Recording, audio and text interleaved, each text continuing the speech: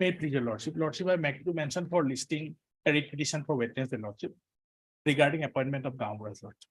Motion. Motion lordship. Oblige your lordship. I have a prayer for withdrawal of repetition lordship. Witness the lordship. Lordship, long pending matters after Bihu lordship. Praying for listing for a motion lordship, transfer matter on Wednesday lordship. Lordship, I'm praying for a listing of case. Listing of a case. Pardon? You're praying for what? Yes, please complete your sentence. I'm praying for listing of the case. It's on orders. Last, it was on 2022. All right, you put a date after Bihu. All right, May I yes. please, lordship? Lordship, I beg to mention for listing of a writ petition for withdrawal, lordship. When do you want it? 29, sir. May please your lordship. My lord, I beg to mention in respect of item 6, my lord. Here in this case, my lord, we require to file an, What do you want? my lord, we want to implement the selected candidates. Matter relates to selection of disability candidates, my lord. We want to implement and we got the particulars. We will file, my lord, within a week, my lord. Mr. A.R. Sigdal, any counsel for the petitioner submits that this matter be adjourned for a week so as to enable the petitioners to file an IA for implement of private respondents. Prayer allowed. This is the matter for motion after the IA is brought on record. Yes, I did. May it please the lordship, I beg to mention item number 14, lordship. It may be adjourned for the day, lordship. We have taken consent of the other side. We are for the respondents, lordship. As paid for by learned counsel for the respondent numbers 1 to 4, made with the consent of the other side, this matter stands passed over for the day. Obliged. I need to mention one admission matter. It is a retirement related benefit and last listed in the month of November. Any date, my lord? After Bihu, put a date. Any date after Bihu. Yes, after Bihu. If possible, next week, my lord. After Bihu. May please your lordship. Yes. First, in violation of this honorable court's order, that is the page lordship 12. Had Mr. J. Philippa learned counsel for the petitioner alleging willful disobedience of the directions contained in the order dated 25/3/2022, passed in WPC number 2044/2022. This petition has been filed. Peruse the statements made in the petition. Issue notice returnable in 8 weeks. Petitioner to take steps for service of notice upon the respondents. Obliged. Well, there is a violation of order for release of retirement benefit within 3 months. Now it is almost 7 months, my lord. Operative part is, my lord, case 10, my lord. Case 8 is the order, judgment and order. Islam order dated 26/8/2022, WPC number 827/2022. Sole respondent. All right. May I please, your lordship? Lordship, petition for the non-compliance of the order dated 12/9/2022. Operative part is on page 14, your lordship. Your name, please? R.A. Majumdar, your lord. R.M. Majumdar. Order dated 19/12/2022, WPC number 344/2022. Sole respondent. Obliged. Please, your lordship. Non-compliance of order dated 19/12/2022, passed in 6 WPC 6826/2022. The order is at page. Miss 18, L. lordship. Devi, order dated 19/12/2022. Passed in WPC number 6826/2022. Sole respondent.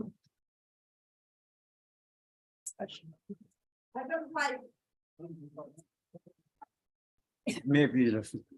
Non-compliance order dated 15/6/2022. Okay, Azad, Operative part on page 12.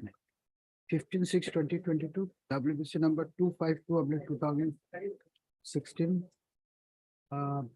Sole respondent. Obliged.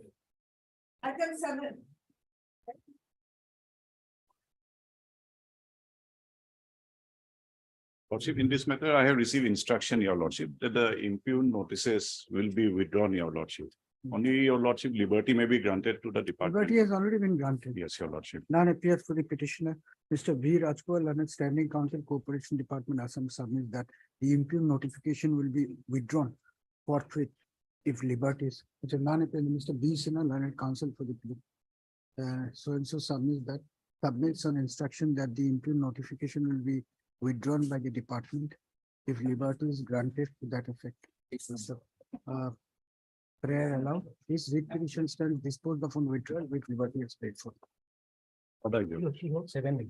Next matter, please. You come to the court, don't even appear in the case. Yes, yes. Sorry, madam. You find out the order later on. Oblige, madam. Sorry, I'm very sorry. Yes, May I please, your lordship? Lordship, as per earlier order, the respondent bank was to take instruction that why they are not paying my pension benefit and other benefits, madam. Your lordship, that in the pension, we have seen that the proceeding has been dropped. There may be a possibility that some documents are pending or something like that. And we have initiated the departmental proceedings. As alleged in the writ petition that we have not initiated so any department. he retired in January 2014. Yes, When did you initiate the departmental proceeding?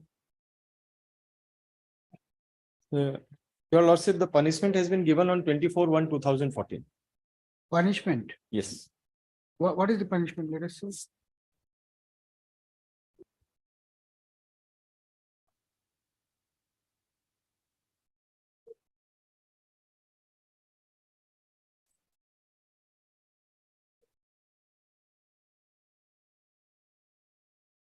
And for the pension, he may initiate.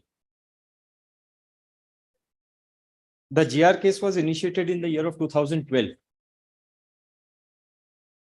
There was a misappropriation of funds and all, your lords.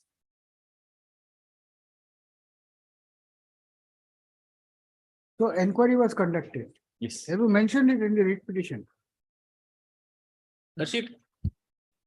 Lordship, I was acquitted by the trial court, lordship. That you have said. Yes. Have you mentioned about the disciplinary proceeding?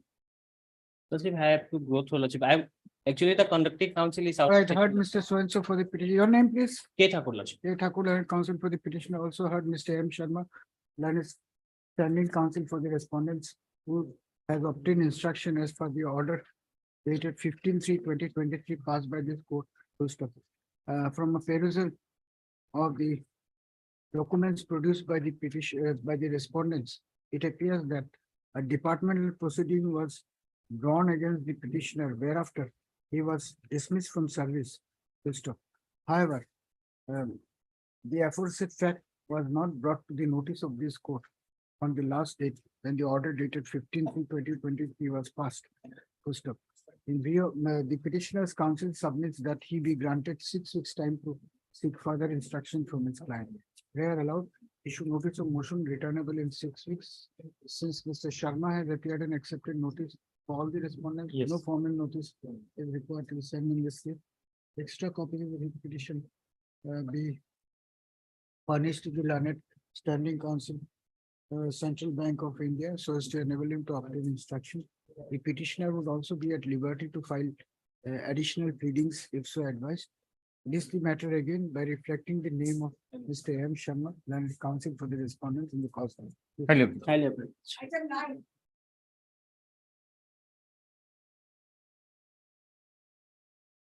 The transfer order is cancelled and allow the petitioner to continue the complete the Learned Counsel for the petitioner is present.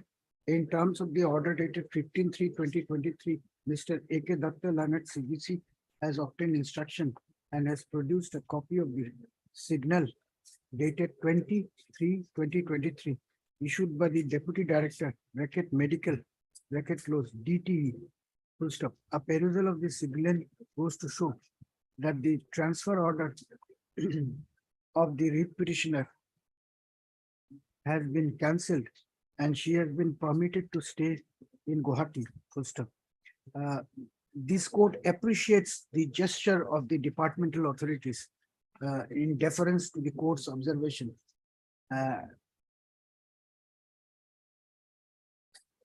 And finds that the authorities have displayed great sensitivity to the personal difficulties expressed by the petitioner.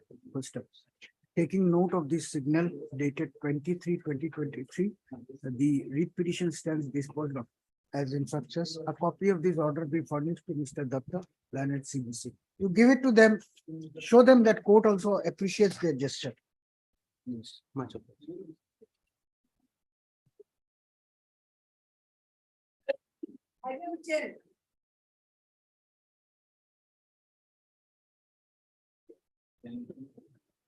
May it please your lordship. Yes, Lordship, since an appeal was pending in the office of the commissioner, we appeared before the commissioner on 17.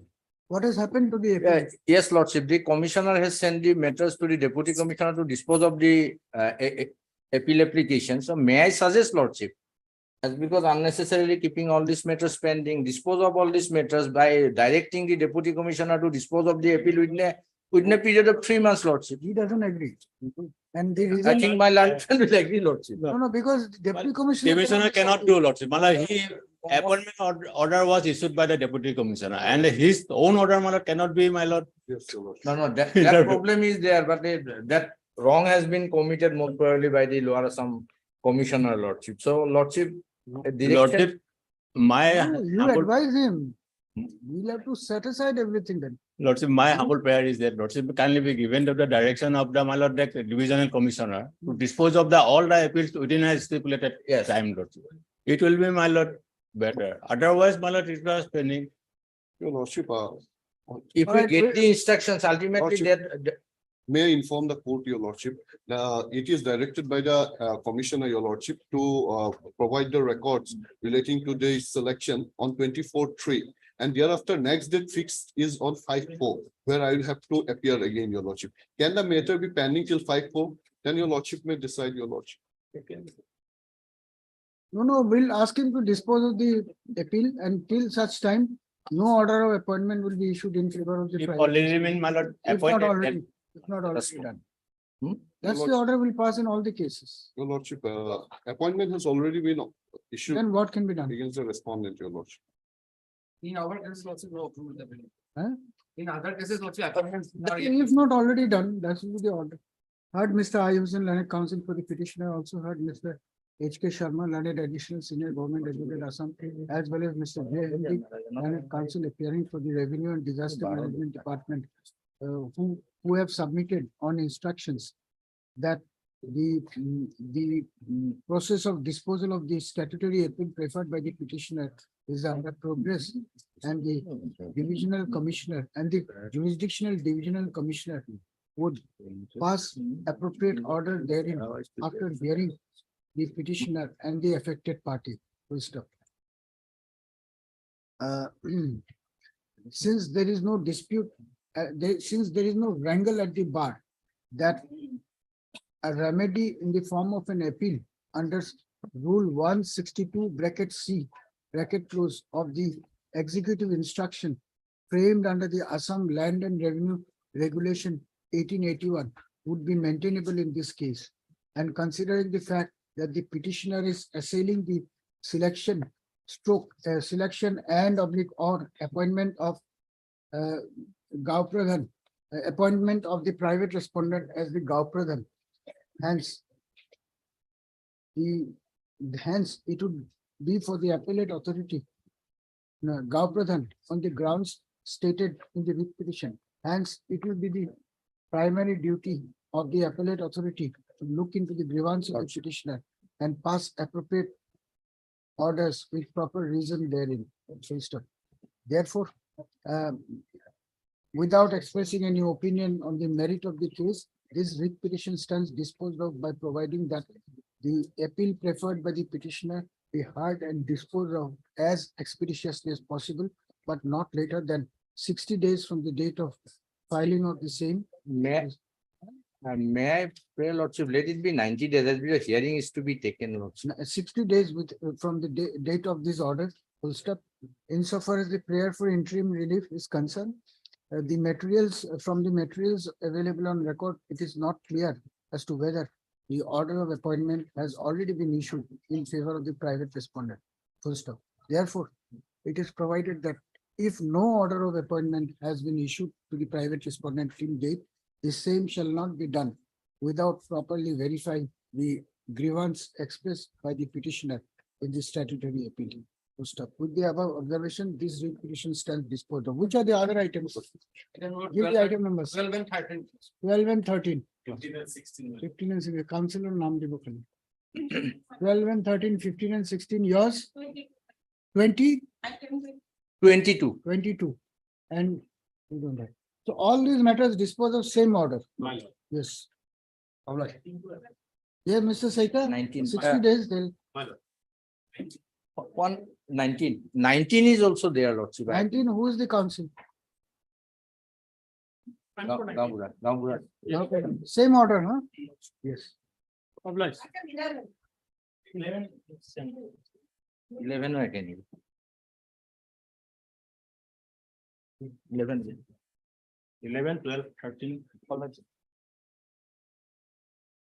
11 also same, councillor Namdeva.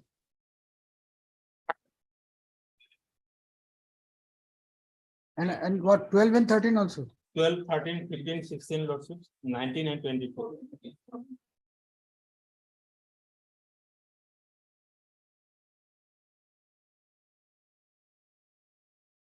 Mr. Sharma, you must tell them that the deputy commissioner cannot, otherwise it will be another round of litigation. And this time we will summon the division commissioner. They can't promote litigation like this. The jurisdiction is on the divisional commissioner, not on the deputy. That commissioner. appointment has been made by the deputy commissioner. I wrongly read, Lordship, the instructions which I have received, I read it wrongly. Item 17. All right. May I please, your Lordship? Lordship, matter pertains to compassionate appointment, my lord. At page 28, my lord, earlier I have filed application before this honorable court. The honorable court has directed to place my name before the next. Now we'll have a special bench only for compassion because this will keep coming and coming and coming, yeah? Never ending process. Appointment you want by hook or crook. 2010 somebody dies. Today, how can you get compassionate appointment? Huh? My lord, in 2019, my Well, lord, my we'll name. issue notice and let it remain pending. My lord, Third kindly, mistake. 2019, my lord, my name has been placed, my lord, due to want of vacancy only rejection, my lord. It will be rejected again, but My we'll lord. do it after Bihu. My Third, Mr. S. Hazarika, learned counsel for the petitioner. The matter pertains to prayer for appointment of compassionate ground, which according to the petitioner was wrongly rejected by the concerned DLC. Full stop. Mr. D. Bora, learned government advocate Assam, All the response. appearing for the respondents, prays for 6 weeks time to obtain instruction in the matter. NOM 6 weeks.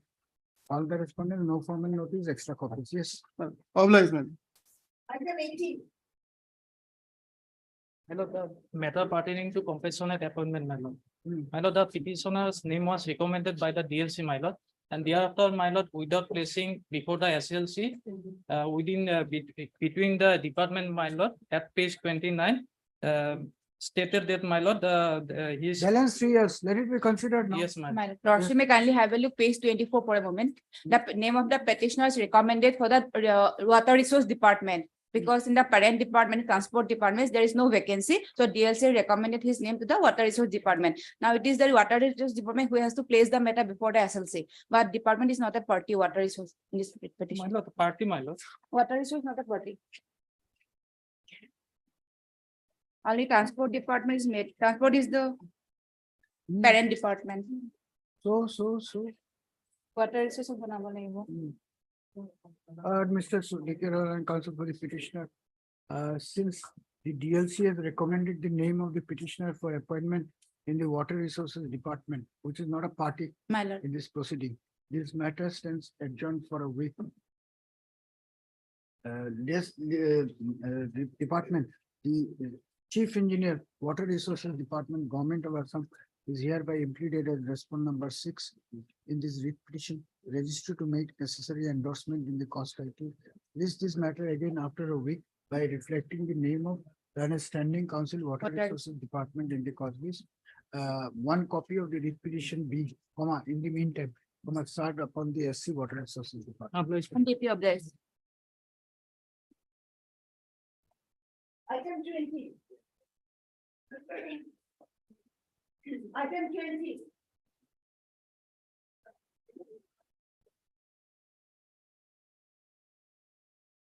Yes, what is the matter?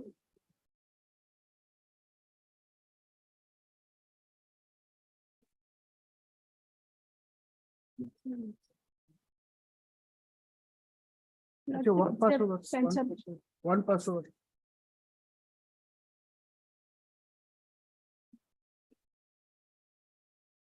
Item 21.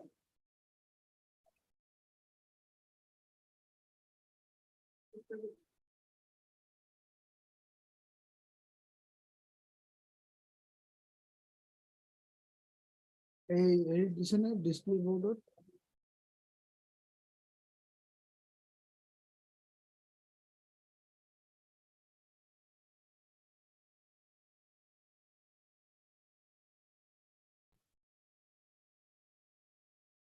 Okay, one pass over. Let them come.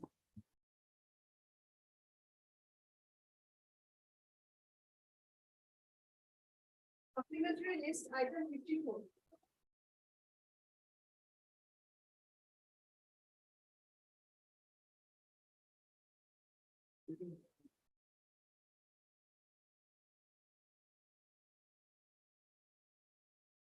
Item 54.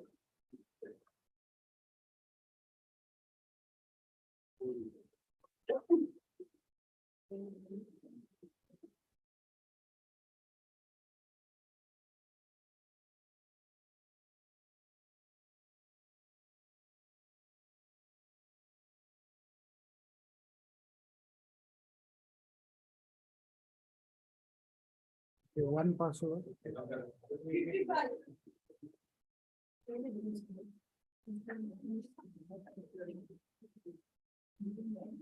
55. 56.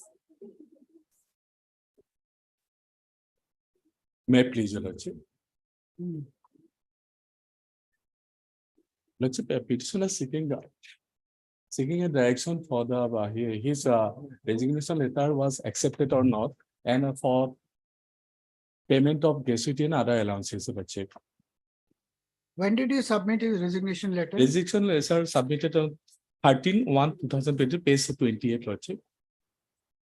So we'll issue notice. Yes, and, sir. let them respond. Yes.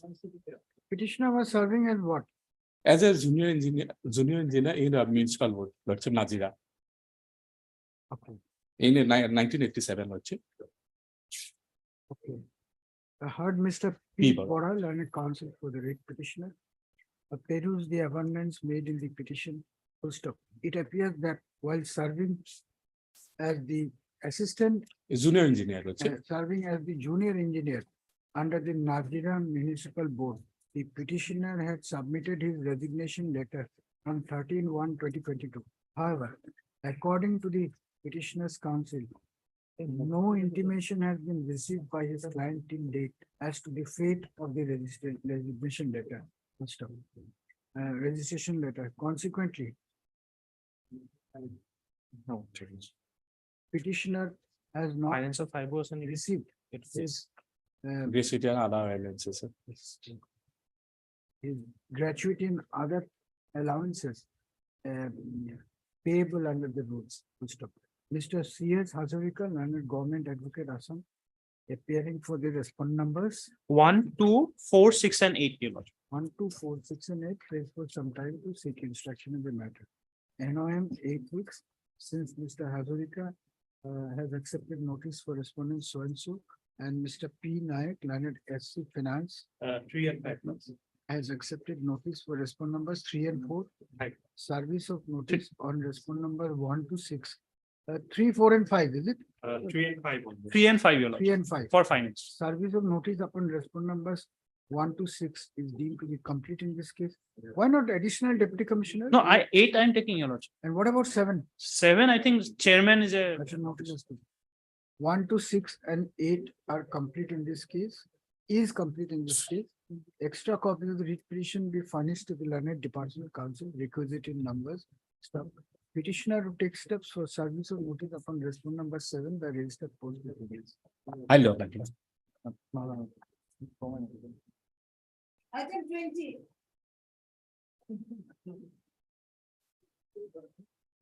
Your lordship, my lord, the petitioner filed this case for correct date of joining, or direction is given to the respondent, my lord. Already earlier, they approached this court, my lord, for getting financial assistance, but they are getting, but their date of joining is not corrected, my lord. Earlier, 5 petitioners approached this court, 2 of whom are corrected, my lord, correct date of joining, my lord.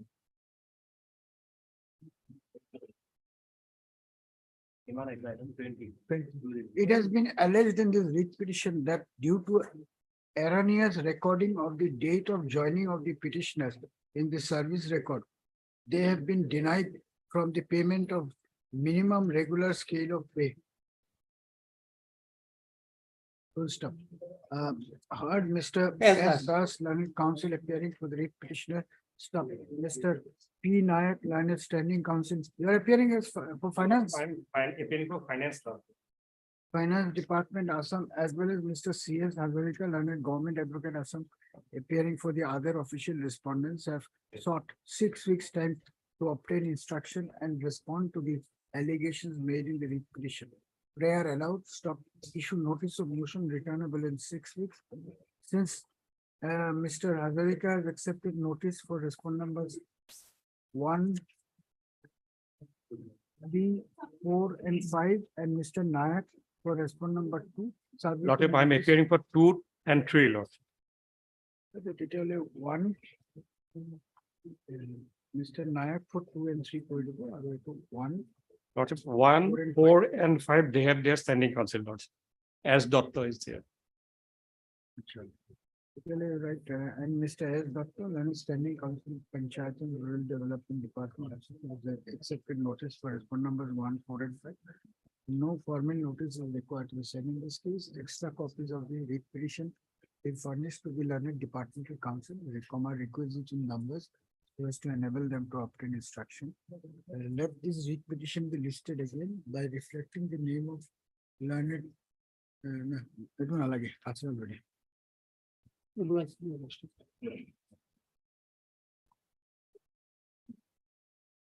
Order stay vacating item 23.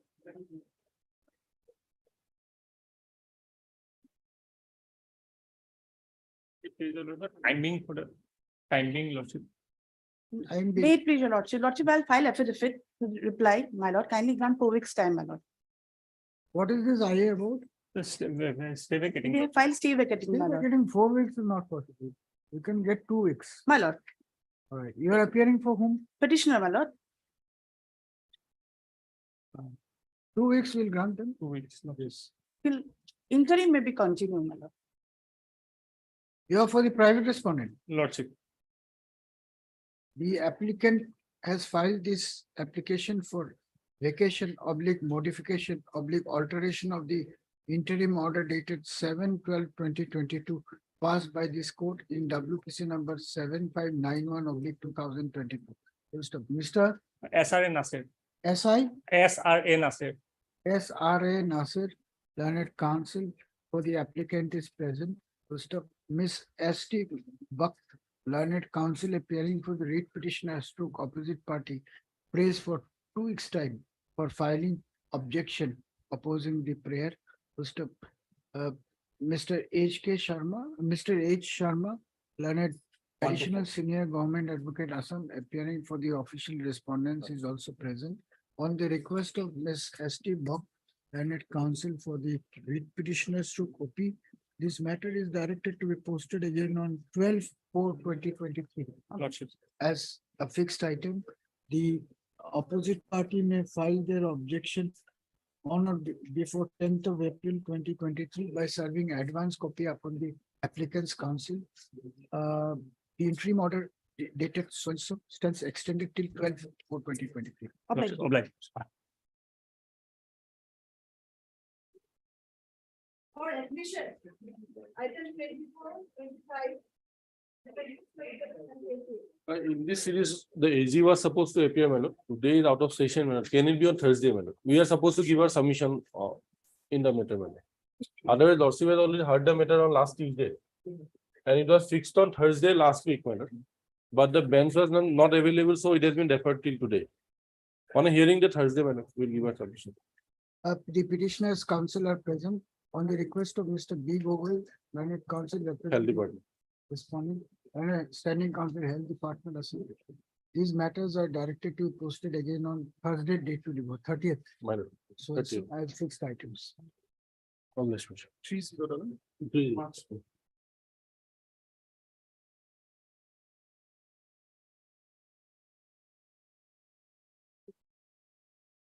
Item 29 part 5.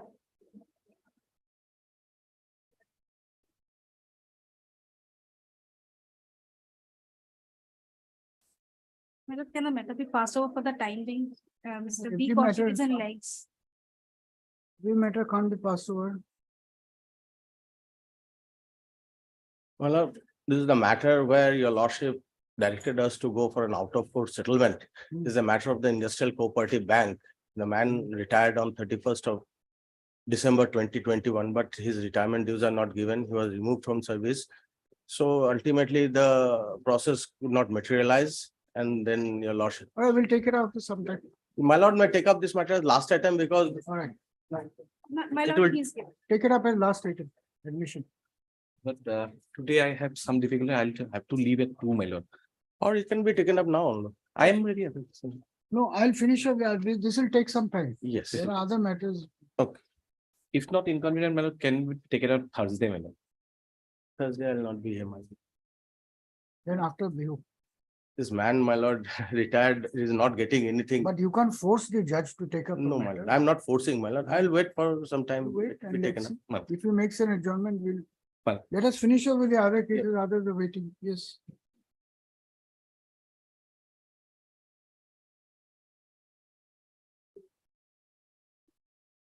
Item 30.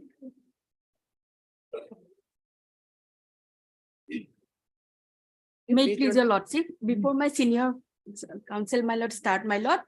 This petition, my lord, the writ petitioner, my lord, had filed another writ petition, my lord. And it was come on to 20th of March, my lord. What is the number? Number, my lord, 1557, my lord. And in that matter, my lord, this matter also tagged with, my lord, notice returnable on 28/4. So this matter may come along. with 1557 of. 1557 of 2023. Same writ petitioner, my lord. He had prayed for outstanding salary of the writ petitioner, but in that writ petition, he have not stated that he was suspended. And my lord, his suspension, my lord, had not been revoked. And this fact, my lord, I was bring in that writ petition, my lord, and the honorable court had directed to issue notice and tagged with along with this matter, my lord. This present. writ petition. This development I'm not aware of, my lord, but it seems, my lord, not one person, my lord, 2 petitioners Yes, my are lord. before your lordship in this matter, my lord. And this case, my lord, is regarding suspension order, my lord.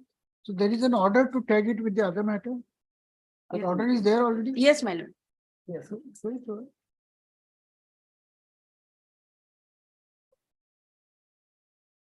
But in that writ petition, he have not stated that he was suspended, and he have not mentioned single whisper of this writ petition, my lord. This instant petition. no. That order is there, my lord. It is to be listed along with this petition, my lord. Can let it be listed together? Heard Ms. Sorry, so for the petitioner also heard Ms. Harris, we will have Standing Council Soil Conservation Department also will submit that. There is already an order dated Dated, my lord, 23, 2023, my lord. 203/2023, passed in WPC number 1557 of 2023. List this case along with that matter. First up, since both the matters are connected, hence a prayer has been made to list this case along with WPC number 1557 of 2023. Prayer allowed, raised to list both the cases together after the Bihu vacation. It is a question, why they came, yeah? Item 31.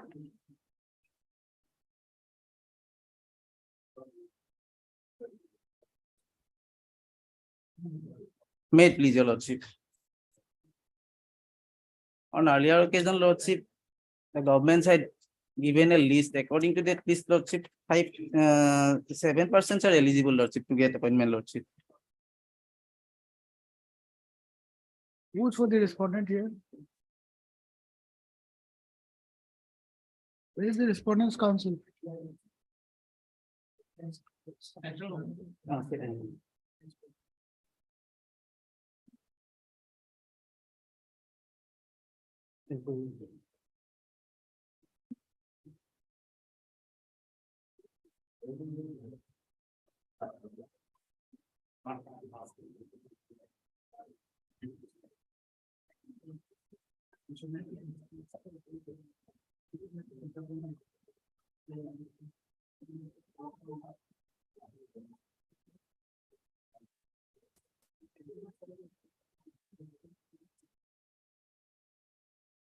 CGC is not present. We'll take it up next week.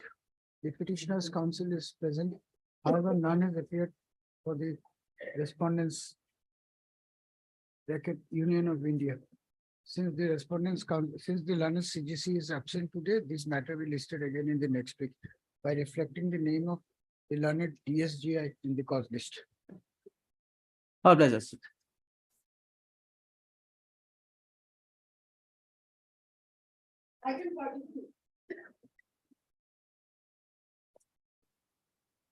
Wait, kindly, madam, may be possible for timing as Mr. Rudvi Bay is within another court matter. What is the matter about? Matter relating to the quantum of the maintenance to the respondent, my lawsuit, private respondent. Regarding that, my lawsuit, we have challenged that order, my lawsuit. For timing, my lordship has Mr. I am for the respondent for the wife of the petitioner, my lord. She wants, Timing, my she wants pass over for timing. Timing, my lord, report too, because I am to go to test today at 2 p.m. That I can't After say. 10 minutes, my lordship. No, we'll go by serial. This will take some time. Yes. I've already, Mr. Report This 2 p.m. case is there. After that, he's waiting for that case. Yes, yes. Item 33.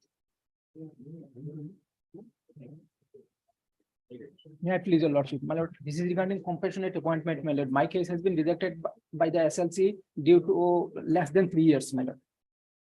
It is a Khabar case, my lord. Where is the finding? Page number 16, my lord.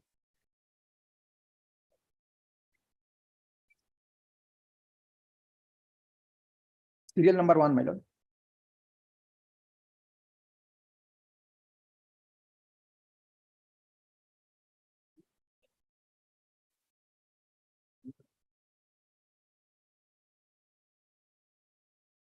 We'll dispose it of reconsider after the judgment. Judgment Yes. dated? It's 1646 of 2021. Judgment dated 22nd. Where is the judgment? Give the copy. Heard Mr. F.A. Lashkar, learned counsel for the petitioner, also heard Mr. D. Bora, learned government advocate Assam, appearing on behalf of the respondent numbers 3 and 5. None has appeared for the irrigation department, although the name of the learned standing council has been duly reflected in the cause list.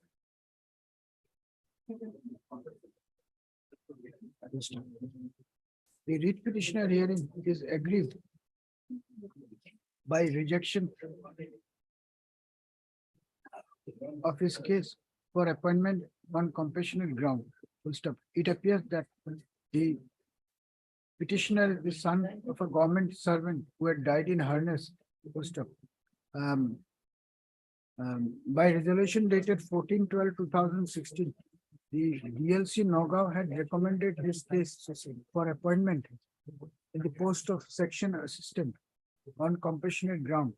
Full stop. However, the SLC had rejected the prayer of the petitioner on the ground that the deceased employee had less than 3 years' time at the time of his death. The aforesaid decision of the SLC was apparently based on the OM dated 01/06/2015. However, it has been brought to the notice of this court that by the judgment dated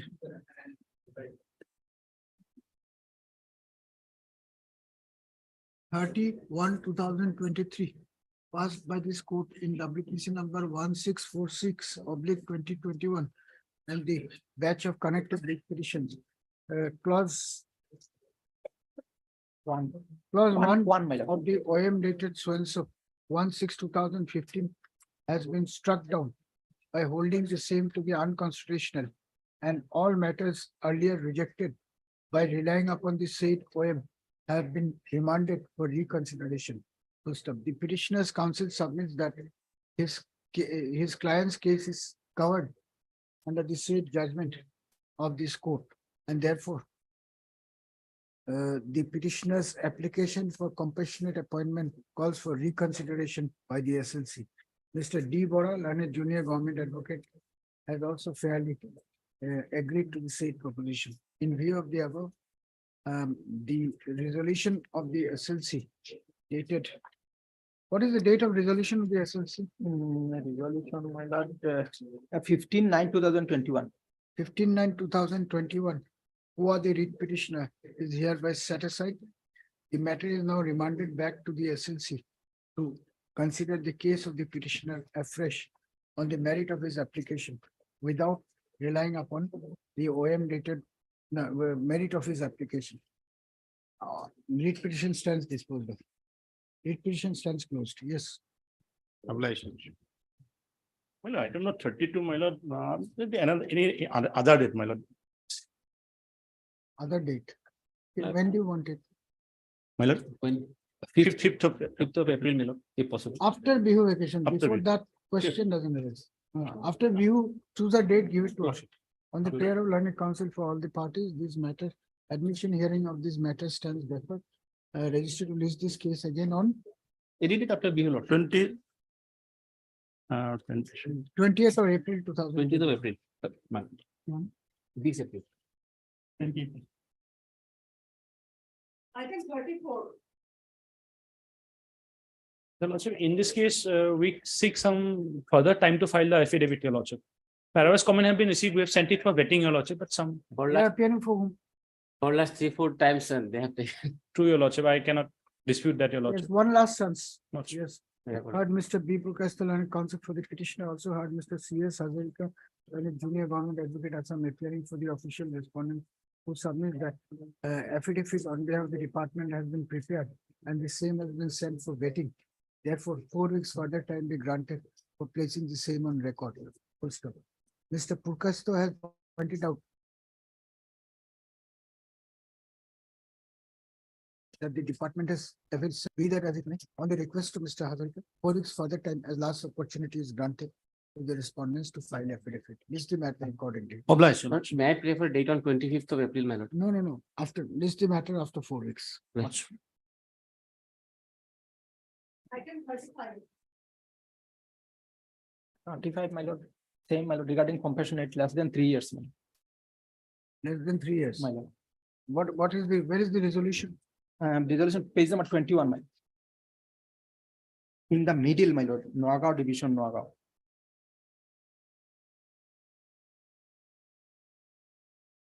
What is the name? Binod Suikia, my lord. Noagaon division, middle. Acha, the DLC Nagaon meeting will, the resolution will be 2/1/2017. Post is section, post of section assistant. And the SLC resolution will be dated Same, same 21, 15/9/2021. 15/9/2021. And Mr. H. Sharma, learned additional senior government advocate Assam for the respondents. The rest will be same as the other. Yes, disposed of. Obligation. Item 36.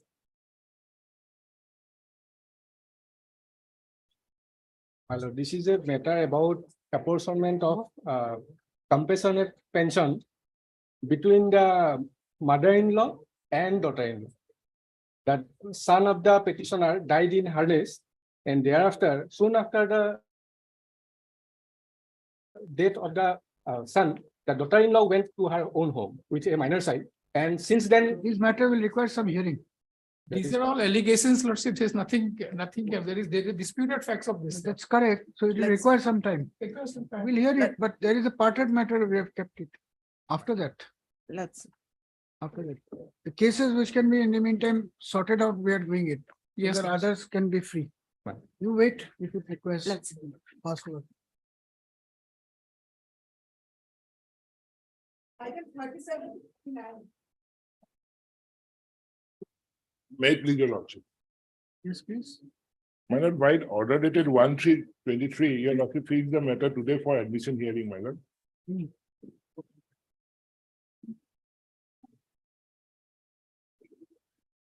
May it please your lordship, before the senior continues, my standing counsel for this matter is on legs at court number 1. Your lordship may kindly pass over the item for the time being. What are this matter about? My lord, the petitioner is working as a stenographer grade 2, and he, my lord, eligible for promotion to the stenographer grade 1. But the requirement is 6 years continuous service and graduation, which the petitioner possesses. But the respondent authorities took a decision to promote the private respondents who are not having graduation as a qualification. We'll take it up then after something. Much obliged.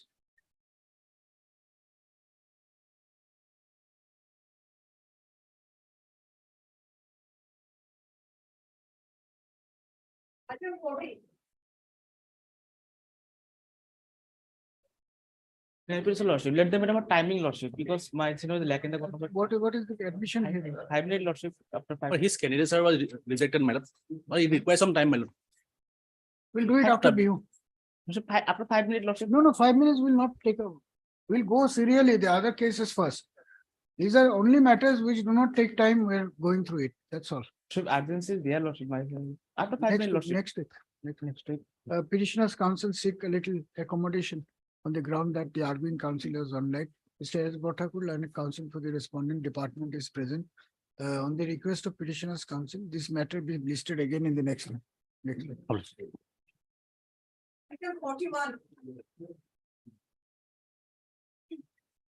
Lordship, it will require some time, disciplinary proceedings. Disciplinary proceedings. Who is for the petitioner? Where is the petitioner's counsel? In this motion, governments were directed to file affidavit, but no affidavit is yet filed, lordship. No, we have filed on 24/2/23. Affidavit is there, affidavit in opposition of 1 to 5. Lordship, copy we have not received, to whom they have. I have received.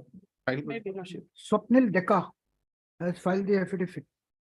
Superintendent of Police, Bongaigaon. You have not received copy. No, lordship. I'll provide a copy. All right. Lordship. On next week or lordship Friday, any No, date? Friday. Yes, next Friday. Lordship. Next Friday is a holiday, but we are No, not. lordship, this Friday. Oh, sorry, not possible before vacation. You make your prayer. Your Yeah. job is to make your prayer. Our job is to Lordship, or reject after it. BU vacation, do it. lordship, Huh? after BU That's vacation. what I'm saying. Lordship. Yes, but you keep making your prayer. We will keep passing our order. Ms. R. Chaudhary, learned counsel for the petitioner, submits that no copy of the counter affidavit filed by the respondent numbers 1 to 5 in this case has been served upon her. Mr. D. Bora, learned government advocate Assam, appearing for the respondents, has undertaken to serve a copy of the counter affidavit upon the petitioner's counsel during the course of the day. First up, considering the urgency expressed in the matter by Ms. Chaudhary, registry is directed to list this case again on 20th of April 2023 as a fixed item. The petitioner may file rejoinder in the meantime if so advised. Yes. I'm deeply obliged, lordship.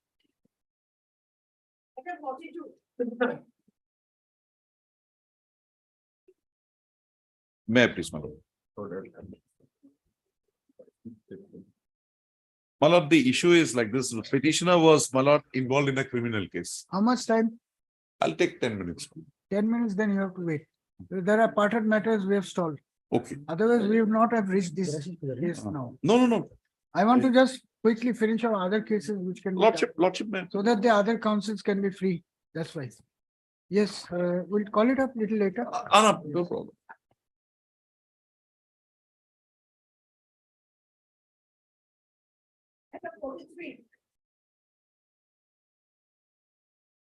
Lordship may kindly pass over the matter. Your Pass over Lordship. for the day.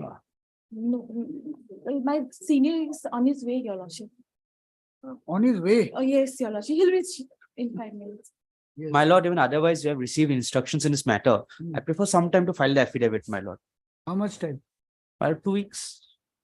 Petitioner's counsel seek a little accommodation on the ground that our senior is yet to reach school. First up, Mr. A. Borwa, learned counsel appearing for the APDCL, my lord. PDCL submits that he has received instructions and therefore be granted 2 weeks time to file affidavit.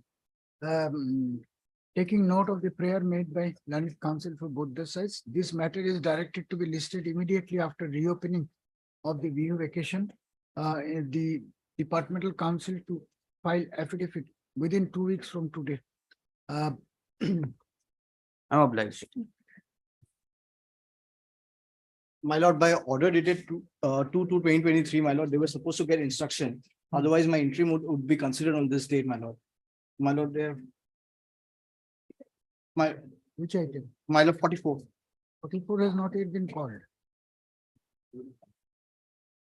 My lord, in this matter, my lord, we are yet to receive the instructions, my lord. We have written, my lord. My lord, just use the order dated 2/2/2023, my lord, once.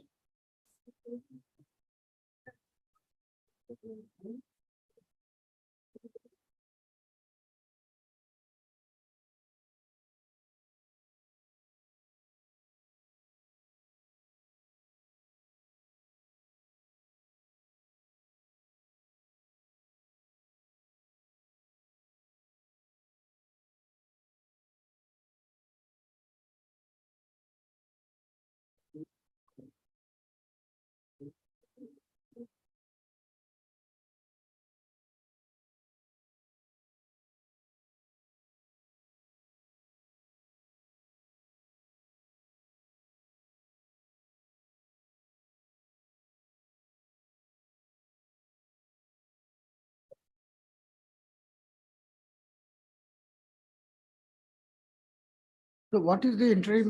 My lord, the promotion to the post of executive engineer should not be filled up till the disposal of this repetition, my lord.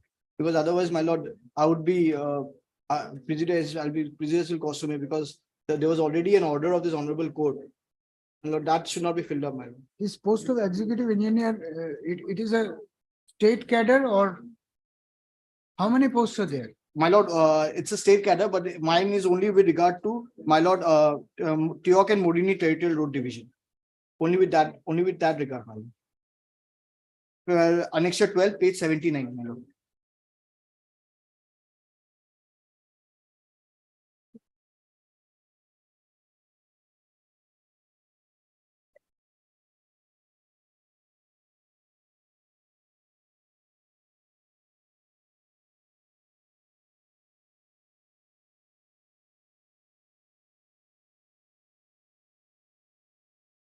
Annexure 12/79, please tell me again, what is it?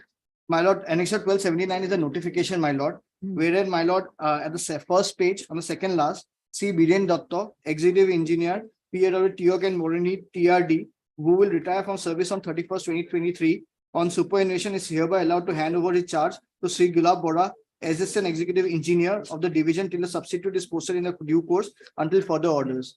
My lord, if this Honorable High Court's order would have been implemented, my lord, I would have been the senior most guy, my lord. And the charge should have been handed over to me. So, my lord, now if this post of executive engineer is filled up, my lord, I'll be injusticely caused to me because already by this Honorable High Court judgment, my seniority has been restored to my original date of joining, that is of 2003, my lord. So have you submitted any representation? Yes, my lord, I have, my lord. Where is it?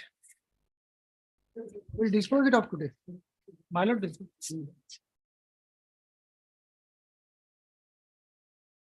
Where is your representation? My lord, at page 71, my lord.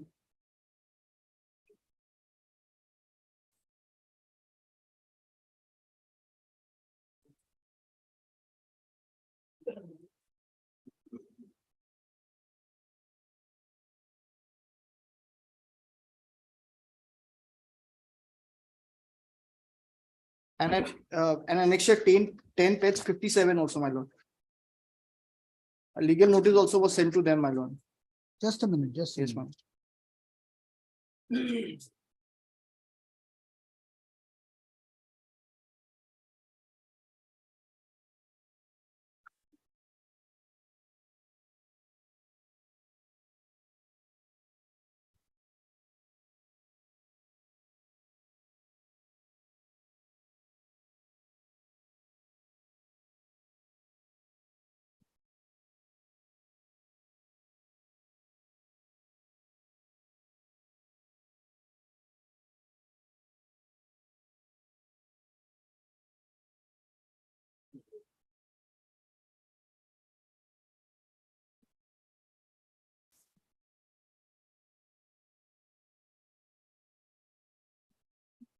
Where is this order? Page 71, the quotation, where is the order?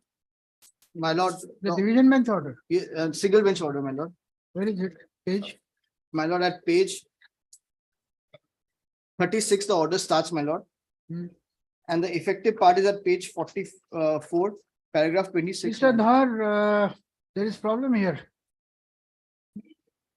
The learned single judge has given an observation, which I'm not sure, That is what, my lord, I have a but you have instruction. not preferred an appeal. against That it. is what, my lord, the department has written to us to prefer an appeal. We have written to them Hmm. stating that there is a delay, so give us why this delay has been caused.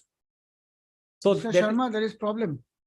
The interpretation of dias non by learned single judge, I am finding it difficult to agree. It is not that. Dias non is complete break. Yes, ma'am. You have to challenge that order and the. That is it what, my in lord- your favor, but I have my doubts. Of course, I'm not commenting on the correctness of the order, but the principles of dias non has been settled by long line of judicial pronouncement. Yes, ma'am. Is that dias non is gone? It's it's completely broken. Yes, my lord. May I just? It is not what the learned single judge is observed. My lord, page 42, my lord, Hmm. para 20. My lord, after citing the judgment of Mangilalal Kajodia versus Union of India, that is at page 41, para 17. The Honorable Single Judge has gone on to define it, my lord.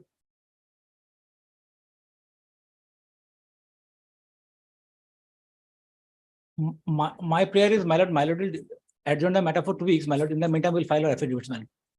And my lord, at paragraph 22, if we go by the concept of dias non, at page 43, Hmm. paragraph 22, my lord. Yes. If we go by the concept of dias non, which is equated to be a person on a holiday, we see no reason to accept the contention of the government that the entire service period of which he was absent would stand forfeited, remaining thereby the said period of service never existed. Remaining a holiday or not required to be on duty as concluded by the authorities in the case does not ipso facto also denote that the person concerned was not in service for the relevant period of time. The only adverse consequence in a service condition would be that his period was treated to be not on duty. And secondly, he would not be paid the salary and allowance. But the employer and the employee relationship between the petitioner and respondent for the said period cannot be said to be an obligated merely because the pay and allowances are not required to be paid of the So, period. Mr. Dhar, do you agree with this observation? That is why, my lord, we are going to preferring an appeal, my lord. My lord will give us 2 weeks time. We will file an affidavit here, my lord. Otherwise, personal appearance of the chief. My lord will make an observation in the order itself. Mr. Sharma, I would have disposed of the writ My petition, lord. but I'm so sorry. It's difficult to agree with that observation. The dias non perhaps is something else. My lord. It's not just a holiday. That way, anybody will not come to duty for some time and then say, give me continuity.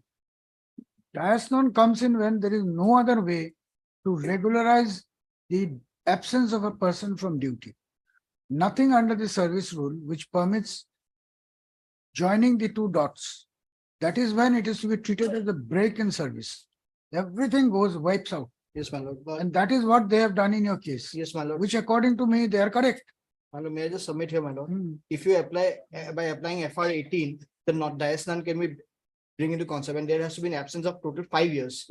It's FR 18 mentions that. But in my case, there was no 5 years absence, my lord. I had proof. No, the problem is, Yes, my lord. if the learned single judge would have said that the dias non rule will not applicable to your Yes, case, matter would have been different. my lord. The learned single judge says just because an employee is on holiday, not on duty, that doesn't mean there will be a break in service. That is a matter which I have the option either to refer it to a larger bench or they will have to prefer an appeal. What to do? This is how legality is. I understand, my lord. So 2 weeks time he has asked for, we'll give it. Yes, my lord. Failing which, who is the authority? My lord, here it will be, my lord, Commissioner, Special Commissioner Secretary, my lord. Special Commission Secretary, my lord. Otherwise, we'll consider directing personal appearance. My lord, Simple as that. My lord, Because that's correct. The court has observed that interim order, but what interim order do we pass to? My lord, that the post of executive engineer should not be filled up till the disposal. But you make out a prima facie case. Your Yes, ma- absence from duty, how is it not a dias non? No, my lord, that has already been settled by the single judge because. My That's lord- what I'm saying. So Yes. what I will do is I'll refer the matter to a larger bench. I don't agree with that view. My lord, may I just, that is the view of the learned single judge supported by any authority from the Supreme Court? my lord, may I just point out, my lord, if my lord allows me to, my lord. My lord, just may refer to para 34, the office order which I has challenged. Just page 34, my lord, once. If my lord pleases, my lord.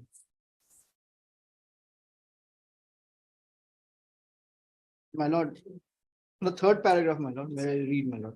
Whereas the department moved the file to personal and judicial department for the views on the matter, on going through the views offered by both the department, the disciplinary authority found that going aboard and staying without permission of the company are violation of established of the rule of the government, which attracts rule 18 of the FR, unless government in the view of special circumstance of the case shall otherwise determine another 5-year continuous service, absence duty elsewhere.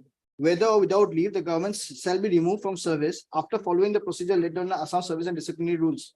Whereas advised by the personal department judicial considering the prayer of Sri Pujari and humanitarian ground, the disciplinary authority had decided to conclude the departmental proceeding by revoking the suspension order dated 29/3/2006 and treating his entire period of service as Dayasnan for the purpose under FR 18.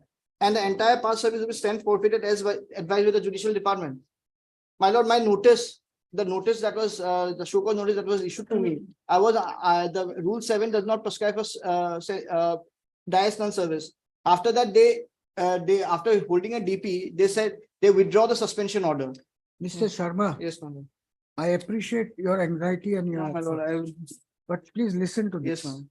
It may or may not make any difference in this case, Yes, ma'am. but it will help you in your career as a lawyer. My lord. The paragraph you have read Yes, ma'am. prescribes how, if a person remains out of duty, Yes, ma'am.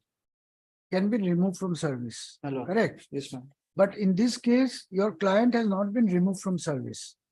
Although they found that his absence from duty was unauthorized, My lord. but yet they did not remove your person from service, your client from service.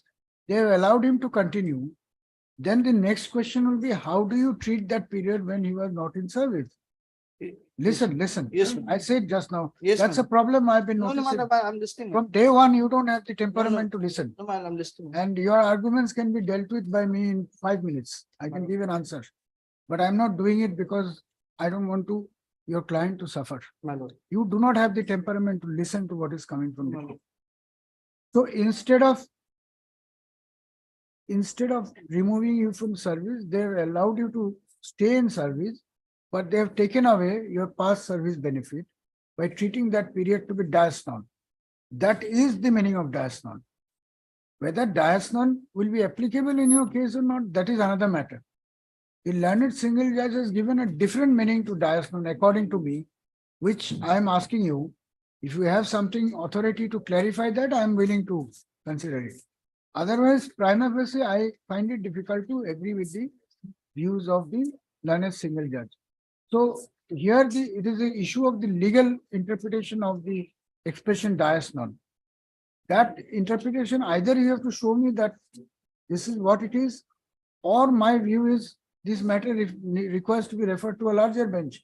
In both the events, where is the question of passing an interim order today? Only thing is, state government is very slow to wake up. Otherwise, there would have been an appeal by now. Because they are slow, this is creating complications here. Why don't you prefer appeal if you want? My lord, we are preferring, my lord. We have received a letter. my lord. I'm not suggesting you should. No, my lord, my lord, But there is the instruction. the view request. I have received my lord, instruction to Otherwise, prefer an today appeal. pass another 3 orders, then it'll create a bigger complication. for My the lord. department.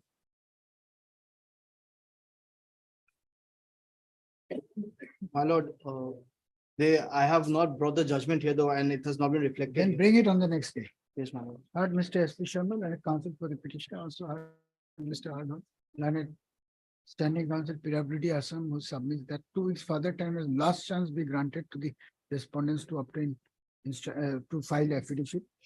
Although Mr. Sharma has expressed urgency in the matter, yet having regard to the facts and circumstances of the case, I am inclined to grant further 2 weeks time to the respondents to file affidavit, register to list this matter again as a fixed item on 21/4/2023.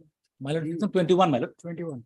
The affidavit be positively filed on or before the next date fixed, failing which this court will consider directing personal appearance of the concerned authority. Look up the law. Yes, my lord. You convince the court that this is how, what the law is. Then you ask for the relief. My lord. There is a judgment of the Supreme Court for which I went for. I have not bought it. I But bought you it. should have brought it. Yes, You should have brought the judgment. my lord. You want an interim order. my lord, I You would will have- show the judgment tomorrow, today. No, you my want the lord. order. Should have got it. My Huh? I should have got it. You are my- not serious about the. No, no, I interim should have got it. It was my. All right. Item 45. But check up, perhaps diasnon means something else.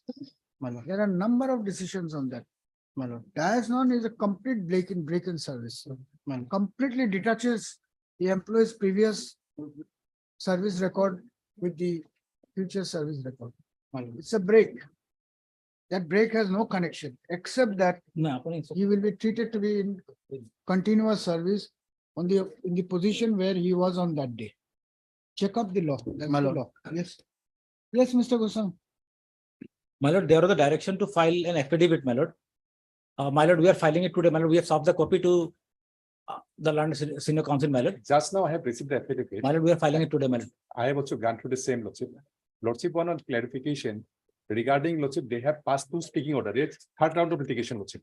Petitioner is a physically handicapped person. And lordship, his case was not considered for appointment, though he was selected and serial Have number you one. filed the affidavit? No, my lord, we are filing it, my lord. We have served the We'll copy. have it Friday. I have also received one instruction, my lord. That was my 17 post and 8 post is the wrongly they have been mentioned, my lord. Exactly, my lord. Actually, my lord, backlog was 1, One. 3 and 3 for 4. One is my lord, the whole about Assam, my lord. He is not qualified. And that has already been filled up. Selection is 2005 and 6. That selected is expired 2011. Petitioner entered in the petitioner has filed a writ petition, my lord. Earlier writ petition, so after that. We will file a petition, my lord. We have received an instruction. And my lord, for the handloom, that was the allegation brought to before this court that 14 and 3 or 4, we have, my lord, appointed. No, my lord. As of today, my lord, during that point of time, we have only appointed 1. Our total cadre strength is 157. So, my lord, only 4 we can appoint, my lord. During that time, there was 1 vacancy. We have appointed 1. Let them file the affidavit. We'll have it on Lordship. 4th. And my lord, the petitioner came fast in Borbetta district and Gwalpara district, and in state, my lord, she is in 28. That is why she did not get the post. There was only 1 post. Lordship kindly see what they are submitting, lordship. They will kindly affidavit, lordship will hear the matter on the hearing day. They are making a wrong submission, lordship. No, it's correct. And that is a wrong submission from time and again, lordship. This is third round of litigation. They have projected the vacancy position, lordship. 4% is now reservation for physical handicapped person in the cadre. So anyway, what is the urgency? We'll have it after view, then Lordship. complete the pleadings. Yes, lordship. My lord, Heard Mr. S. K. Goswami, Land Council. Mr. R. Dhar, London Standing Council, Handloom and Textile Department, and some submit that the affidavit on behalf of the department respond number will be 3 filed. and 4, my lord. Respond number 3 and 4 will be filed during the course of the day. Mr. T.C. Trippier, Leonard, Additional Senior Government Advocate, Assam, Chairman for the official for the respondent 1 and 2 submits that he has also received instruction and therefore they granted a week's time to file affidavit. First off, since the controversy involved in this petition would have to be resolved on the basis of the pleaded stand of the parties, hence it would be essential that the parties exchange pleading before the matter is taken up for final disposal. In view of the above, this writ petition is directed to be listed again as a fixed item on 25th of April 2023. The respondents to file affidavit positively on or before 6th of April 2023 so as to enable the petitioner to file rejoinder if so advised. My lord, one thing, my lord. Now, social welfare department is a bifurcated. Now, this case is, my lord, this batteries fall under the social justice and empowerment. There is a standing council, but he should make him participant. Oh, you tell him how much trouble you want to give him. No, otherwise not, my lord. I am just This pointing is out they have. fourth round of litigation, lordship. And yeah, no problem. Social welfare will file it. You inform the council. Yes, no, already they have. Publish. Moved. Item 46. May I please your lordship? matter pertaining to date of birth correction in my admit card, my lord. Before start, my lord, I want to submit some documents. Our main grievance was against Seba, my lord. They have confirmed my date of birth, my lord. They had admitted and accepted, my lord. Recently in certain. That is my lord. That is the my lord, original my lord, page 17. Lordship kindly see, they have a overwriting my lord. And that is my lord, at this state, correction is not possible, my lord. He is going to retire by 31st March. 31st March. And actually, my lord, his age was, my lord, 1st March 1982, when she appeared in the examination, 17 years, 11 months, 1 day. That is the correct date. And now what she is paying, my lord, I don't understand, my lord. He will be retired as per this age. Process. Good. They have also overwriting, this is my lord, is not possible at all. And the admission register also say like that. Page 21, 17 years, 11 months, 1 day.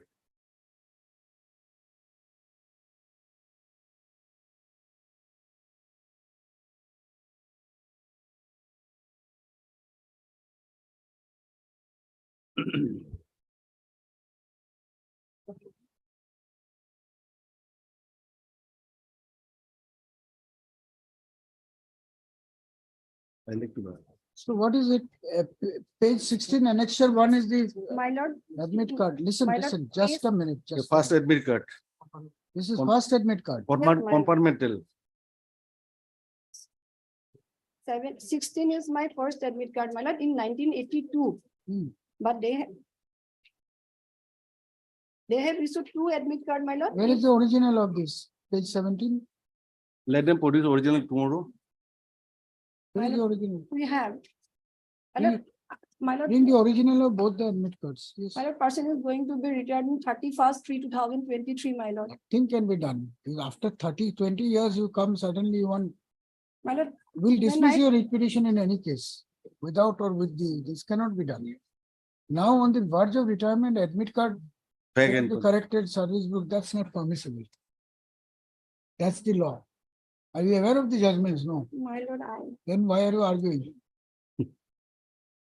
If you don't know the judgments, we can give you the judgments. So many judgments. 3 years before retirement, nothing is permissible. So you can only decide the date of dismissal of your writ petition. You choose the date, we'll close it. Read the judgments, you will know the reasons why.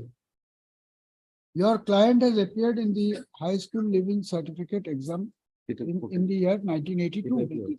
Today you want the SEBA to correct your date of birth in that certificate. my lord. So that you can produce it to the authorities, get a correction of the service book, and then continue in service. All this has to be done before 31st of March. Is it not?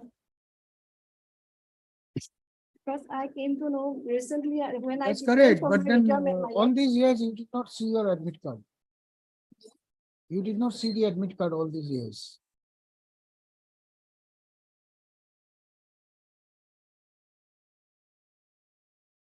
Tell me what you Please. want. My lord, Except for correction of date of birth, what else do you want? my lord, No permission for idea. sir, I want direction, my lord. From That's not SEBA, possible. because SEBA accepted, my lord, admitted, they have admitted, my We'll lord. direct them not to correct. They cannot. This correction business has to stop. Because I have gone through proper channel, my lord. First I inform school, my lord, school confirm. Then I am Sirastadar, my lord, working under district and session judge Nagaon, my lord. Cannot be helped now. After you are late by 29 years. 29 years is a little long time. I was not aware, my lord. Why you are not aware? Then you have to pay the price. Actually, when I prepare for my retirement, then I suddenly noticed that. Actually, do you know that there are decisions of Supreme Court and High Court that I know, my lord. on the verge of retirement, it cannot be corrected? Definitely. You know that? No, I don't. Which are those judgments? Have you got it? Yes, No, my lord, I have. you want to go through it. You go My through lord, the I have- judgment. So many judgment is there. Go through the judgment. If you can make out an exceptional case, then you argue. When is your client retiring? My lord, When is your client retiring? 31st/3/2023, my lord, This month. this month, after 2 days. Correction of date of birth at fragment career impersonation. This also, bar cooking. Bar cooking says even strong evidence is their lordship, they cannot come for correction of date of birth. She was not aware of that law. ওইটা লিখিল বা, লিখিল বা।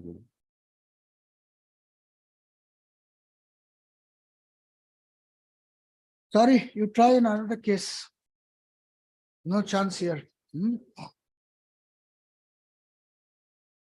So I'll dispose it of, dismiss it, My lord, or you want to look up the law, we can take it up day after tomorrow if you want. my lord, day after after tomorrow. All right. On the request of Ms. M. Das, Learned Counsel for the petitioner, this matter is directed to be posted again day after tomorrow, that is 29th, 2020. My lord, tomorrow. Tomorrow. My lord, Day after tomorrow. day after Why? You are tomorrow, not available day after tomorrow. 29, I will collect the admit card, my lord. Because See, 31st. I will dismiss your petition whether it's tomorrow or day after. Wait, I please. only want you to understand the law. My- When you understand the law, the reasons, then you will be able to accept the order of the High Court. That's the reason. 29.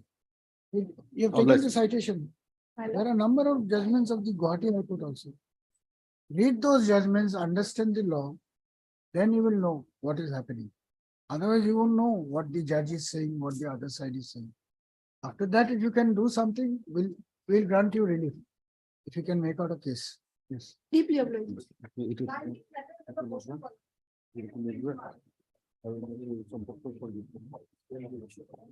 No, no, Wait, yes. please, your lordship. Yes. Lordship, the petitioners were initially working on a temporary basis, your lordship, under the Bijni Municipal Board, and thereafter their services were regularized with effect from 1/3/2020. Thereafter, your lordship, on 16 February 2023. Annexure 4, page 37, your lordship. What is this, Mr.? How you can do all these things? Short date may be given, for instance. Short date, no, long date, but a stay order. You are throwing out people just like that. The reasons don't appear to be bona fide. What is happening? ETC? You have your own constitution. Oh, Huh? no. No, we will be compelled to ask the officers to come and explain to us. You are just throwing out people because you don't like them. That's what appears to be the case. Huh? You agree or disagree? No, you are an officer of the court. You tell me frankly. You are just throwing out people. These people have been serving under the ETC. They have been appointed. They are working. Suddenly you pick up 10 employees who are the petitioners. Reject their prayer for regulation and terminate them.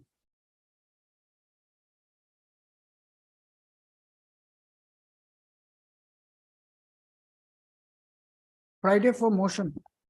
We are going to make some strong observations. You better come up with so-and-so for the petitioner, so-and-so for the standing council, BTC 6, posting of this matter again on Friday, that is give the date. So as to enable him to seek instruction as to the basis on which the impugn order was issued. Prayer allowed, 2 extra copies of the petition will furnished to Mr. So-and-so. So as to enable him to obtain instruction. List again for motion on 31. Item 54. May it please your lordship, this contempt petition has been filed for non-compliance of the order dated 15/6/2022, 997. Mrs. A.K. Pujari, where is the amendments made in the petition as well as the order dated 15/6/2022, passed by the Learned Single Judge in WPC number 997/2022. Issue notice returnable in 8 weeks. Petitioner takes steps for service of notice upon the recording by registered post petition. Same order. Different case, lordship, same order, lordship. What is the case number? Case number 9, WPC 936 of 2022. Order date is the same. 936/2022, rest everything is. Order date 2/6/2022. Order dated Order 2/6/2022. 2/6/2022.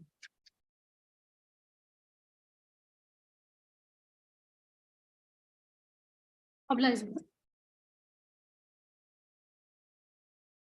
For order item 47.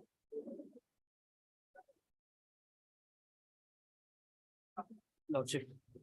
Lordship, we would like to file affidavit in reply, Lordship. They have already filed their Mr. D. does learned counsel for the petitioner prays for and is granted 2 weeks time to file rejoinder responding to the counter affidavit filed by the respondents. Prayer allowed Mr. D.C. Bora learned CGC. You have CGC appearing? CGC and Mr. D.C. Titia learned additional government advocate are present on behalf of the official respondents. This is the matter accordingly. obliged. Item 48.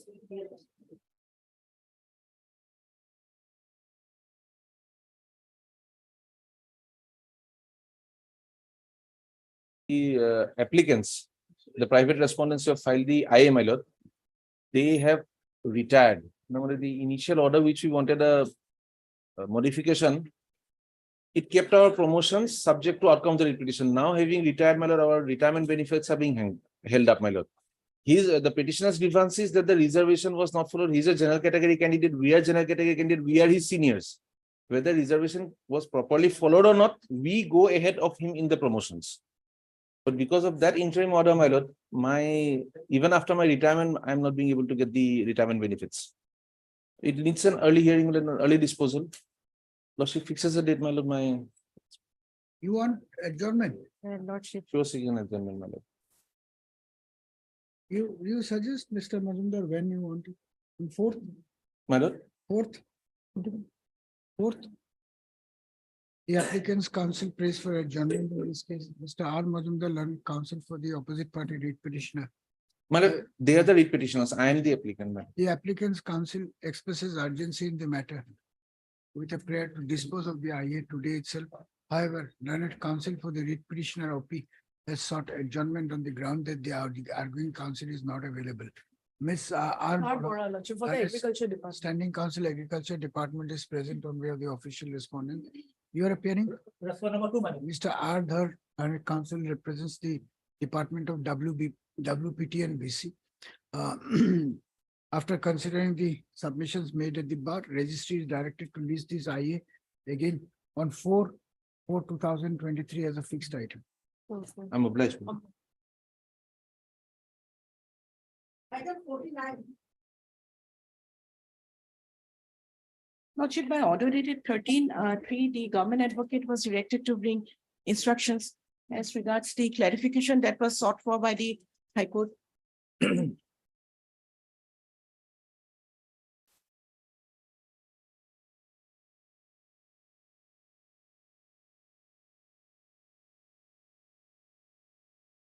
Yes, please. Lordship. After receipt of the communication from the Guwahati High Court, Lordship, this Register Finance, Lordship, we have sent the matter to the Finance PRU Department for concurrence views, and it is now with them, Lordship. Finance board. Or no? Finance Council. Finance- What is this matter about? Sile matter. Financial decision to financial decision to This is a read petition, is it? Yes, this is a read Where is the petition. synopsis? Read petition. There is no synopsis in the read petition. There is a synopsis. Lordship is probably taking up the IA. That is why there is no synopsis. Let us see. Lordship, we are seeking the benefit of the fixation of our pay as per the ROP 2017. That is the basic grievance of the petitioners here. They are the employees of the principal seat of the Guwahati High Court. And during the pendency of this writ petition, the process for by which the revised pay as per the ROP 2017 will be allowed to them, that has been allowed by the government. By the finance, in concurrence with the finance department, the judicial department has allowed that. Only with the wrong application of the principal seat pay. That is why we preferred the IA. because on as regards the wrong application of the PSP, the Guwahati High Court then wrote a letter to the Judicial Department that this is how the pay of the employees of the Guwahati High Court are being fixed. And that clarification was not received. And that is why we preferred the IA, because the relief that was being sought for by the petitioner, that is almost being granted, only with the wrong application of PSP. That is why we preferred the IA. Now it has come from him that the Judicial Department has written to the Finance PRU Department regarding the application of the PSP. That it seems that that response is awaited from the Finance Department. But so far as my instruction goes, short while ago, I received instruction that Finance has taken some decision. Can it come up? We have filed my affidavit very recently, Lordship. If she is not filing their affidavit, Lordship, then Lordship will hear this matter finally, Lordship. Thursday. If they are not filing their reply, Lordship. No, but that response is awaited by which the Honorable Court directed. My affidavit was No, filed very recently. Ms. Boboi, you are seeking posting of this matter for obtaining instruction, or you said some decision has been taken by the Finance Yes. Department? The decision of This the, matter will be heard, but Yes. definitely after the BU vacation, neither today nor Thursday nor anywhere. You tell me whether you want any you want to obtain any instruction, or we should fix it on a date when the writ petition will be disposed of on meeting. That's the only thing you want to respond. Lordship, the submission of the government advocate from the, it appears that the Finance Department is still has not taken its decision on the submission which we have on the IA which we have filed. If the government, if the Finance Department takes a view that the application of PSP, which has been Let shown us by ask the. them now what is their view. Let the finance Yes, say let- what is your appearing in finance? Lordship. No view, no instruction. Lordship, I have filed my affidavit, Lordship. You Only have- recently, Lord, last week, most probably, Lordship. Have you received the copy of the? Yes, that is your step. That is what Then I'm submitting, Lordship, Lordship. Let fix them- it for a final disposal. We'll argue on final disposal. If they are not filing their reply, Lordship. You want to file any? In the meantime, we'll file a reply also. Yes. All right. Ms. D. Bogwell and counsel of the petitioner submits that she has received a copy of the affidavit filed on behalf of the Finance Department and therefore be granted 10 days time to file rejoinder. First up, the petitioner's counsel has also prayed for early hearing and disposal of the writ petition. First up, Mr. H. Sharma, learned additional senior government advocate Assam, on the other hand, submits that after the communication has been made from the office of the government advocate Assam, some steps have been initiated by the department to redress the grievance of the petitioner, and the outcome thereof will be available in 2 weeks from today. After taking note of submissions made by learned counsel to all the parties, this matter is directed to be listed again on 26th of April 2023 as a fixed item. 26. 26th or 27th, which you want? Lordship, 27th 27th of April 2000 as a fixed item for admission hearing. of that.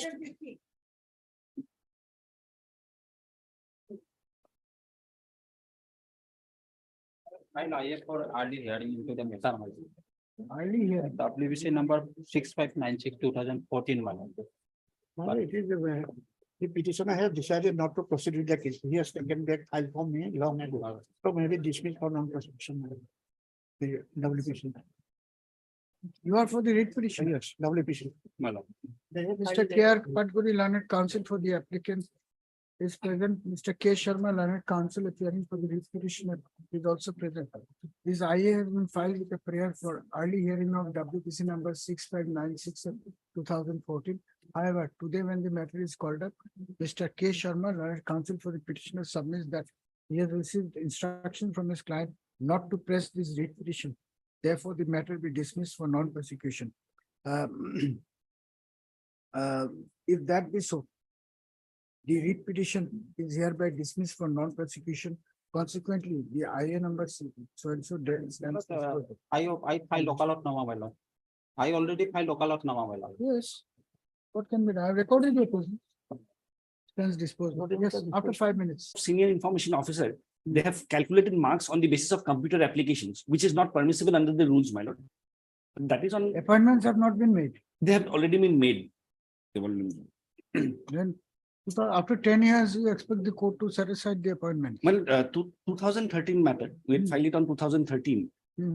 And one of the private respondents had already gone for a different, different service. He has left the post. So there is a post vacant. So therefore, my lord, may it come up after the Bihu vacation, since these days are No, why don't we finish it off today itself? today, my lord, because I'm led by Mr. Senior Counsel, Mr. I. Chaudhary in this matter. So today is only for But the I. after 10 years, you want them to be thrown out. And a Perhaps, fresh recruitment to be conducted, is it? perhaps a way out can be found, my lord, without By taking you in. without disturbing their appointment, my lord. What is the way out? Because the respondent number 4 had already been selected in, he had already chosen a different service, and in any case, his post is vacant. So therefore, All right, if there's Third, an- Mr. A.K. Barua, Learned Counsel for the applicant.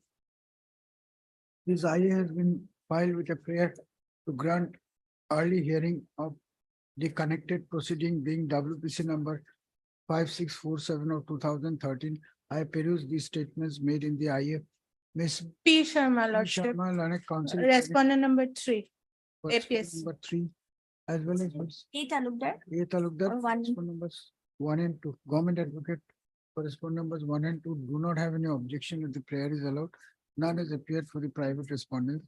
Considering the statements made in the IA and in view of the fact that the writ petition is an old pending matter, the prayer stands allowed.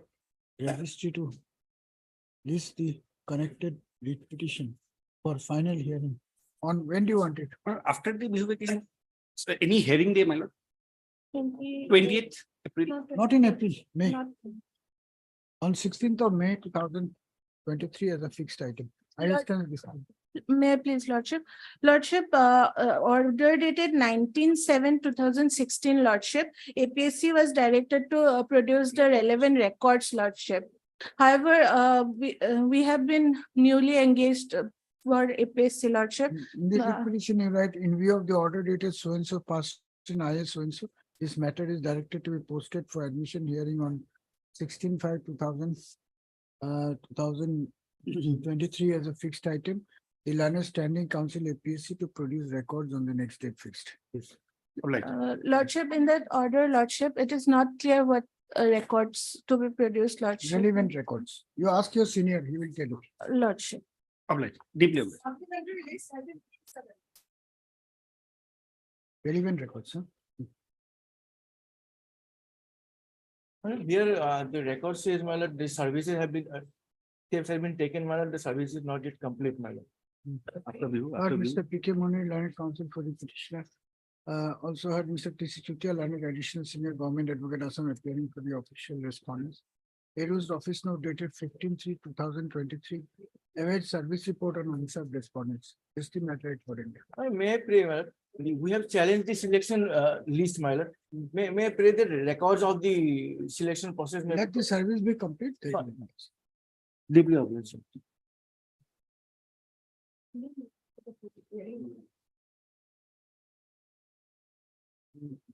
What one is over? What is that hearing? Call it. That's it. For hearing, item 52 and 53.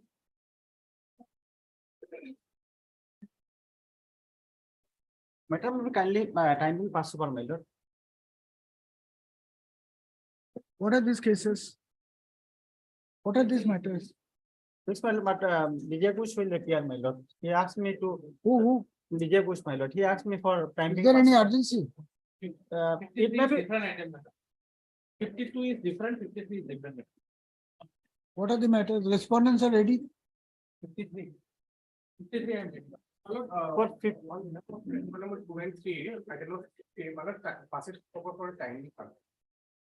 Timing, we'll see if time permits. My lord. No guarantee. Last item.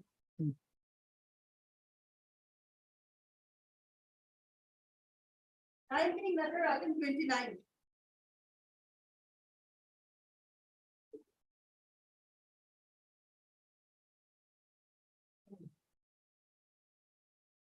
May please. So here in this repetition, my lord, the basic ground of challenge to the award is that there was no adjudication done by the learned labor court while setting aside the dismissal order. And therefore, my lord, there is a violation of section 11A of the Industrial Dispute Act, which casts a duty upon the labor code to adjudicate and to give reasons while setting aside. And there are there are judgments to that effect that the labor court cannot, while setting aside the dismissal order, cannot whimsically pass an order. And the award, which the impugn award, your lordship will find how the dismissal order has been set aside. There is no finding. Which page is the award? Page 214, madam.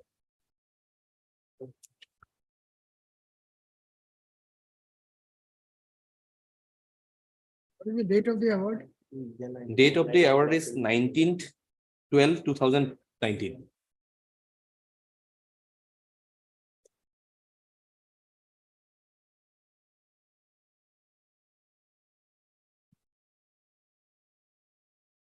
May I read it? The proceeding has been initiated on the strength of the petition 17/19 under section 2A subclause 2 of the Industrial Dispute Act by the workman with a prayer for full salary during his period of suspension, reinstatement with back salary and other benefit. It has been averted in the petition that the workman on so-and-so joined the Industrial Cooperative Bank Limited, but he was dismissed from service on 8/2/2018. Despite discharging his duties honestly, sincerely, without any blemish, for which he was promoted up to the Chief Manager, HR Administration. The Managing Director of the Bank Management number 1 in this petition is the chief and sole responsible person for all affairs of the bank. That on 29/7/2015, the Management number 2 as an inquiry officer started an inquiry against the petitioner workman for overdrawing in an account despite knowledge of higher authority. And the inquiry officer, while disposing the inquiry, opined for framing charges through the disciplinary authority. The workman, being an employee of the Workers Association of the bank, was elected as a general secretary, for which the management got unhappy and immediately issued suspension without any reason. Thereafter, the management, by later dated so-and-so, intimated the workman that the earlier inquiry did not discharge, for which the opposite party number 3 has been appointed as a fresh inquiry officer. Being aggrieved, the workman prayed direction from the Honorable High Court, and on being satisfied, the Honorable High Court was pleased enough to pass order by the Exhibit H for revocation of suspension order against the workman, and also directed to continue with the disciplinary proceeding. But the opposite party number 1, without execution of the order of the Honorable High Court, the rules of staff service, and during the pendency of the reference case number so-and-so labor code, arbitrary and illegally manner dismissed the workman by later dated so-and-so. The workman also approached the Assistant Labor Commissioner and the authority twice issued to the management for comment on the application of the workman, but nothing was done. Hence the instant proceeding. The management, on receipt of the notice, initially filed a petition 57A challenging the maintainability of the case without filing written statement. However, the said petition, along with the written objection, was heard and disposed, rejecting the petition of the challenged opposite party and also giving chances for submitting written statement. But the management failed to submit the written statement, even did not take any step in case for which the proceeding has been proceeded ex parte against the opposite party. The workman has submitted his evidence on affidavit, testifying the entire contention narrated in the complaint petition and exhibited the aforesaid documents. The evidence shows that the management removed the dismissed workman, and there was a disciplinary proceeding against the workman as admitted by the workman himself. But nothing was produced about the result of the said disciplinary proceeding, and not even the charges of the said disciplinary proceeding. The management did not take part in the proceeding as stated herein above. Therefore, the veracity of the authenticity of the contents of the evidence of the workman has been remained unrebutted and unsecond in case in our hand. Therefore, the workman deserves to be reinstated with full salary during his period of suspension and back salary and other admissible benefit. Now, Your Lordship, the evidence which has been the ground of challenge before the labor court, Your Lordship will find in the petition they have not mentioned anything, but in the evidence or affidavit at page 206, the entire record, the learned labor courts arrived at a conclusion that the result of the disciplinary proceeding is not known.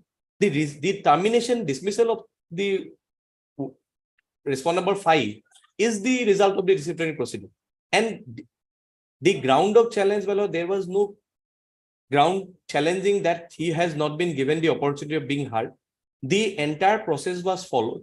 He has been given opportunity of being heard, and to hold that the dismissal is wrong, my lord, there has to be a ground of challenge in the petition, my lord. Page 206 is the evidence or affidavit. Lordship will find the ground at page 200, page 211.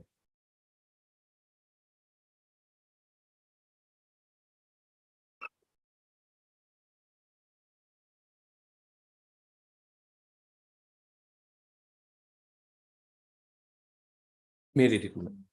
Second paragraph. Yes. The actual fact is that the presenting officer during inquiry proceeding has poorly failed to put in record what were the bank rule, norms and procedure, and when and how I have been violated them in allowing excess withdrawal of the OD account holders, when and how and why I have shown negligence to my duties and responsibility. It is mentionable here that the inquiry officer number 2 has also not recorded any finding in his inquiry report that there were some existing rules and norms and procedure in the bank bound to follow them by me and others while allowing excess withdrawal beyond the sanction limit to the overdraft account holders, and with an ulterior motive, I, the charge seated officer, has been violated them, neglected them intentionally. The inquiry officer in his report has incorporated his comments and assessment on written defense of the CSO, but there is nothing comment and assessment on the written allegation charge against the CSO, me, which is submitted by the presenting officer. The inquiry officer has intentionally not quoted the allegation whereon based the charges of negligence on me. The allegation is you had indulged in various acts of omission and commission in the course of duties in violation of bank rules and procedure norms and procedures of the bank. And your lordship will find down below all the exhibited documents. The entire record of the disciplinary proceeding was before the labor court, madam. Even though the management has not participated and not filed a written statement, the documents which has been filed by the workmen, it is unrebutted document. Based on this document, section 11A, my lord, to set aside the dismissal order, the labor court has to arrive at a finding that the dismissal was wrong, and the inquiry officer finding with regard to the workman is wrong. And your lordship has seen in the award. Any decision to that effect? My lord.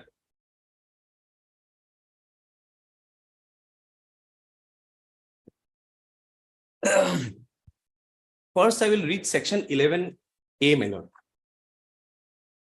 May I read, my lord, section 11A? This is the power which has been invoked by the labor court, my lord.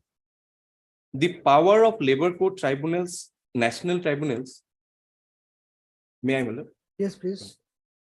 Powers of labor court tribunals, national tribunals to give appropriate relief in cases of discharge, dismissal of a workman.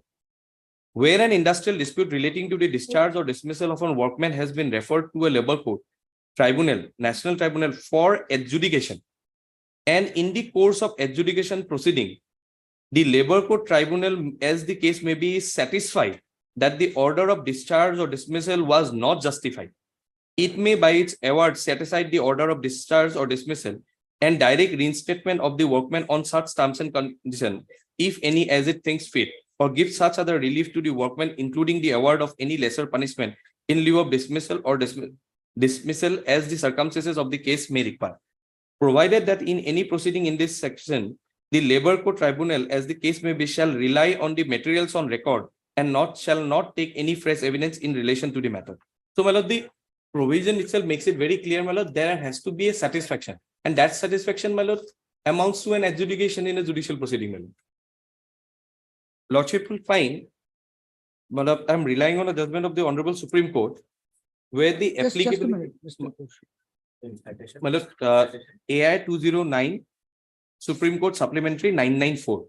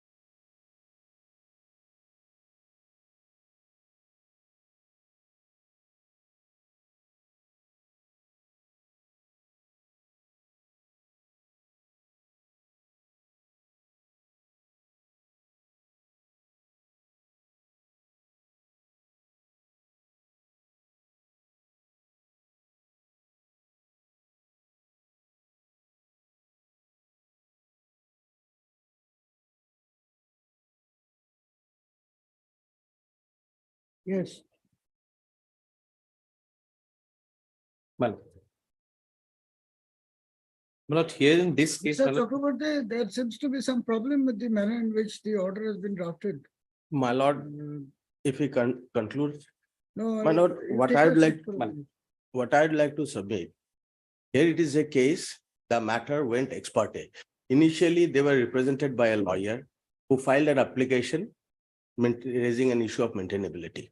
That was rejected and the direction was given to file written statement. Bank did not file written statement. Matter went ex parte. Award was passed on 24/4/2019. Award was communicated, not challenged. Then the relief, that is the computation under the award, the back wages. Another proceeding was initiated under 33C2. Notice was issued, management did not contest. That order was also passed. Then for non-payment of the money, Bakijai proceeding was initiated.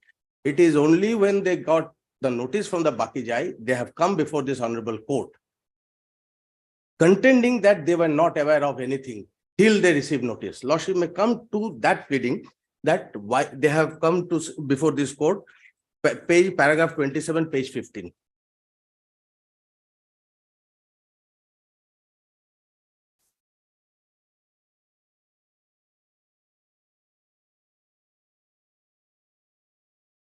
That the petitioner, upon receiving notice dated 7/12/21 from the Bakijai officer Kamrup in connection with Bakijai case number, came to learn about the award dated 19/12/2019 passed by the labor court.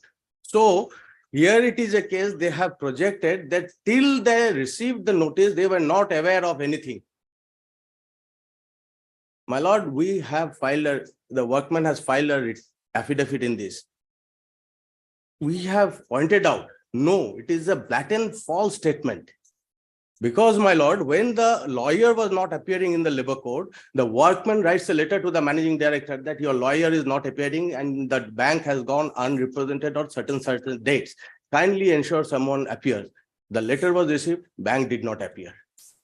Then, my lord, I have annexed the documents to show that the award was communicated to the managing director by the government immediately after the award was notified.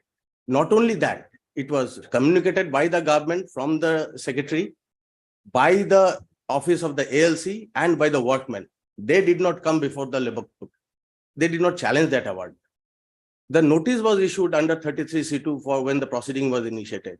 They did not contest. That order was also communicated. They did not come. So, my lord, my argument is they have challenged the award. They want to turn the clock back by making false and misleading statements. So just a minute, before the labor court, they did not appear. No, they appeared. They raised a point, raising an issue, preliminary issue with regard to the maintainability of the case. That was not considered. Your lordship may have a look. What was the order passed in the award itself?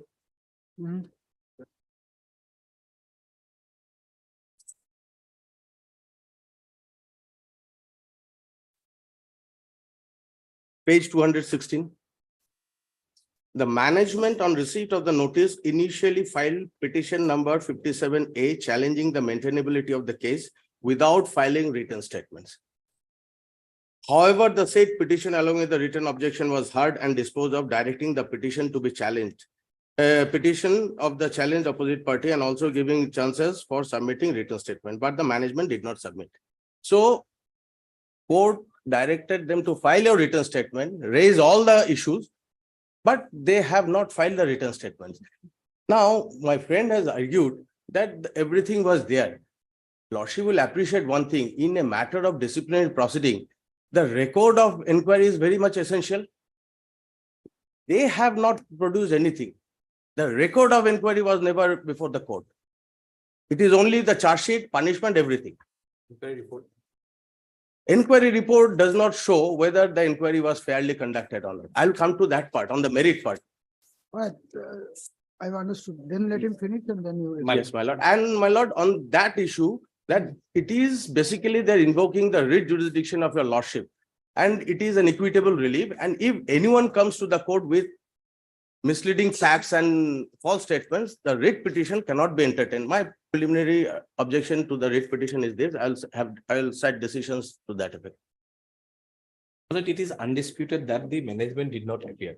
In para 18, 19 and 20 of my writ petition, I have very well disclosed that initially an engaged counsel was there.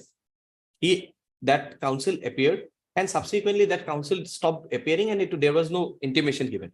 However, the petition page, what my learned senior friend has shown, the paragraph at page 15, para 27. Just one. Hello.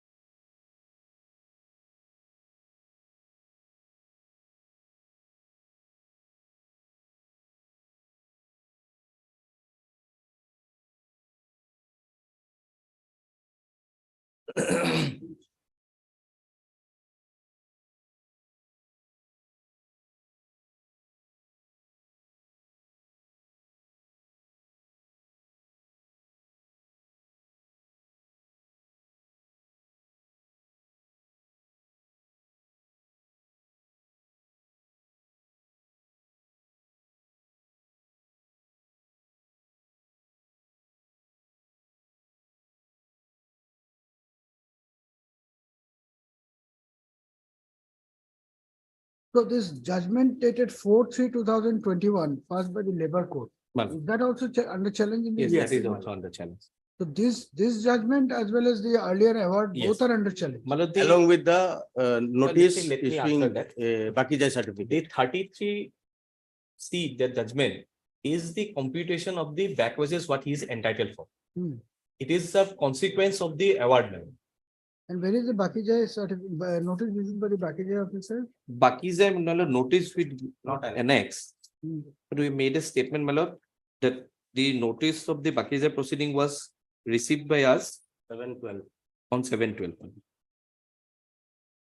But why it is not issued, why it is not challenged? Why it was not annexed?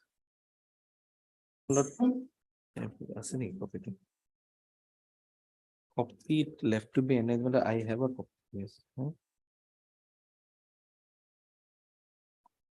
But otherwise, my lord, the Bakijai proceeding is basically initiated for the implementation of the 33C2 judgment. My lord. If the primary, my lord, the primary challenge is the award and the consequences of 33C2. Because the award gives him a right of claiming a back wages, and which has been computed in the second judgment of 33C2. If your lordship will find that the petitioner number 2, my lord, there is no management as on today. My lord, there have been mismanagement on the part of the management. And therefore, my lord, if your lordship will kindly turn to page 22. The present petitioner number 2, my lord, who is representing the bank, he has been appointed as an administrator by the RBI. And your lordship will kindly see what, because of the misfunctioning and on the part of the management, lord, page But 22. that we are not Yes. concerned here. That is, Only question is whether the award and the order under 33C deserves to be interfered with. That's the whether only it is question. sustainable in terms of, You say that it is not a reasoned order, it is not a reason order. but If you you're not, have to explain to us that Fine. despite being aware of the case, why you did not contest it and raise the plea. Otherwise, after so many years, if you are asking this court to rake No, its brain Malad, my as to reason. whether the award is right or not, then you have to first show that Malad, under extremely absolute reasons beyond your control, you could not appeal. That is what, Malad, Otherwise, we'll dismiss the writ. that is what I'm trying to show, Malad. Yes. The page 22, Malad, the petitioner number 2, who is representing the bank now, he joins on 15th of November 2021. And when he took over the control of the bank, Malad, on after that, this Bakizai proceeding notice was brought to his notice. He received the Bakizai proceeding and he has collected the certified copy of everything. Because No, but when the award was passed, or during the continuance of the proceeding before the labor court, Malad, when the industrial dispute was raised, then the management was in place. Management, that time management was in place, and then but the it did receive a notice, yes, and and then it did engage a lawyer. we did engage a lawyer. Malad, we have made a statement in para 19 to that. Hmm. Then, Para 19 and 20, Malad. until the award was passed in December 2019, Malad. the management was. Management was there in between. Meanwhile, my lord, the earlier the chairman of the management, he got arrested in connection to some case. No, that is an individual. My lord. And there is a categorical statement, my lord, the entire record of this case was in his custody. He was the one who is looking after these cases, my lord. And there was a mismanagement on the part of that chairman, my lord, for which the bank cannot help to be suffer, my lord. If your lordship will find, and what were the allegation with the so causes and all? Allegation is, my lord, he had allowed excess overdrawal for which the bank had suffered a huge loss. And he did not deny to their charges. In his reply to the charges, he said that I did it, but I did it as per the instruction of my higher ups. And if your lordship will find that in the labor court also, he has not taken any ground challenging the dismissal order. But is there any FIR lodged against the petitioner? Is there any criminal proceeding? No. No criminal proceeding. Then the only proceeding is the disciplinary. Disciplinary proceeding. And to conclude that the disciplinary proceeding is wrong, my lord. In fact, my lord, the judgment which I was trying to rely on, my lord, AR 2009 Supreme Court, Supplementary 994. Lord, here the applicability of section 11 was a question. My lord, the Honorable Supreme Court, while dealing with it, I'll read para 27 for a moment, my lord, page 8 of that compilation. Yes. Para 27. Hmm. The Honorable Supreme Court in para 17 and 80, I'm not reading it, my lord, because this applicability of section 11 was tested and it has been upheld by the Honorable Supreme Court. Para 27, my lord. While determining the issue as to whether the workman is guilty of misconduct alleged to have been committed by him or not, the workman would be entitled to raise all contentions, including the contentions of lack of bona fide or unfair labor practice, as also acts of victimization on the part of the management. Even evidences in that behalf can be laid, save and except, however, for sufficient and cogent reasons, neither the inquiry officer would arrive at a finding in regard to lack of bona fide or victimization or unfair labor practice on the part of the management. The labor court, while considering the said finding, would ordinarily not do so. Such question must be appropriately raised. Materials must be brought on record to establish the said allegation. So the burden is upon the workman who is challenging the dismissal. Para 28. It is one thing to say that the finding of an inquiry officer is perverse or betrays the well-known doctrine of proportionality, but it is another thing to say that only because two views are possible, the labor court shall interfere therewith. In other words, it is one thing to say that on the basis of a materials on record, the labor court comes to a conclusion that a verdict of guilt has been arrived at by the inquiry officer, where the material suggested otherwise, but it is another thing to say that such verdict was also a possible view. Now, 34, my lord, the finding of the court. Para 34. Yes. The upshot of our discussion is that the decision of the labor court should not be based on mere hypothesis. It cannot overturn a decision of the management on ipse dixit.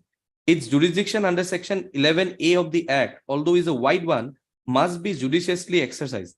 Judicial discretion, it is tried, cannot be exercised either whimsically or capriciously. It may scrutinize and analyze the evidence, but what is important is how it does so.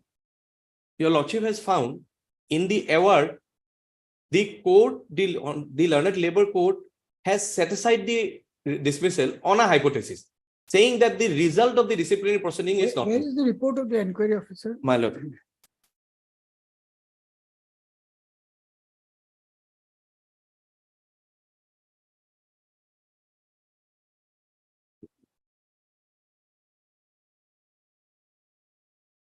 Page 71. Starts from page 71.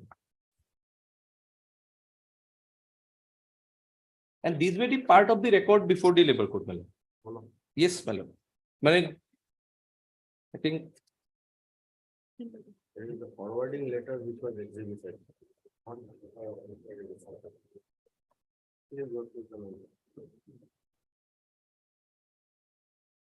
Yes. from page 71, my lord. It starts. Read the inquiry report. My lord. Let us read it. My lord. Report in the matter of inquiry against the Dinesh Chandra Deka, so and so the Industrial Cooperative Bank in respect of a charge sheet dated so and so issued to him by the Managing Director, Disciplinary Authority, the Industrial Cooperative Bank, so and so. The undersigned was appointed as an inquiry officer to conduct a departmental inquiry in charge framed against the above officer by the Managing Director by later dated so and so. The charge sheet and the statement of allegation dated 5/12/2012 against the Dinesh Chandra Deka is enclosed under Annexure A. The plea of the charge sheeted officer at the commencement of inquiry proceeding on the first sitting of the inquiry on 7/3/2017, the CSO denied all charges leveled against him by charge sheet and statement of allegation dated so and so. So a full-fledged inquiry has to be conducted. The CSO, by this later dated 7/3/2017, requested the EO to hold the inquiry proceeding in abeyance as he had made an appeal to the appellate authority against the appointment of a new EO for former EO who conducted this inquiry had passed an order that the inquiry proceeding had been closed. However, he was advised to approach the disciplinary authority, who is the competent authority to do so. However, his appeal was dismissed by the appellate authority and advised the CSO to cooperate with the present EO by attending the inquiry. However, he went to the Honorable High Court and the High Court by order dated 7/4/2008 directed the bank to stay the departmental inquiry. Thus, the inquiry proceeding was stayed and on 18/4/2017, adjourned till further communication is received. The stay order of the Honorable High Court was vacated on 23/6/2017 with a direction to complete the disciplinary proceeding within a period of 2 months from the date of receipt of a certified copy of the order. The chairman of the Industries Cooperative Bank, by later dated 1/7/2017, which was delivered to me on 4/4/2017, advised me to complete the inquiry as early as possible, keeping in view of the stipulated time frame of 2 months as per the order of the Honorable High Court, and further advised me the inquiry proceeding conducted by the earlier EO may be taken into consideration and all materials placed before the earlier EO may be taken into account while proceeding with the inquiry. The undersigned had given a notice to the PO and the CSO that the inquiry proceeding would be held on continuous basis with effect from 6th of July 2017. There were 5 sittings between 6/7/2017 to 12/7/2017. The inquiry proceeding could not be held from 13/7/2017 to 21/7/2017 on account of the CSS illness medical certificate produced, and the inquiry against started on 24/7/2017, 22nd and 23rd July 2000 being holidays. The production, inspection, supply of documents for PO and defense were done during 5 sittings, and the process could not be completed due to non-availability of some documents, as some of the documents are being very old and not readily traceable. Observing large numbers of documents, which would have been 250 numbers of including exhibits, computer display, I requested the bank's management by later dated 17/7/2017 to make an appeal to the Honorable High Court to extend the time at least another 1.5 months. However, I was informed by the head office that further extension of time would not be possible as per their advocate's information. Till that time, I had the impression that I have to hold the inquiry from the beginning. However, on 18/7/2000, on the second reading of the court order, I realized that I should have linked the operative part of the Guwahati High Court order dated so and so, clause 12, with reference to clause 11, the communication dated 11/8/2015 of the former EO that the inquiry was more or less complete. Thus, it was realized that we are to complete the disciplinary proceeding from the stage it was left by the former inquiry officer. However, this idea was further confirmed on receipt of WPC number 2193 of 2017 of the Honorable Guwahati High Court case filed by the DC Decca, which was delivered by the HO on 19/7/2017 to the undersigned. The disciplinary authority was requested by letter dated so and so to supply the original proceeding book along with the materials used by former EO in the inquiry through PO on 19/7/2017. However, there was no sitting till 24/7/2017 at CSO resumed office on 24/7/2017 and attended the inquiry proceeding. The CSO was informed that now onwards the inquiry would be held from the stage the former EO had left the inquiry proceeding. On 25th July 2017, the PO informed that they are still discharging the record of the former EO and would inform us as soon as it is available. On 29/7/17, the inquiry proceeding, the PO has brought the proceeding of the inquiry by former EO with a forwarding letter dated 29/7/2017 by the secretary and requested to complete the inquiry expeditiously with prescribed time.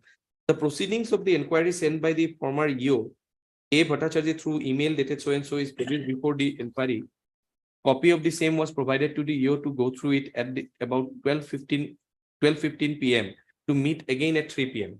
The inquiry proceeding was started again on 3 p.m. and the PO submitted a list of documents used by the former EO. It was found most of the documents in the list of former EO was already made available to the CSO himself during the production, inspection, supply of documents during 5 sittings between 6/7/2017 to 12/7/2017.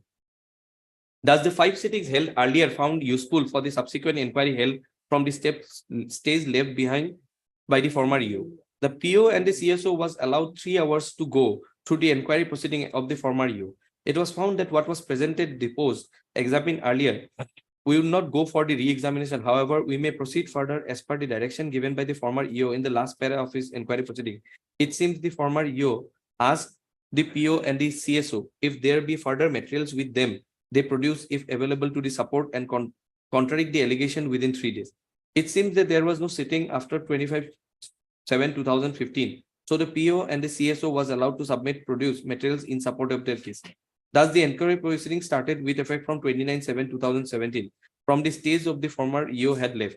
On the first day of the inquiry, dated 23/9/2013, to a question by the EO to the CSO whether he admit the charge, the CSO replied, no, he did not admit the charge. So the EO conducted the inquiry. Requisite documents for defense and management were recorded in the proceeding and of the inquiry, and additional documents were subsequently provided to the defense as per record. The EO allowed the CSO to defend his case by defense representative Mr. Asim Sarkar and management appointed presenting officer Mr. GC Talukdar. In the subsequent inquiry, after the first inquiry officer had left, the requisite documents requisitioned by the CSO was provided in addition to certified copy of the management document. The list of documents of the management and defense are enlisted in Annexure B and Annexure P, and the list of documents enlisted by the EO former one in the proceeding of the inquiry enlisted in Annexure K. In subsequent inquiry started with effect from 29/7/2017, the CSO was allowed to take assistance of an officer of the bank as his DR to defend the case. The CSO took his facility and Mr. Asim Sarkar, officer number 1, defended his case. However, the defense did not take any witness. This inquiry report is of 60 pages. So we have to see what is the allegation and Yes. what is the basis of that. Because court has to be satisfied that the charge. But against- my lord, this report is not part of the labor court proceeding. It was not produced by them and it is not part of record of the labor court. Well, that would be incorrect to say, Mala, page 212. Their evidence on appeal.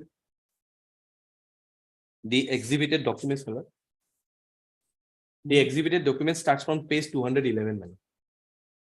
So-cause notice, reply to so-cause notice, allegation, charge sheet, No. domestic inquiry. These are not, these are chronological facts. These are not exhibits. These are the chronological events of my case. These are not exhibits, my lord. It is the forwarding letter of the report, which was marked as exhibit J at page 210. That by letter dated 30/12/2017, the managing director of the bank enclosing the report has issued second. So it is the 30/12/2017 letter which was forwarded with the report is an exhibited document. It is not the inquiry report which is under, which has been exhibited. So this is not part of the record. And my lord, that itself shows the default on their part in contesting the proceeding, because the entire record was there with him.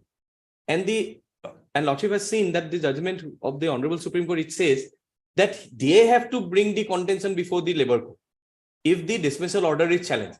So the burden is upon the worker, the dismissed worker, to show that the dismissal order was bad in law, or the findings of the inquiry report is bad, under which they cannot be dismissed.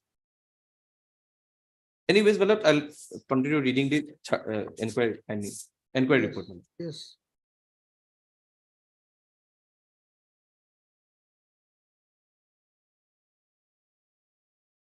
Oh, 75. 17, my lord. In subsequent inquiry, after first inquiry officer had laid the requisite documents, so and so was provided in addition to the certified copy of the management document. The list of the documents of the management and defense are enlisted in Annexure B and C, and the list of documents enlisted by the EO in the proceeding of the inquiry enlisted in Annexure K. In subsequent inquiry with effect from so and so, the CSO was allowed to take the assistance of an officer of the bank as is dear to defend the case. CSO took this facility and Mr. Osim Sarkar defended his case. However, the defense did not take any witness, but the case was presented by the DR. The documents and the certified copies of the submitted by the PO were provided to the CSO defense, and CSO was allowed to inspect the same from the custodian of such document. The CSO said that the Xerox copy of the document duly certified by the bank's official supplied to him would serve his purpose. However, in case of any doubt, he may be allowed to see the original, as it was assured that he may inspect any original or all as when required. He submitted a list of documents. The documents enlisted by the CSO were supplied by the PO, and he was allowed to go through the requisite file and obtain copies thereof. Even during the progress of the inquiry proceeding, he was allowed to obtain additional copies of the documents for his defense. The CSO DR requested for inspection of loan appraisal file of Messrs. Elcon was not allowed on the ground that he had inspected the same file once on 6/2015. However, it was found that the file was again inspected by him on 11/7/2017 and took 3 copies of the document. If the defense needs only specific documents, they could have requisitioned it instead of asking the same file time and again. It is sort of roving and facing inspection, which is not permitted. During the inquiry proceeding, when half of the inquiry was over, the management presentation was over, the defense inquired whether they may take the inquiry proceeding by former inquiry officer as original. It was informed by the management had supplied the proceedings of the former EO the way they had received from AK Bhattacharya, former EO, through bank's email, with the email forwarding from Ajay Kumar Bhattacharya on Wednesday, 19th August 2015, downloaded by the bank on 28/7/2017, and the copy was sent to the EO through the PO in the inquiry with a forwarding by the secretary of the bank dated 29/7/2017. The management has no other way but to take it as genuine. It is observed that the exact copy of the inquiry proceeding by the former EO was also filed by the CSO in the Honorable Guwahati High Court, a copy of which was also received by me along with the other documents. During the inquiry proceeding, it was found that the exhibits referred and content thereof of the exhibits mentioned in the inquiry proceeding of the former EO found tallied with the same exhibit when physically produced supplied by the PO in the inquiry. The inquiry proper is held from the stage the erstwhile inquiry officer has left, started on 24/7/2016 and concluded on 14/8/2017. The management defense document. The list of management defense document exhibited in inquiry proceeding are listed under Annexure B and Annexure C, and documents exhibited part 1 of the inquiry is marked as K, Annexure K. It was informed to PO and CSO that the irrespective of the Part procedure. 1 is the inquiry proceeding of the earlier inquiry officer. Malad. What is part 1? Part 1 is the earlier inquiry officer till he has left that record. Okay. Yes. It was informed to the PAO and the CSO that the irrespective of the procedure adopted by the former inquiry officer in conducting the inquiry proceeding earlier, now rest part of the inquiry will be conducted as per the Staff Service Rule of Industrial Cooperative Bank Chapter 6, Employees Discipline and Appeal Rules, and brief outline of the sequence of the inquiry proceeding was elicited in the inquiry proceeding. Written brief of PO and DR CSO. The PO has submitted his written brief to EO on 24/8/2017 and A copy of the same was received by the DR CSO on 25/8/2017. These written briefs are enclosed herewith, which were taken into consideration were warrants in evaluating the evidence thereof. The inquiry proceeding conducted by the AK Bhattacharya be marked as part 1 and by Mr. J.C. Das be marked as part 2. The following abbreviations are used in the inquiry report, which may be noted accordingly. So and so. The part of the inquiry proceeding, EO 1, AK Bhattacharya, PO Sri Gokul Chandra Talukdar, DR Sri Osim Sarkar, MW 1 Lohit Chandra Deka, MW 2 HP Borua. List of the exhibit document. Love. May I skip this list of the exhibit document? I'll come to the findings. Page 82. Written brief of defense.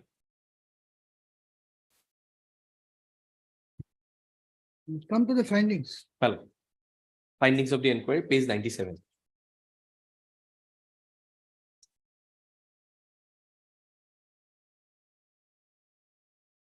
Appreciation of evidence and findings of inquiry. Allegation A. Overdraft account, Messrs. Elcon OD number 5468.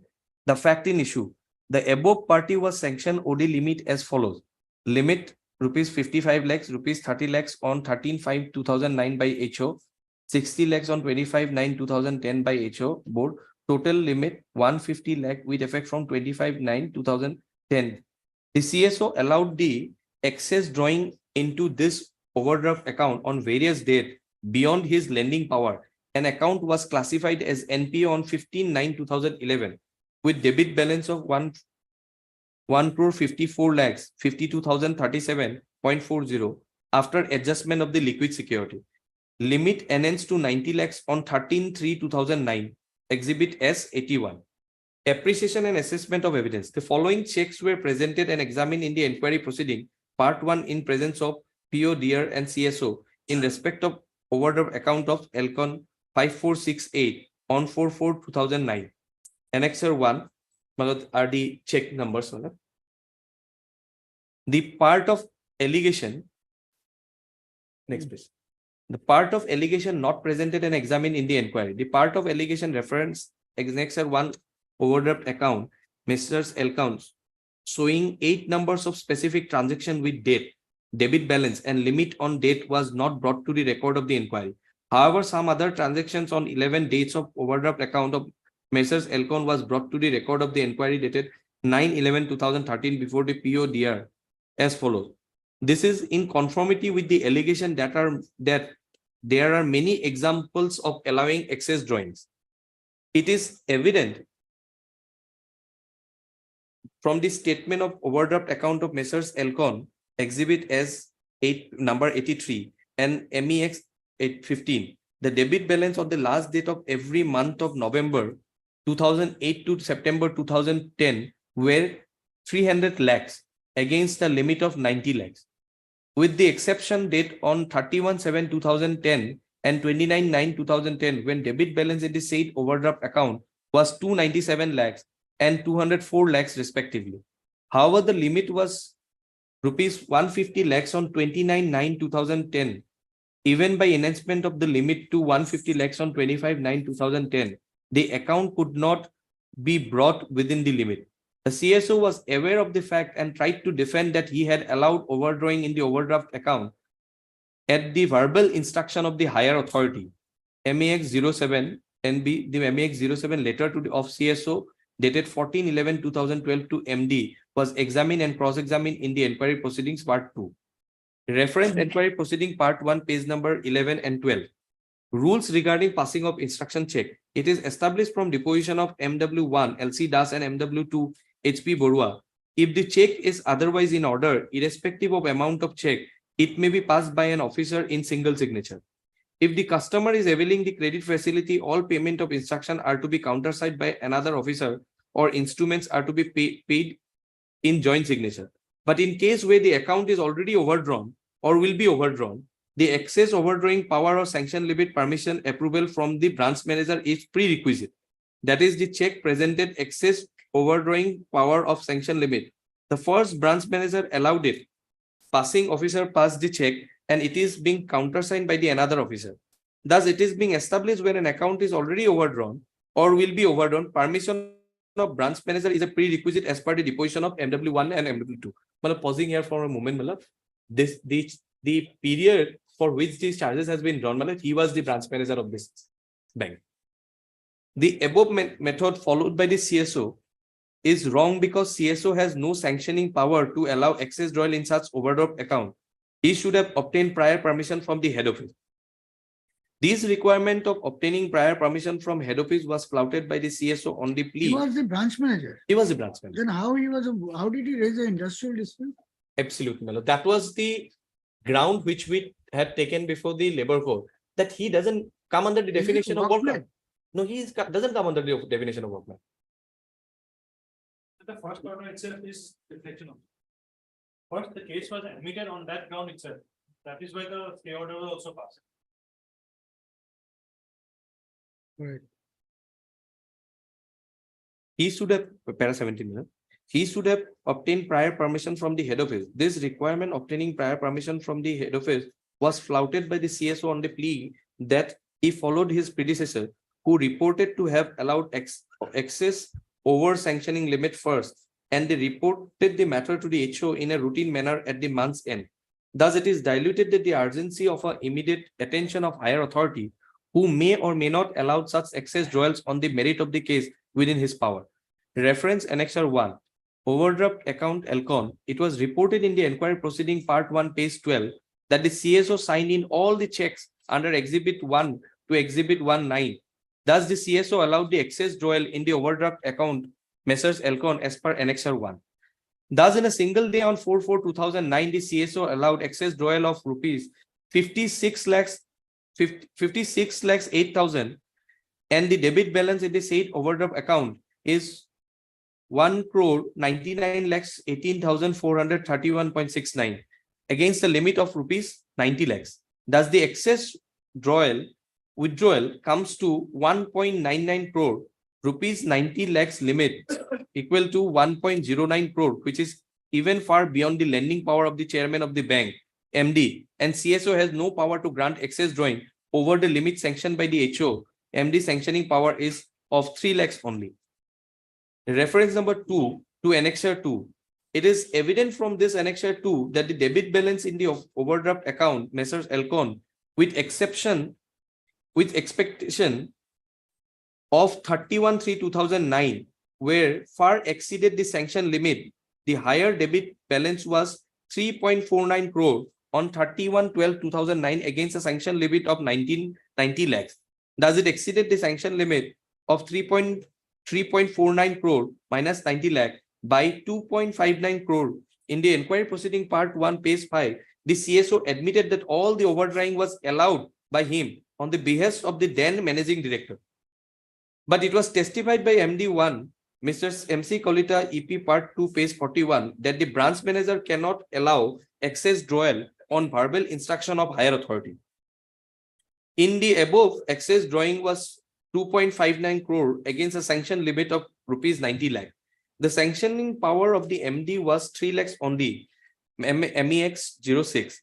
Whereas excess drawing was 2.5 crore, it is beyond the authority of MD to a query by DR asked MW1 what branch manager would do if the higher authority gives order to allow excess drawing. The MW1 deposed that the branch manager in such a case should allow if the approval is in writing. Cross-examination, page 51. However, in re-examination of MW1 by the PO, it was clarified by the MW1 that such order for excess drawal should be confirmed to his sanctioning power, and sanctioning power of the MD at period was 3 lakhs only. The debit balance in the overdraft account of Elcon is on 15/9/2010 was 3 crores 12 lakhs 33,053, and on 29/10/2010 the debit balance comes to 2 crore 12 lakhs 33,353. Right, so I wanted to have a cursory look at this to see whether there was a serious inquiry conducted on. There was a serious inquiry conducted. Or was it just an eyewash? No. So on that count, You have prima facie satisfied My the lord. court. But he was in the management He was in. on the day on which he was dismissed. Then how was the industrial dispute raised, which is meant for the workmen? Absolutely, my lord. That is, my lord, in fact, when the management entered appearance, there was a preliminary objection filed questioning the maintainability of the proceeding under section 2A. 2A makes it very clear that it is only the workmen who can raise such dispute, my lord. 2A of industrial dispute. My lord. And this is a proceeding under section 2A.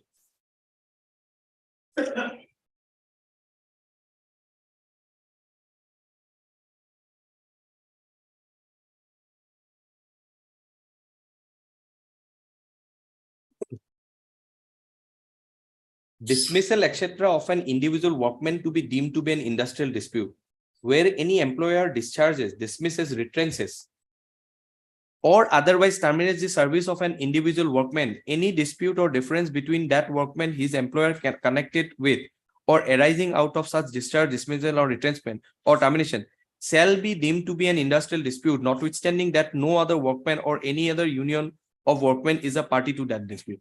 Now, my lord, the definition of workman is a 2S, and it clearly excludes, my lord, a person who is employed mainly in a managerial or administrative capacity. 2S definition of workman, my lord, means any person including an apprentice employed in an industry to do any manual, unskilled, skilled, technical, operational, clerical, or supervisory work for hire or reward, whether the terms of the employment must be express or implied, or for the purpose of any proceeding under this act in relation to an industrial dispute, includes any person who has been dismissed, discharged, or retrenched in connection with or consequence of that dispute, whose dismissal, discharge, or retrenchment has led to a dispute, but does not include any person, my lord, Roman 3 would be relevant, who is employed mainly in a managerial or administrative capacity. And it is not disputed, my lord, you will find his evidence on affidavit for a moment. At the time of dismissal, That is page page 206, my lord.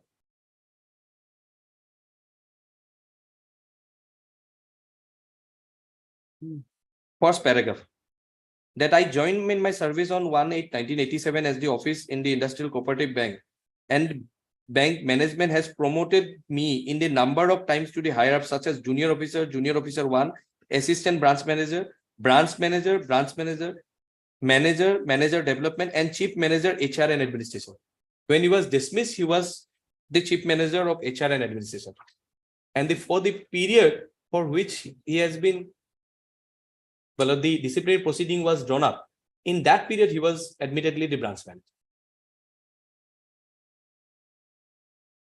So how the industrial tribunal would have jurisdiction? My lord, nothing has been dealt Anyway, you with by make the. a note, you have to address the court on all this. Well, apparently, my lord, the labor code has not taken into consideration. Well, it's a principle of law, my lord, that even if it has gone ex parte, my lord, but that will not mean that the court will pass an whimsical order setting aside the order. One has to satisfy that this order of dismissal is bad. Probably, my lord, if the labor code would have given a reasoning and has adjudicated, probably this ground would have not been. And basically, my only challenge in this petition is that the labor code has whimsically passed the order and has not adjudicated upon the documents which were available before them. My lord, in my humble submission, my lord, this is a fit case, my lord, which deserves remanding back. But that's the problem. Why? How can we remand unless we know that this comes within 2A? Hello. And that issue also can be dealt by the labor code, my lord, because if the proceeding itself is not maintainable, there's no question of adjudicating on the dismissal order.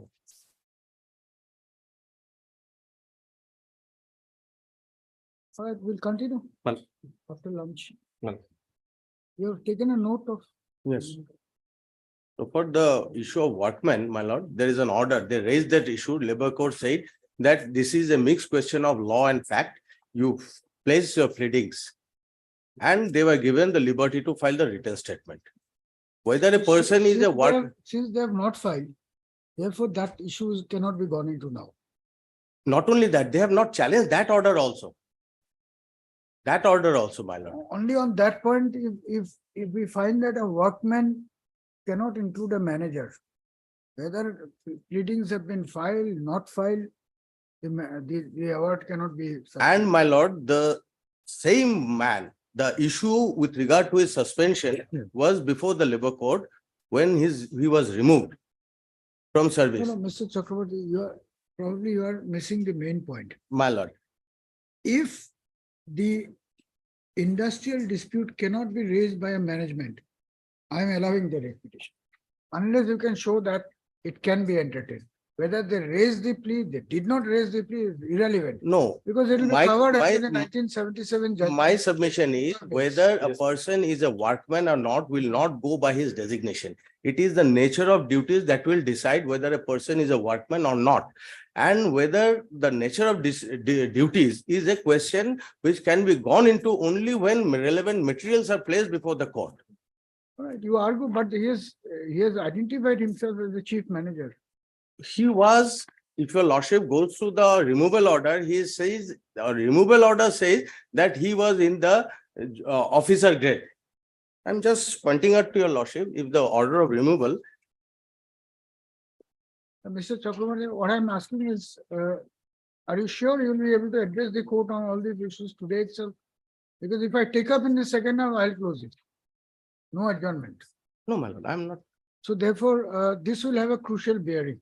my lord. And regardless of whether they have raised this plea or not, the tribunal will not have the jurisdiction to touch any petition under 2A unless the person comes within the definition of workman. So if there are prima facie materials to show that there was a dispute, the tribunal ought to have addressed that issue, regardless of whether they raised the plea or not. Because it is a question of jurisdiction. These are jurisdictional issues. Yes, my lord. Jurisdictional issues are covered by the judgment of Omkar Mills versus State of Assam, 1977, where the Supreme Court has held that these are judgments non-est. Award is non-est in the eye of law. So something which is non-est, what does it make a difference whether somebody raises the plea or not? The day the deliberation takes place, it will be declared. Just because there cannot be any waiver of jurisdiction. No, my There lord. can be waiver of. I'm not on the issue of waiver. Their case is that he is a branch manager. So he's not a workman. Now, our case before the tribunal was, labor court was, that by designation, a person cannot be called a workman. It is the nature of duties which will decide whether the person is a workman or not. A person can be designated in a. Correct, but then that part can be accepted if the tribunal has given a finding on that. Yes, that opportunity was given to them. And they said they did not file any materials. I'm extremely sorry, my lord. There is one matter, item number 14, Yes. which the other side has taken a time and adjournment was granted. And there's a password for the day. Now a date is not been fixed. I told the other side also. So convenience of the court, my lord, can it be taken? Will 6th April be a good day for you? If not, so it will be, my lord, Wednesday, any Friday, my lord. These are urgencies there. Last time also, your lordship knows, notice to be given and other side What is the appeared. matter about? Is regarding, my lord, he is in service, Assam Gramin Sevak, and there is a penalty which has been levied. Now, this penalty is out and out illegal. He cannot say only 1 year is left, he'll retire. But So take a date immediately on my reopening lord, of you. this will be too long. I'm extremely sorry, my lord, troubling your lordship. Can it be on Friday, this Friday, my lord? We'll list it, but it will not be. Friday, possible. my lord. Not be possible. Some motion, these are fresh matter, my lord. Fresh matter, Fresh. Friday. Wednesday, my lord, Wednesday. Fresh matter, I will not trouble. Which was posed by your lordship, that whether he was a branch manager, my lord, it is an admitted from their reply also that he was a branch manager. In fact, my lord, we have taken a specific plea in para 4 of our repetition also. Para 4 of my repetition, my lord, may I read it? The respondent number 5 was posted as a branch manager of the petition number 1. In that capacity, he was drawing a salary of rupees so and so plus various prerequisite and benefit as are admissible. He was administrative head of the Guwahati branch and was the decision-making authority in all matters relating to the branch, including matters relating to the banking business of the branch within the parameters of law, rules, regulation, including the direction of the Reserve Bank of India. Sri Rekha also exercised certain discretionary power in various matters. Before dismissal of respondent number 5, the respondent number 5 was working as a chief manager, human resource and administrator, and this post was next to the post of managing director himself, and he resourced to control all staff of the bank concerning the service condition, promotion, disciplinary action, and thus he is not a workman as per section 2S of the Industrial Dispute Act. And in the affidavit, my lord, there is a categorical denial from paragraph 1 to Straight out from which para? my lord, para 4, page 5 of the petition, my lord.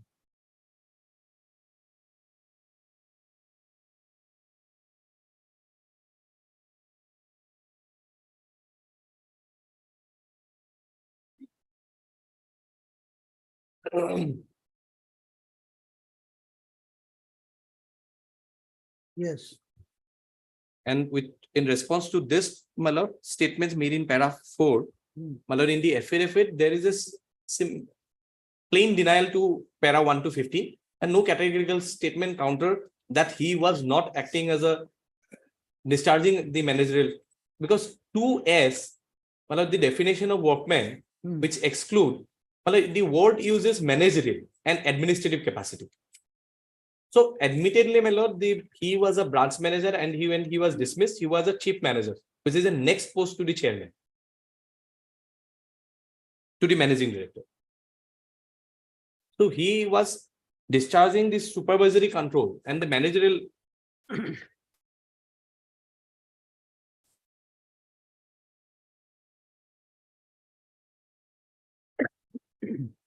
In fact, there is an observation of this honorable court also at page 67, the writ petition wherein he challenged the suspension order.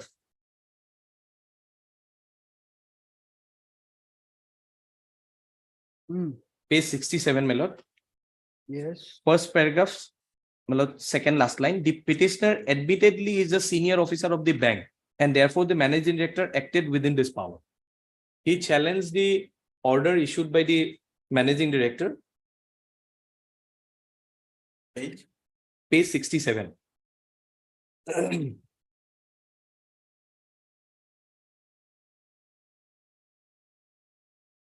Regarding his status as or his nature of work he is discharging, my lord, there is no dispute, my lord. It's an undisputed.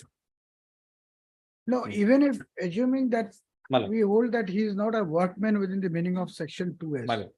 He cannot be left remediless. No, he cannot be left remediless. My lord, if he challenges the propriety of the disciplinary proceeding, that the disciplinary proceeding is wrong and there is a violation of law or principles of natural justice, he can always come under 226, my lord.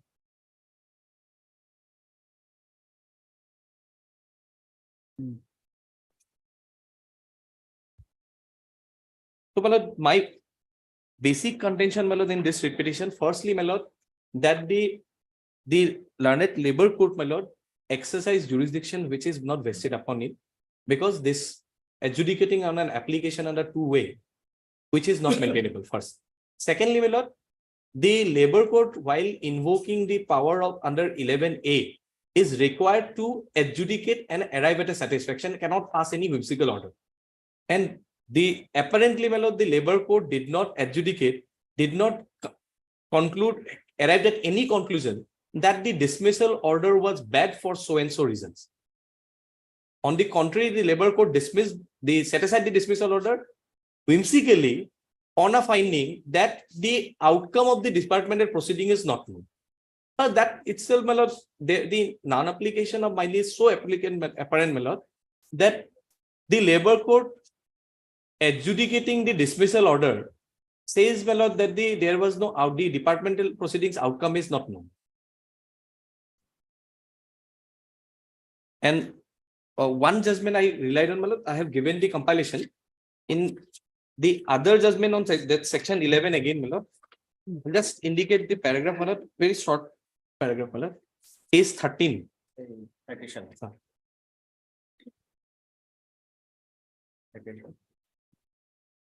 One judgment you have relied upon is the first one. Is the first one, my lord. Satyabrata Sinha. Satyabrata Sinha. No, that's the judge's name.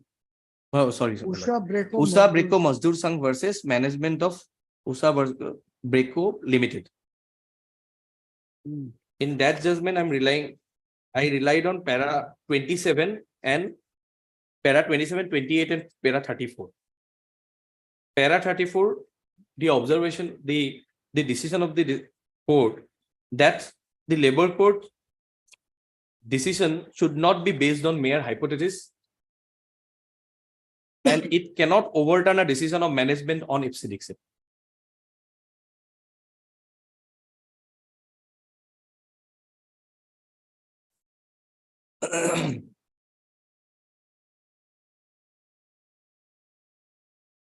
Second citation. Second citation to AI or no? AM. Yes, which is the other citation? you're Male. relying upon? The other judgment at page 12, my lord, it's a 2012 5 ALJ NOC 296. It's a Allahabad High Court judgment. my lord. 2012 5 ALJ ALJ. bracket within bracket NOC 296.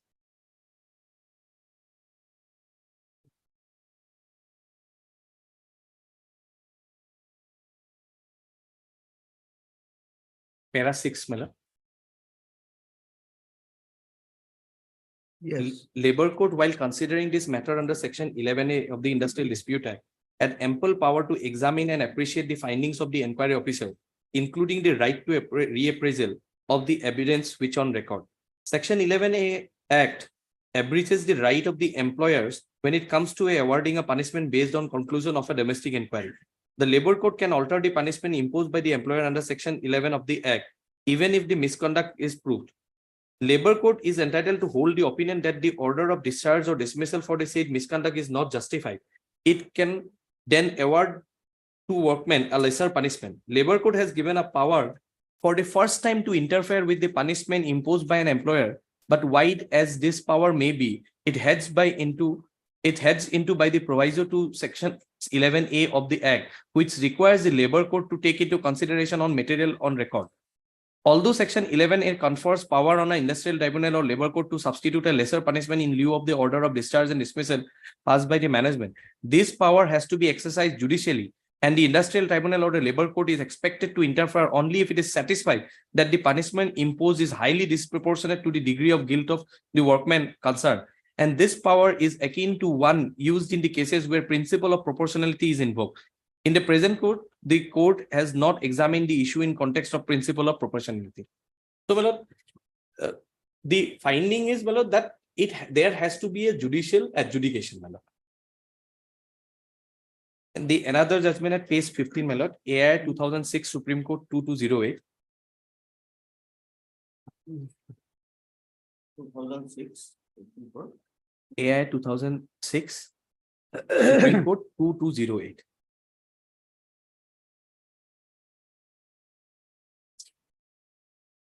Para 16 million.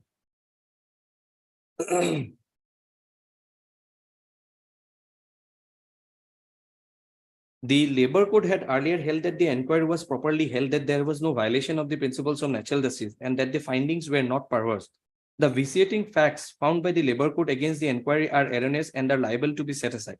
If the inquiry is fair and proper in absence of any allegation of victimization, unfair labor practice, the Labor Court has no power to interfere with the punishment imposed. Section 11A of the Act gives ample power to the Labor Court to reappraise the evidence adduced in the inquiry and also sit in an appeal over the decision of the employer in imposing punishment. Section 11A of the Industrial Dispute is only applicable in cases of dismissal or discharge of a workman as clearly mentioned in the section itself.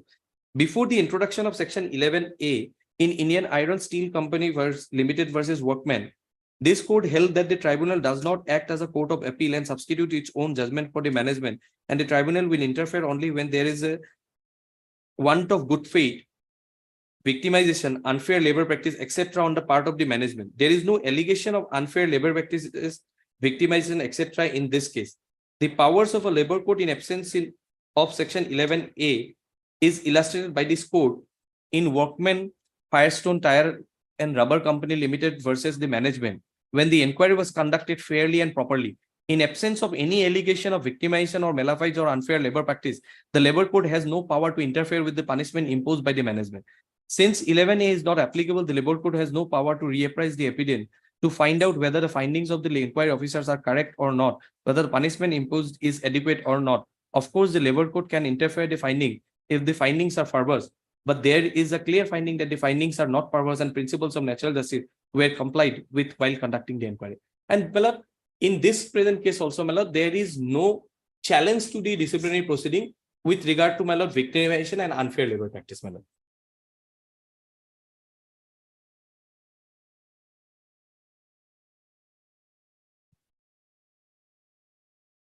Malad, the another judgment at page 20, Malad, Punjab and Haryana High Court. One paragraph from 11A.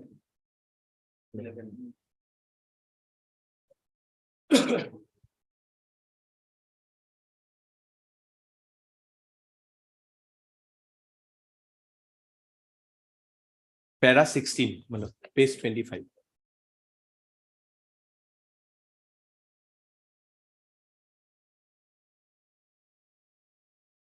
The inquiry officer cum disciplinary authority has dealt with in extenso the impropriety committed by the workman, and by consideration of the appropriate evidence had come to a conclusion that the workman was guilty of gross misconduct of riotous, disorderly and indecent behavior at the premises of the bank.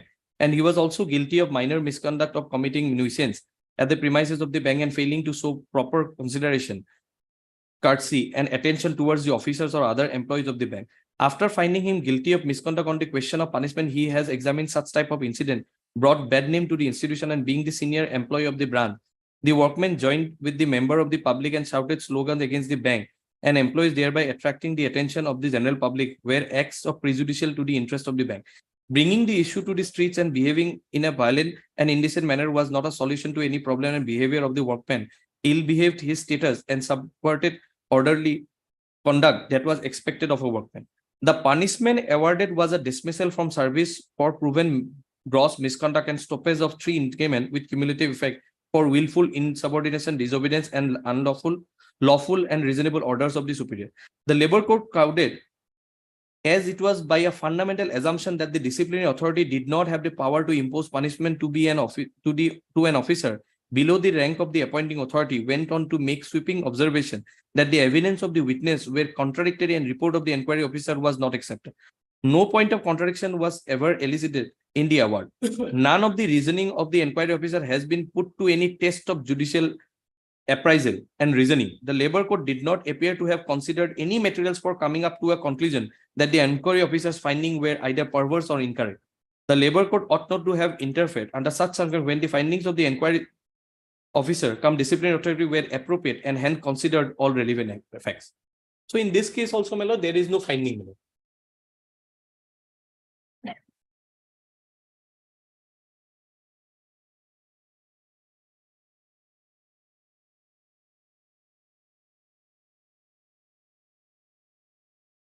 Other judgment, Melo, these are Lordship knows about it, where power of judicial review has been used. Where is the order of penalty? Order of penalty, your Lordship will find at page 193.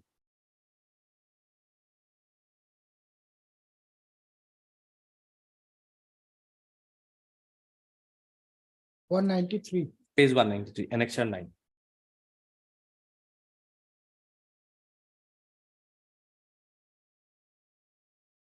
May I read it? Melo? Yeah, just a minute.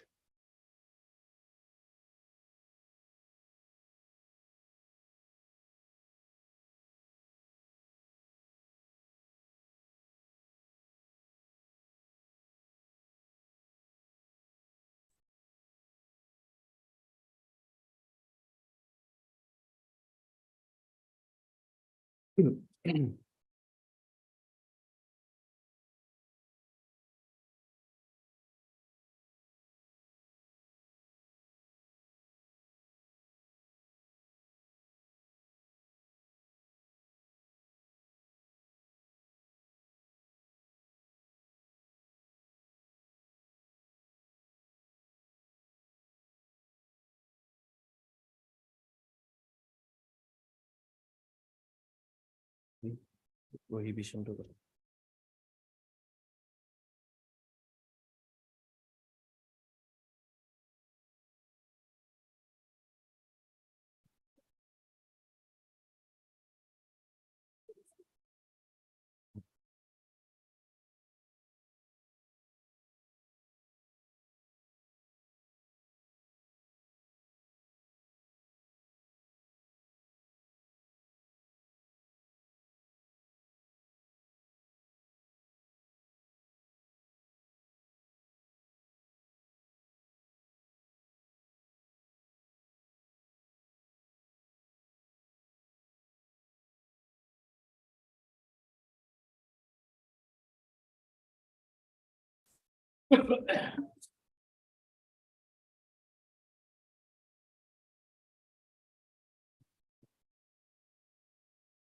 Section 33 of the organization.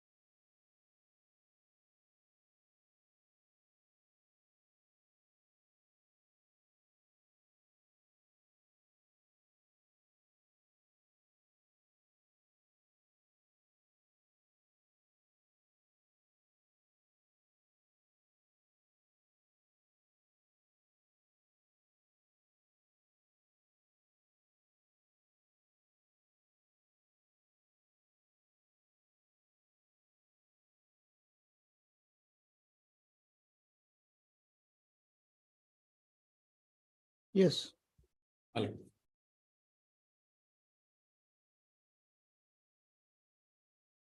Page 193, Miller. May I read it?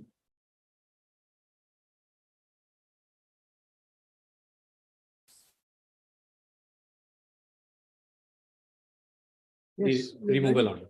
Page 193. Page, Page 193. Annexure 9, the removal order. you have read it. Well,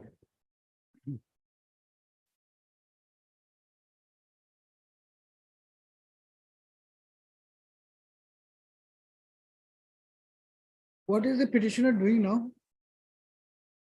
retired. Is there any bar or he is not dismissed?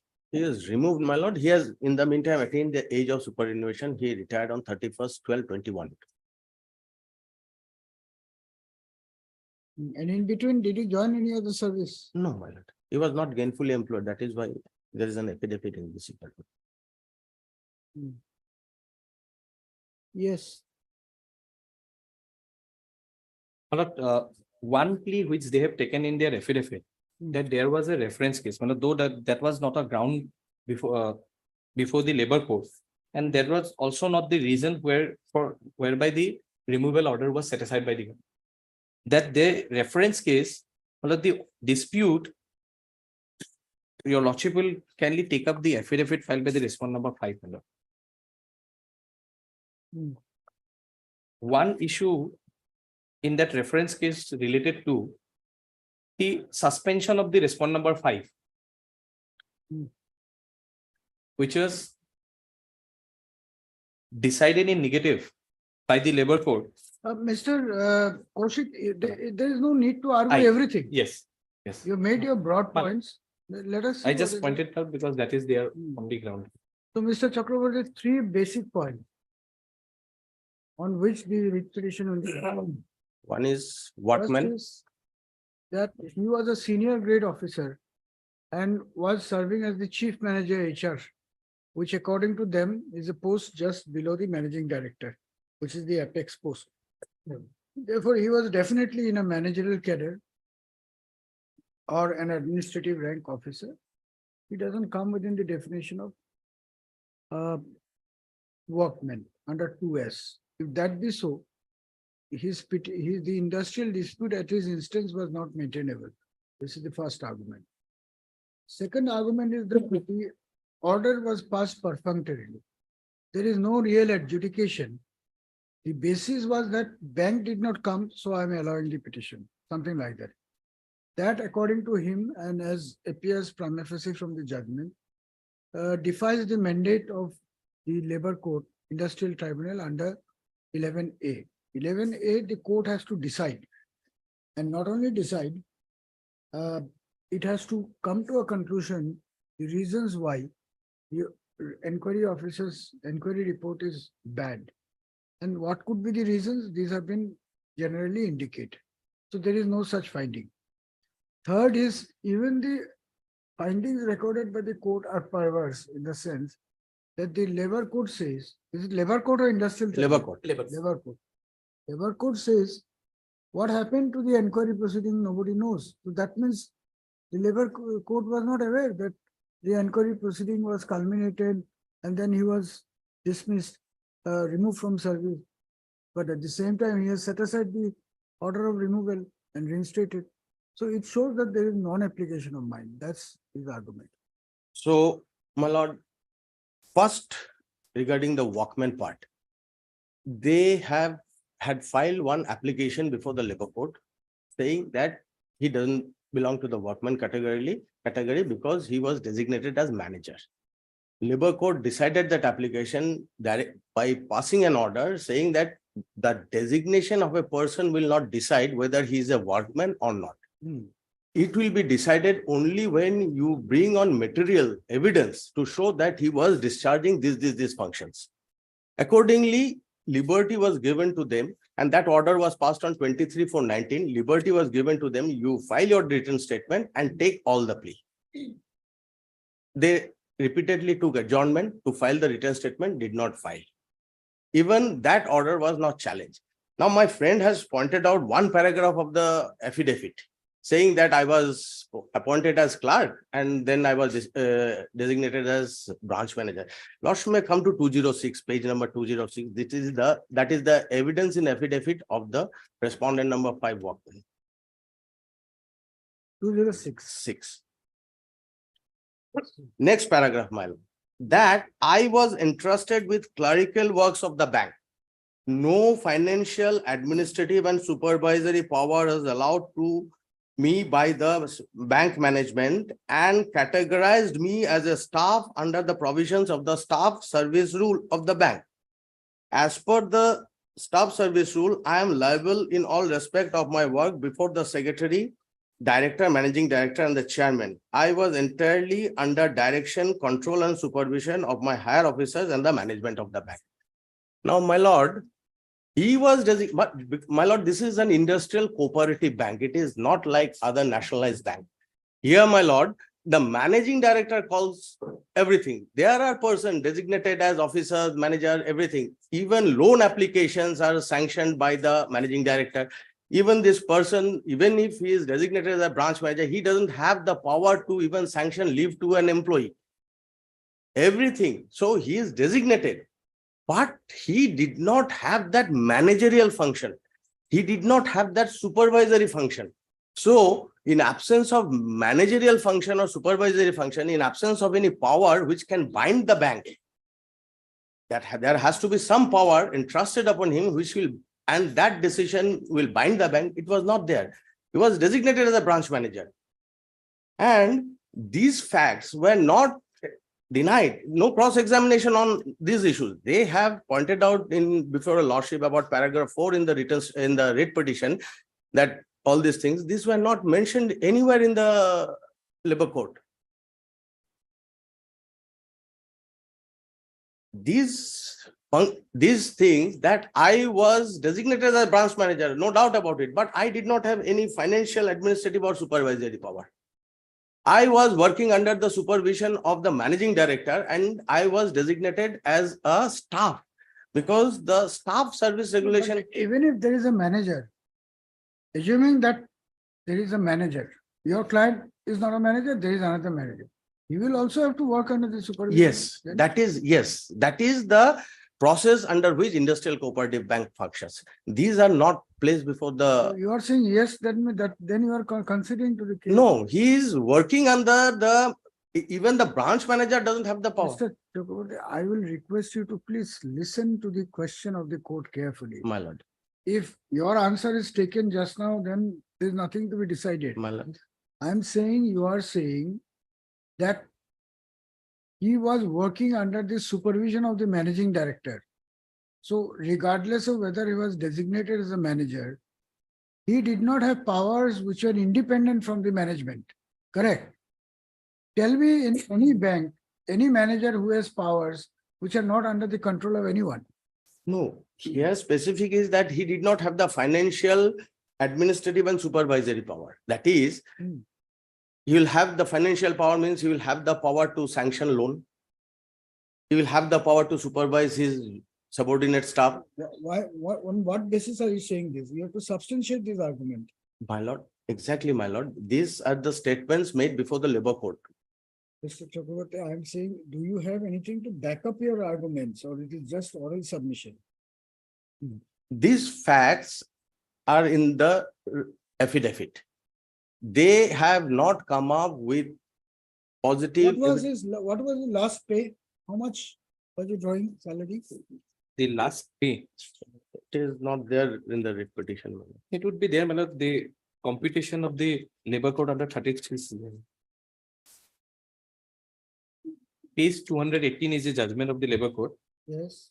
How much was he drawing salary? Page.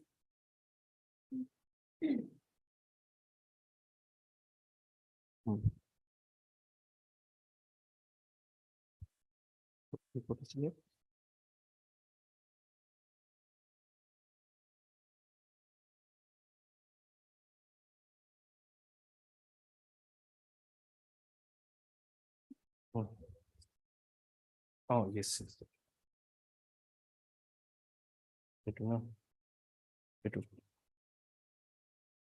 This was the manner. What did you just pick up? Yes, yes.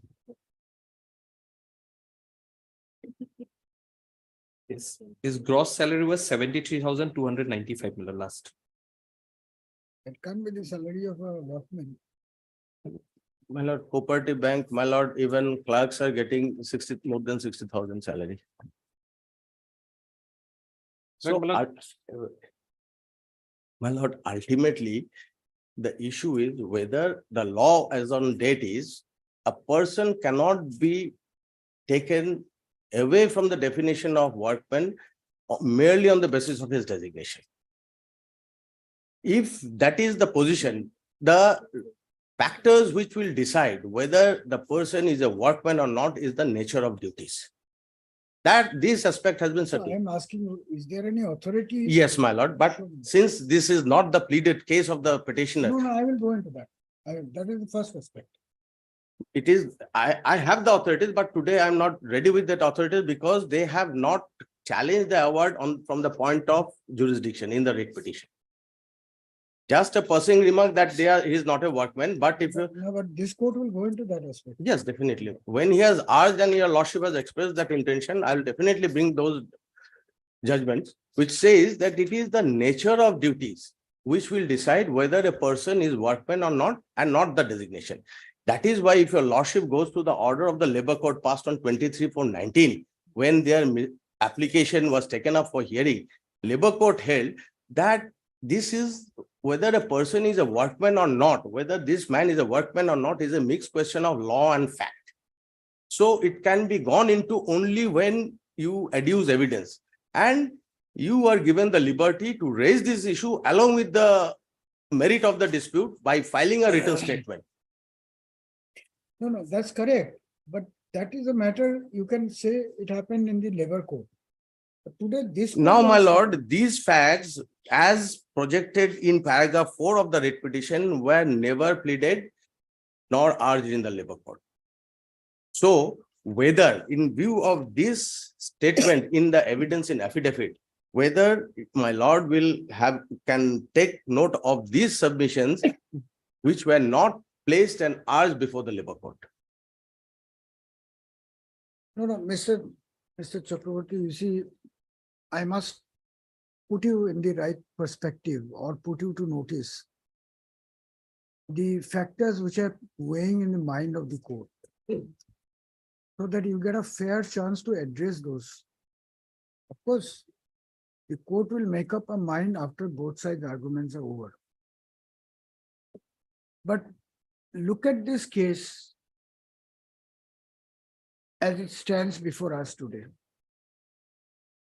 The petitioner was working in a bank. He had the powers to sign checks and approve sanction disbursal of amount, Approval power was not there. or at least disburse, Yes. correct? Now, the bank finds that he has indulged in such, you see, it is mentioned in page 113, the expression has been clearly given by the inquiry officer, that allowing access drawing to the borrowers without authority or obeying lawful order of MD. So access drawing is obviously, definitely not a clerical job. Access drawing is a power which somebody who wields some administrative control can only allow, provided you can show me from an authority that that is a clerical job. Allowing someone to draw an amount which is in excess of what is the sanction limit cannot be treated as a clerical work. Now, with this kind of allegation, there is an elaborate inquiry proceeding held to which your client is subjected. Materials, Mr. Kalita, I will request you to have the conference outside because the acoustics of this room is not, everything is coming to me. Yeah. In extenso, the inquiry officer, inquiry report deals with all these aspects and finds that he was in fact involved in excess drawal, which either has resulted or has the potential of resulting into loss for the bank. Correct. The plea he had taken that he did it under the instruction of the MD has been also dealt with by referring to a Supreme Court decision, which holds that unlawful directions need not be complied with, or that cannot be a defense. Now, ignoring all these things, he comes to the labor court, raises an industrial dispute without going into the merit of anything, just because the bank has not properly contested the matter. The labor court sets aside the order of penalty, directs reinstatement with back wages, right? And thereafter, the matter is put to 33C and again to Bakijai. Now, there is no dispute about the fact that this was the phase when the bank was going through some turmoil, which had. Here, my lord, I would like All right, to, then you finish. I'll reserve. my lord, here is the thing. When these things were going on, the same managing director was holding the office, my lord. You finish then. My lord, the same managing director was holding the office.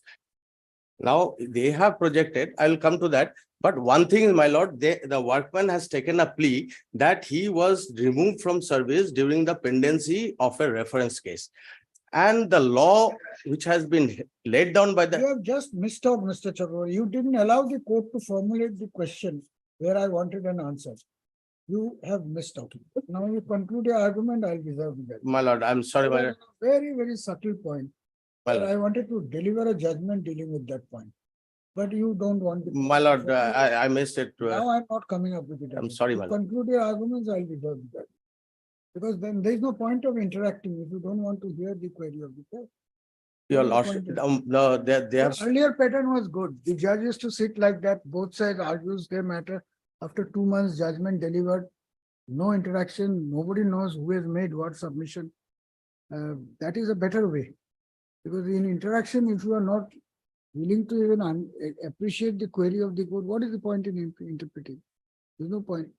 So you finish your argument. I'll do my job. So, my lord, my first submission is, I will satisfy your lordship on the workman issue. The workman raised a point that he was removed during pendency of an industrial dispute. Now, section 33 says that no person who is connected with a reference case should be removed without the approval of the court. That is a law which has come up from the Supreme Court by the Constitution bench, which says that a person connected with a reference, if dismissed or removed for misconduct not related to the reference, has to take a permission from the Labor Court. Lordship may come to 33 of the Industrial Disputes Act.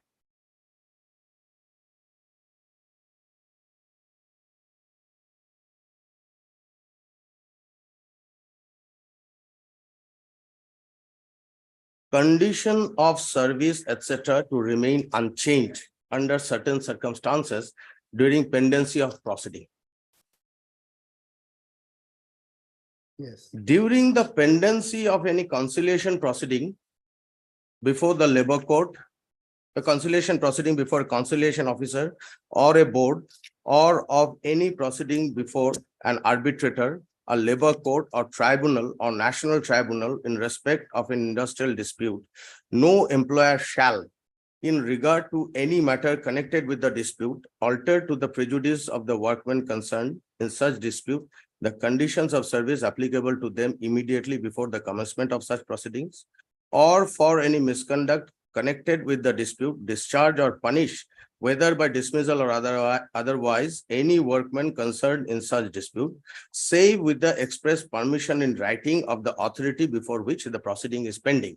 Number 2, during the pendency of such proceeding in respect of an industrial dispute, the employer may, in accordance with standing orders applicable to a workman concerned in such dispute, or where there are no such standing order, in accordance with the terms of the contract, whether express or implied between him and the workman, alter in regard to any matter not connected with the dispute, the condition of service, etc., etc. And number B, for any misconduct or not connected with the dispute, discharge or punish, whether by dismissal or otherwise, that workman, provided that no such workman shall be discharged or dismissed unless he has been paid 1 month wages and an application has been made by the employer to the authority before which the proceeding is pending for approval of the action taken by the employer. So, my lord, here it is a case on the date on which the punishment of removal was imposed, a reference case was pending.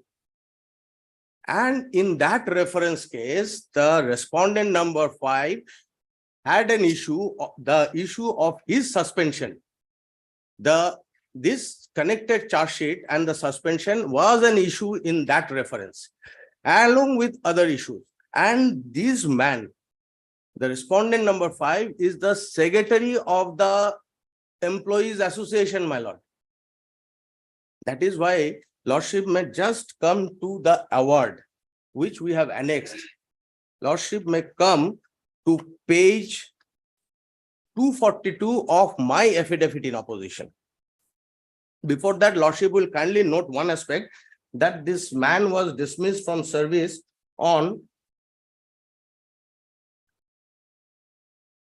8/2/2018. Yes. Now, 242, this is an award.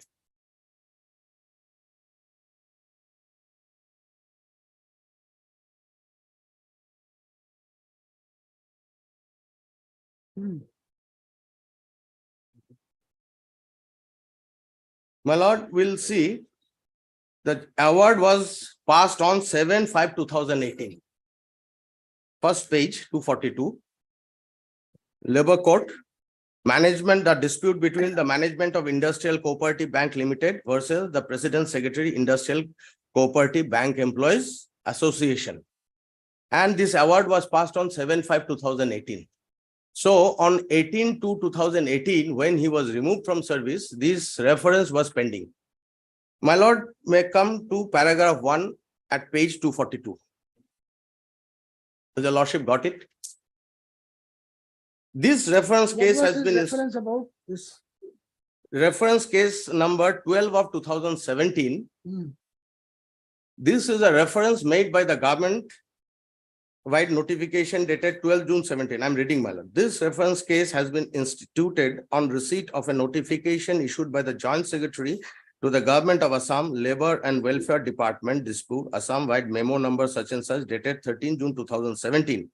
And 4 issues mentioned in the schedule of the said reference referred by the government for adjudication by the court. The issues are 1A, whether the management of Industrial Cooperative Bank Limited is justified in changing the conditions of service in terms of extension of hours of work and enhancement of rate of interest in respect of staff loan, customary privilege without issuing appropriate notice as required under 9A of the Industrial Disputes Act. If not, what relief the workmen employees are entitled to. Whether the management of Industrial Cooperative Bank Limited is justified in deducting the wages of section of workmen employees for 1 day, that is on the day of alleged illegal strike on so-and-so, and making payment to other section of employees. Number 3, whether the action of the management of Industrial Cooperative Bank Limited is justified in suspending Sri D.C. Deka, that is Dinesh Chandra Deka, the respondent number 5, its employee and General Secretary of Industrial Cooperative Bank Employees Association without giving any prior notice to be heard, amounts to malafide intention and disregard to the principle of natural justice. Now, my lord, here I will pause for a moment, my lord. Lordship has seen from the affidavit evidence of the workman in the labor code that he was designated as a manager, but he was not discharging any managerial functions as he did not have all these powers. Now here, his suspension was an issue before the Industrial Labor Court, and he was the General Secretary of the Association of Employees. My lord, here the requirement of law is during the pendency of this reference, if the management wanted to take any action of dismissing or terminating in service, approval of the labor code where the reference was pending was required to be taken. Lordship will have a look at the decision of the Supreme Court in 2002, volume 2 SCC 244.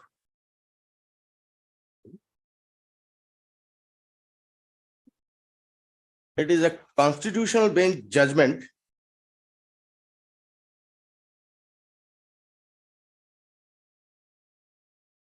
labeled here.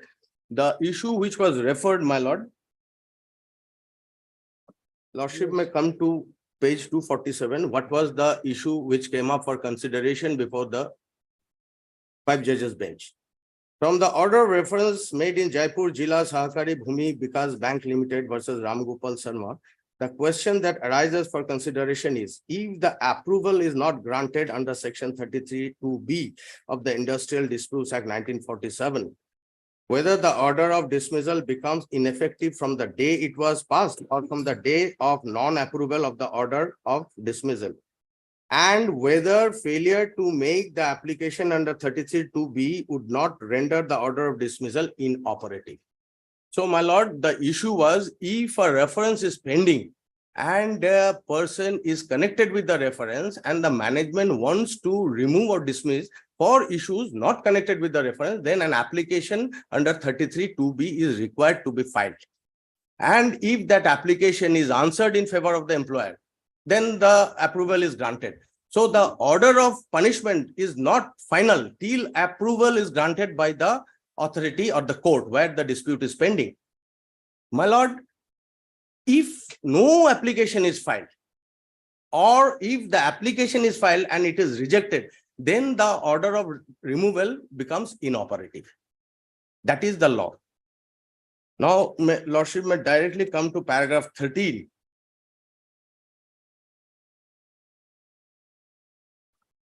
Now, what is the requirement of the proviso? Then it has to be simultaneously done. Along with the order of removal or dismissal, my lord, an application under 33(2)(b) has to be filed before the court where the reference is pending, and 1 month's salary to the employee to be paid. The proviso, now I'm reading paragraph 13. 13, 14, and 15 are relevant, so for this case is concerned. The proviso to section 33(2)(b), as can be seen from its very unambiguous and clear language, is mandatory. That apart from the object of section 33 and in the context of the proviso to 33(2)(b), it is obvious that the conditions contained in the said proviso are to be essentially complied with. Further, any employer who contravenes the provision of 33 invites punishment under 31(1) with imprisonment for a term which may extend to 6 months or with fine which may extend to 1,000 or both. This penal provision is again a pointer of the mandatory nature of the proviso to comply with the conditions stated therein. To put it in another way, the said conditions being mandatory are to be satisfied if an order of discharge or dismissal passed under 33(2)(b) is to be operative.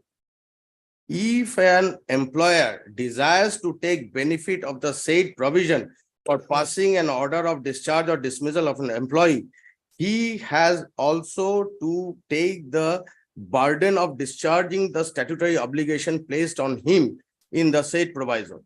Taking a contrary view that an order of discharge or dismissal passed by an employer in contravention of the mandatory conditions contained in the proviso does not render such an order inoperative or void, defeats the very purpose of the proviso, and it becomes meaningless. It is well settled rule of interpretation that no part of statute shall be construed as unnecessary or superfluous. The proviso cannot be diluted or disobeyed by an employer. He cannot disobey the mandatory provision and then say that the order of discharge or dismissal made in contravention of 33(2)(b) is not void or inoperative. He cannot be permitted to take advantage of his own wrong. The interpretation of statute must be such that it should advance the legislative intent and serve the purpose for which it is made, rather than to frustrate it. The proviso to 33(2)(b) affords protection to a workman to safeguard his interest, and it is a shield against victimization and unfair labor practice by the employer during the pendency of industrial dispute when the relationship between them is already strained. An employer cannot be permitted to use the provision of 33(2)(b) to ease out a workman without complying with the conditions contained in the said proviso for any alleged misconduct said to be unconnected with the already pending industrial dispute. The protection afforded to a workman under the said provision cannot be taken away. If it is to be held that an order of discharge or dismissal passed by the employer without complying with the requirements of the said provision is not void or inoperative, the employer may with impunity discharge or dismiss workman.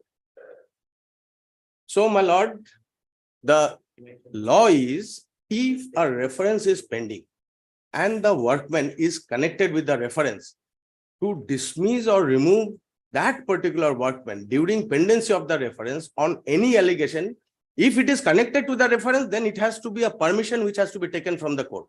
But if it is not connected with the reference, then you can remove or dismiss, but that order becomes final only when approval by the authority is granted.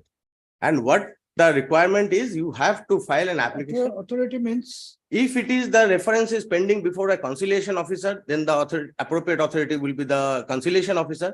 If the reference is pending before the labor court or industrial tribunal, then the authority will be the court. But is there any time limit for obtaining the approval? It has to be done simultaneously. On the day you remove the person, you have to file an application along with 1 month's payment. If you do not do that, you cannot take this order of removal or dismissal will become inoperative. Now, here it is a case where that question was also gone into. What happens if a person files an application, but he withdraws before the answer is given by the labor court, or he does not file any application? Then you cannot. That order of dismissal or removal will become ab initio void. Now, Lordship may come to paragraph 15. Yes. The view that when no application is made, here it is a case where no application is made, my lord. the view that when no application is made or the one made is withdrawn, there is no order of refusal of such application on merit, and as such, the order of dismissal or discharge does not become void or inoperative unless such an order is not set aside under 33A, cannot be accepted. In our view, not making an application under 33(2)(b, seeking approval or withdrawing an application once made before any order is made thereon is a clear case of contravention of the proviso to section 33(2)(b. An employer who does not make an application under 33(2)(b or withdraws the one made cannot be rewarded by relieving him of the statutory obligation created on him to make such an application. If it is so done, he will be happier or more comfortable than an employer who obeys the command of law and makes an application inviting scrutiny of the authority in the matter of granting approval of the action taken by him. Adherence to and obedience of law should be obvious and necessary in a system governed by rule of law. An employer by design can avoid to make an application after dismissing or discharging an employee, or file it and withdraw before any order is passed on it on its merit, to take a position that such order is not inoperative or void till it is set aside under 33A, notwithstanding the contravention of 33(2)(b proviso, during the driving the employee to have recourse to one or more proceedings by making a complaint under 33A, or to raise another industrial dispute, or to make a complaint under 33(1). Such an approach destroys the protection specifically and expressly given to an employee under the said proviso as against possible victimization, unfair labor practice, or harassment because of pendency of industrial dispute, so that an employee can be saved from hardship or unemployment. Now, my lord, this judgment was subsequently relied in another Supreme Court decision, which my lord will find in 2003, volume 1, SCC 320.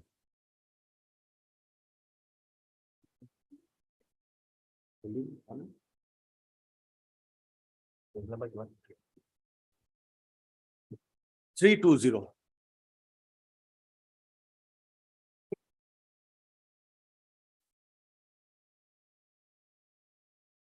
Has the lordship got that? Yes. Lordship may come to paragraph 5 of the judgment.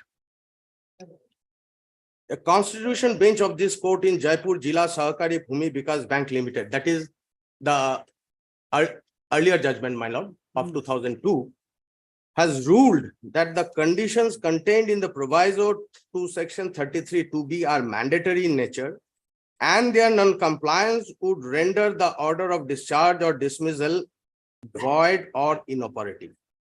It is further held that if the tribunal refused to grant approval sought for under section 33(2)(b, the effect of it shall be that the order of discharge or dismissal had never been passed, and consequently the employee would be deemed to have continued in service, entitling him to all the benefits available. It is also made clear that not making an application under 33(2)(b, seeking approval or withdrawing an application once made before under 33(2)(b, while approving the cases of Strawboard and Tata Iron and overruling Punjab beverages. So, my lord, the net result of the ratio of this decision, as I have understood, my lord, if a reference is pending, and the employer wants to discharge or remove or dismiss any person, that is, take any punitive action, 33(2)(b application is required to be filed. That is, he has to take an approval, meaning thereby the order will become final only when the approval is granted. Now, if no application is filed, or if the application is filed and withdrawn, there is no compliance of this provision. So the order of removal or discharge will be ab initio void, and the person will be entitled to all benefits as if he was never removed or dismissed. Now, my lord, this is the position of law as on today. Our High Court has also in similar circumstances examined this issue and decided cases. And one of that case is, my lord,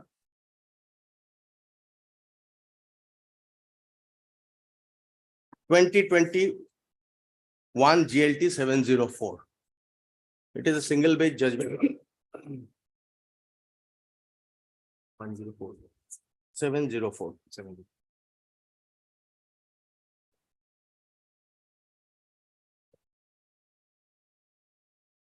Why I am relying on these decisions, my lord, it is the categoric statement of the respondent number 5 before the labor court that his removal was illegal because a reference was pending. Let us take your lordship to that part first, then your lordship will appreciate.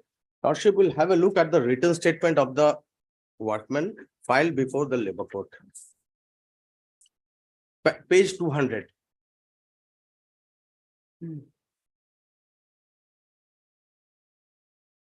You're right, but all this will have any meaning provided it is shown that he was a workman. Yes. Otherwise, everything. Yes, my lord. So the question is whether he was workman or not.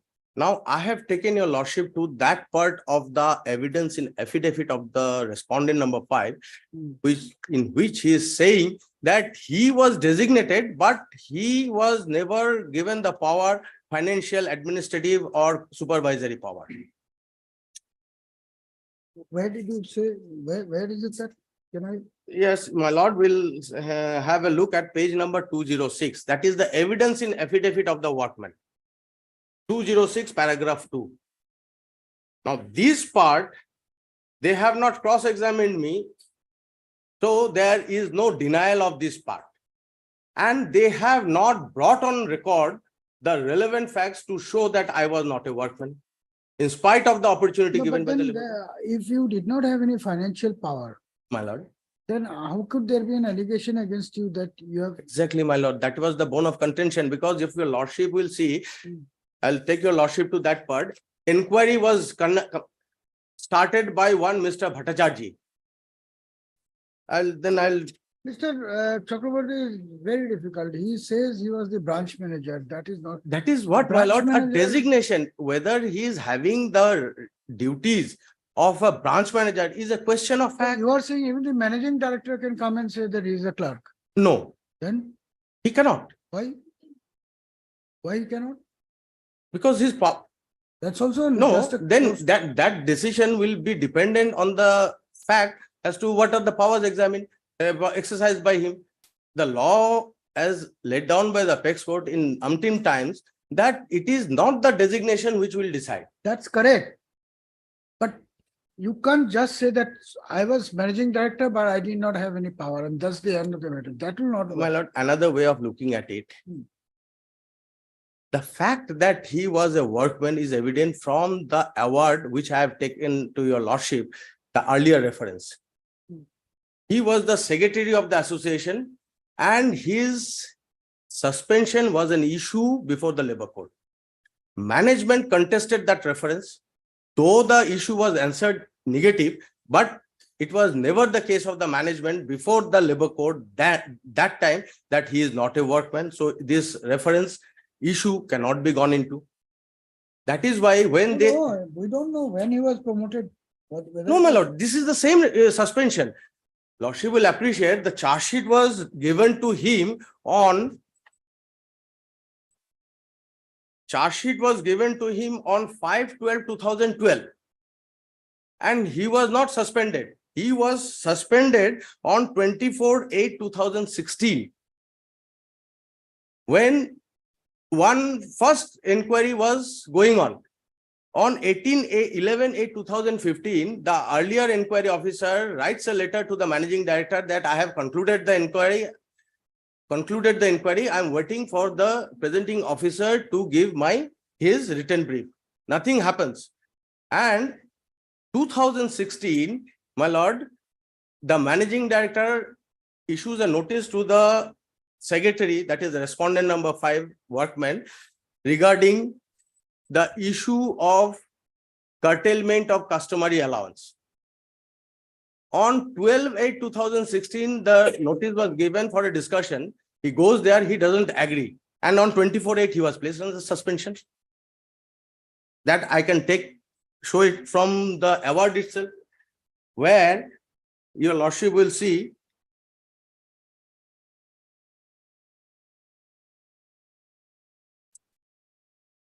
lordship may come to page 245. The management witness in the labor court in the earlier reference says that the managing director of the bank had written a letter dated 12/8/16 to the general secretary of the association requesting him to discuss the matter of increase of the rate of interest on loans available to the bank staff, so and so. So on 12/8/2016, the managing director writes a letter to the respondent number 5 in the capacity of general secretary of the association to come for a discussion. He doesn't agree to all these things, which resulted in the dispute. On 24/8/2016, he was placed under suspension. So what I would like to impress upon your lordship is a person who is with all these allegations was charge sheeted on 5/12/2012. And up to 2016, he was never placed under suspension.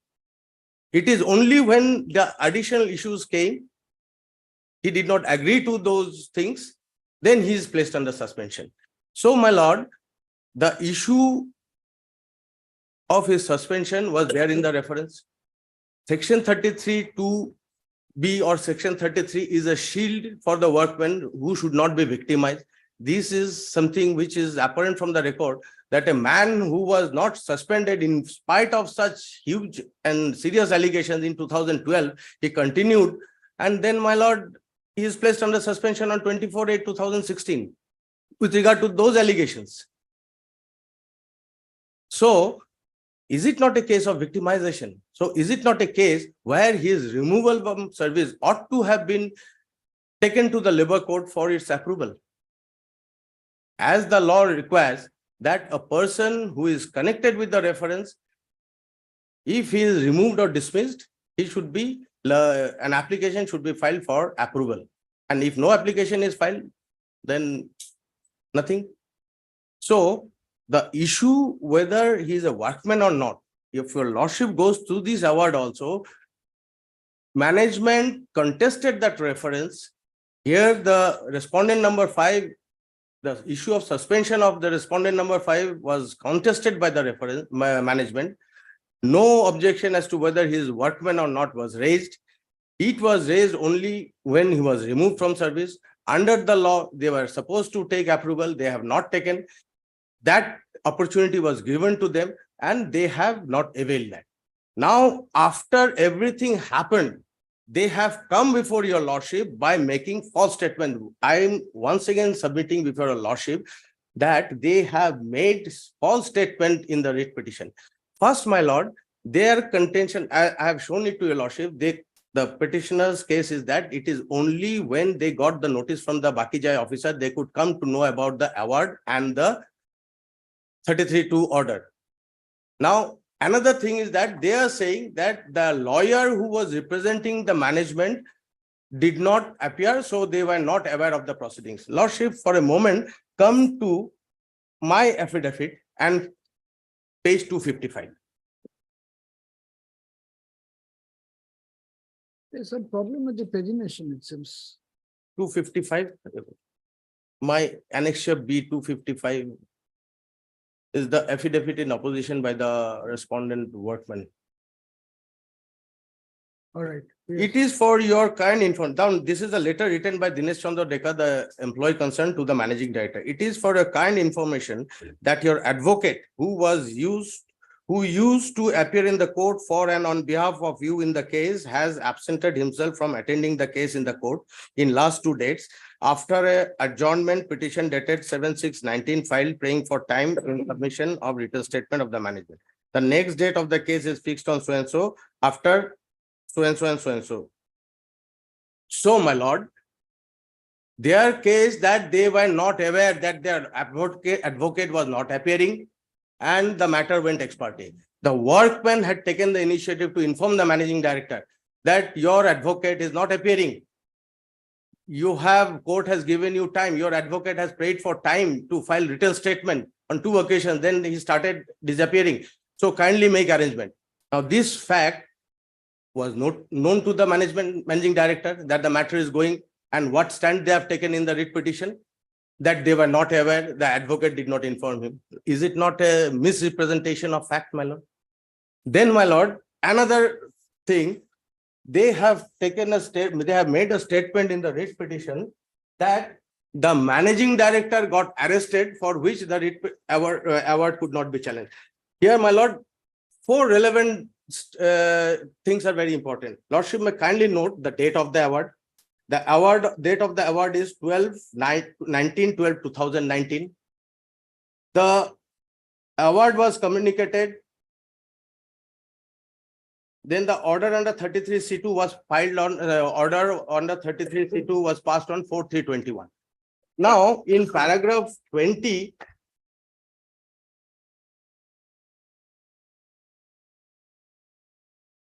my lord may come to paragraph 25 of the writ petition. Yes.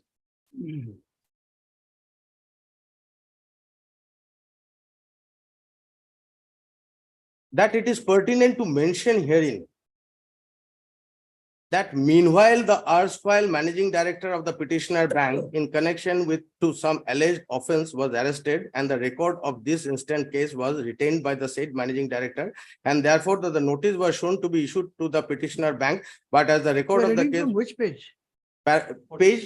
page 14 of the writ petition, their statement, my lord, what they are trying, they have done, as their award was not challenged earlier, they had an obligation before your lordship to explain why they have not come earlier.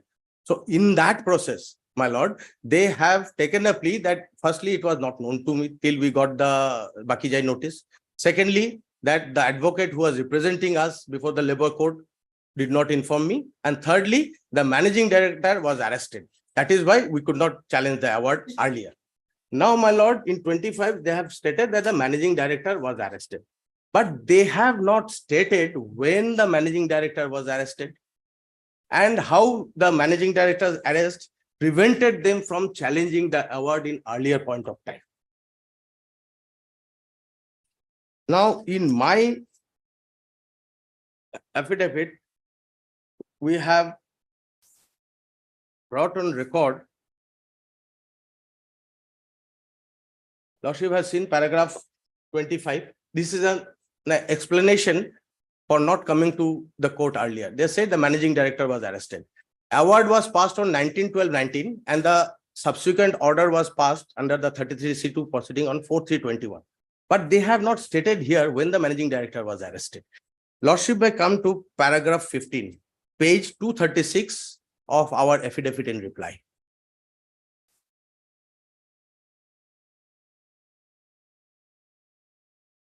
Yes. The statement in paragraph 2 are incorrect projection of material facts and deliberate attempt to mislead this honorable court. The then managing director of the bank, says Subrojyoti Bharali was arrested on 17/10/2021 in connection with Panbajar case number so-and-so. He moved bail application before this honorable court, registered as bail petition, bail application number so-and-so, and was pleased to grant bail on 1/11/21. So, my lord, when the award was passed on 19/12/19, managing director was not arrested. Now, my lord, lordship will appreciate whether they have received that award or not. Lordship will see from our affidavit in reply, opposition, this award was communicated to the managing director by the government of Assam, not only the government of Assam, the workmen also, the office of the ALC. Now, they have resorted to unfair practice by making false and misleading statements, for which, my lord, I will rely on a decision of the Supreme Court in 2008, 12 SCC, page 481, where the Honorable Apex Court has held that a relief under 226 code is an equitable relief. Any person approaching the court with unclean hand, making false and incorrect statement, making statement to mislead the court, will not be entitled to any equitable relief. Paragraph 34, 35, 36, and 38. K.D. Sharma.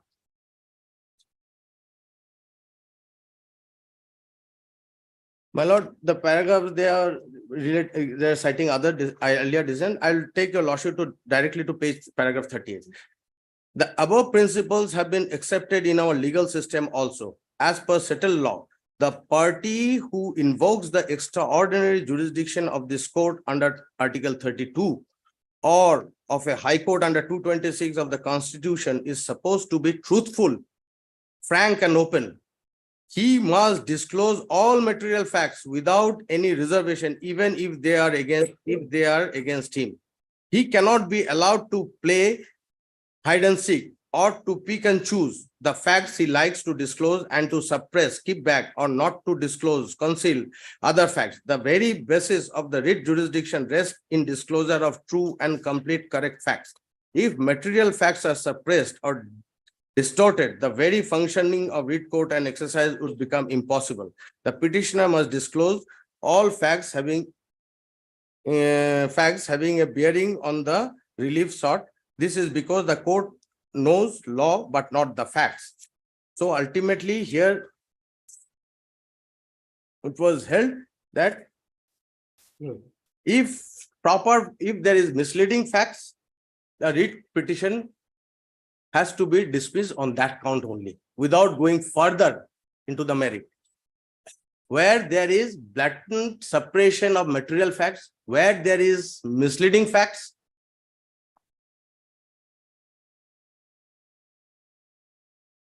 there is another decision on the similar point, 2013 2 SCC 398.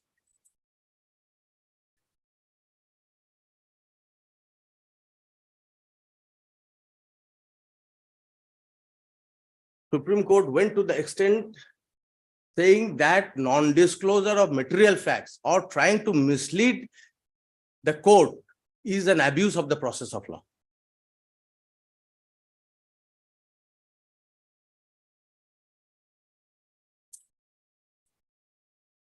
Paragraph, which paragraph? My lord, in the 2013 decision,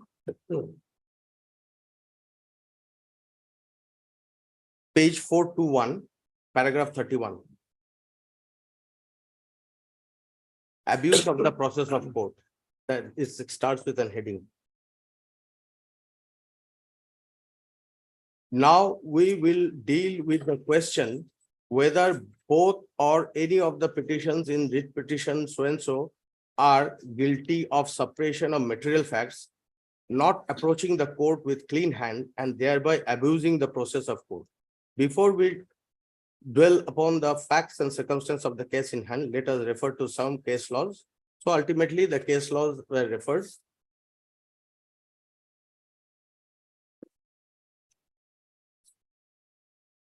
The case of abuse of process of court and such other allied matters have been arising before the courts consistently. This court has had many occasions where it dealt with the cases of this kind, and it was clearly stated the principle that would govern the obligation of a litigant while approaching the court for redressal of any grievance and the consequence of abuse of process of court. We may recapitulate and state some of the principles. It is difficult to state such principles exhaustively and with such accuracy that would uniformly apply to a variety of cases. These are: courts have over the centuries frowned upon litigants who, with intent to deceive and mislead the court, initiate proceedings without full disclosure of facts and come to the courts with unclean hand. Court have held that such, From which paragraph? my lord, paragraph 31 onwards, page 421 of 2013 judgment. Whether your lordship is taking up the 2013 judgment. Paragraph 3.32.1. Courts have over the centuries frowned upon litigants who, with intent to deceive and mislead the courts, initiated proceedings without full disclosure of facts and come to the court with unclean hands. Courts have held that such litigants are neither entitled to be heard on the merit of the case nor are entitled to any relief.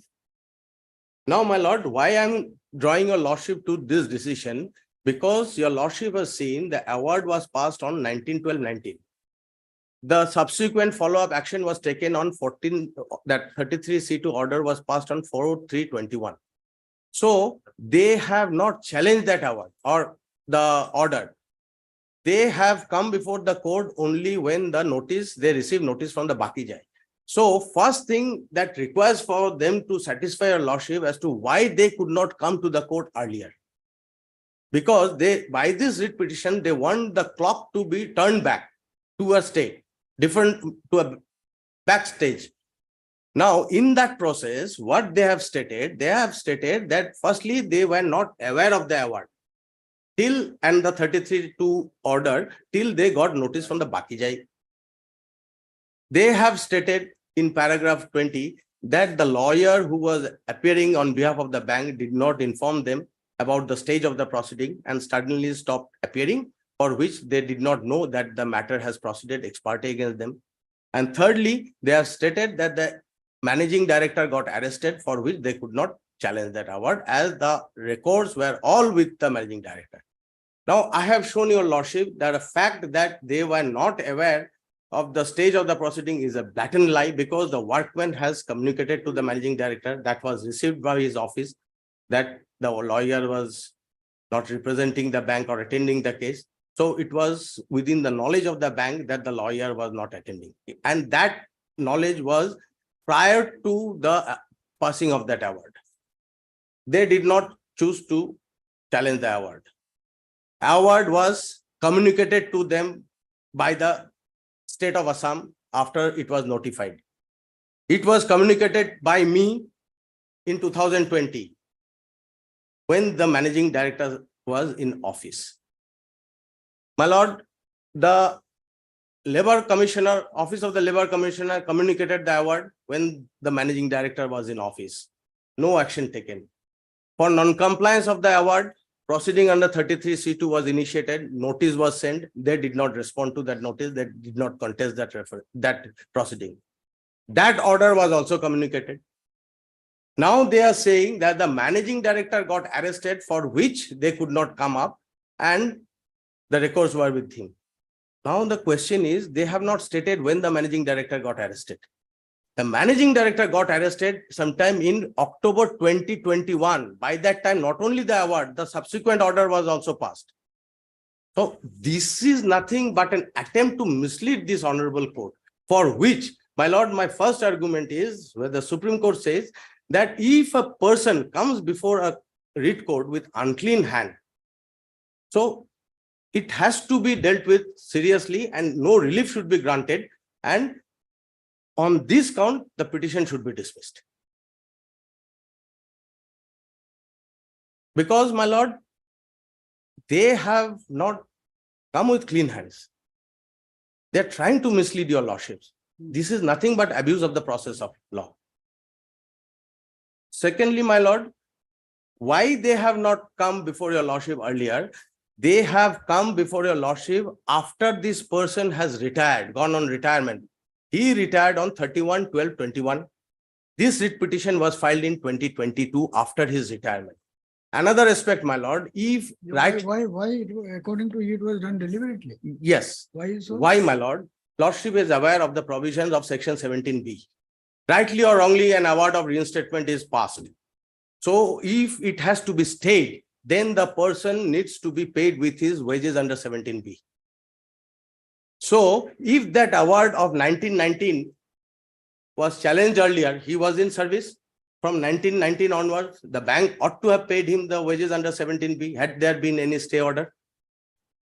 Now, after his retirement, that requirement is not there. So on 31/12/2021, this man retired. It is only after his retirement they have come before a lordship and got a stay order. And after retirement, there is no requirement of payment of 17B wages. And in that process, this false and fabricated or misleading statements. So, my lord, first question which requires an answer before going into all these things, whether he's a workman or not, whether that his reference dismissal under the during pendency of the reference was Let's assume that the court accepts your argument. Then also, what is the relief you are seeking today? My lord, Statement is not possible. restatement is not possible. You the- did not file, there was no order under 17. No. Now, if this writ petition is dismissed, Lordship will see that the constitutional bench judgment says that if a person is removed or dismissed during pendency of a reference and no application under 33(2)(b) is filed, then it has to be construed that as if his removal is not there, it is void ab initio void and inoperative. So if that removal order will not have any effect, and he will be entitled to all benefits from the day he is removed. So the legal question, the result of this legal issue is, if the removal order goes, then from 18 to 2021, he will get all the benefits, including wages. Now, retirement, my lord, he will be entitled to gratuity. He will be entitled to leave encashment. He will be entitled to the wages for this period. And my lord, since he was removed from 8/2/2018 to 31/12/2021, the bank has not paid any contribution towards his provident fund.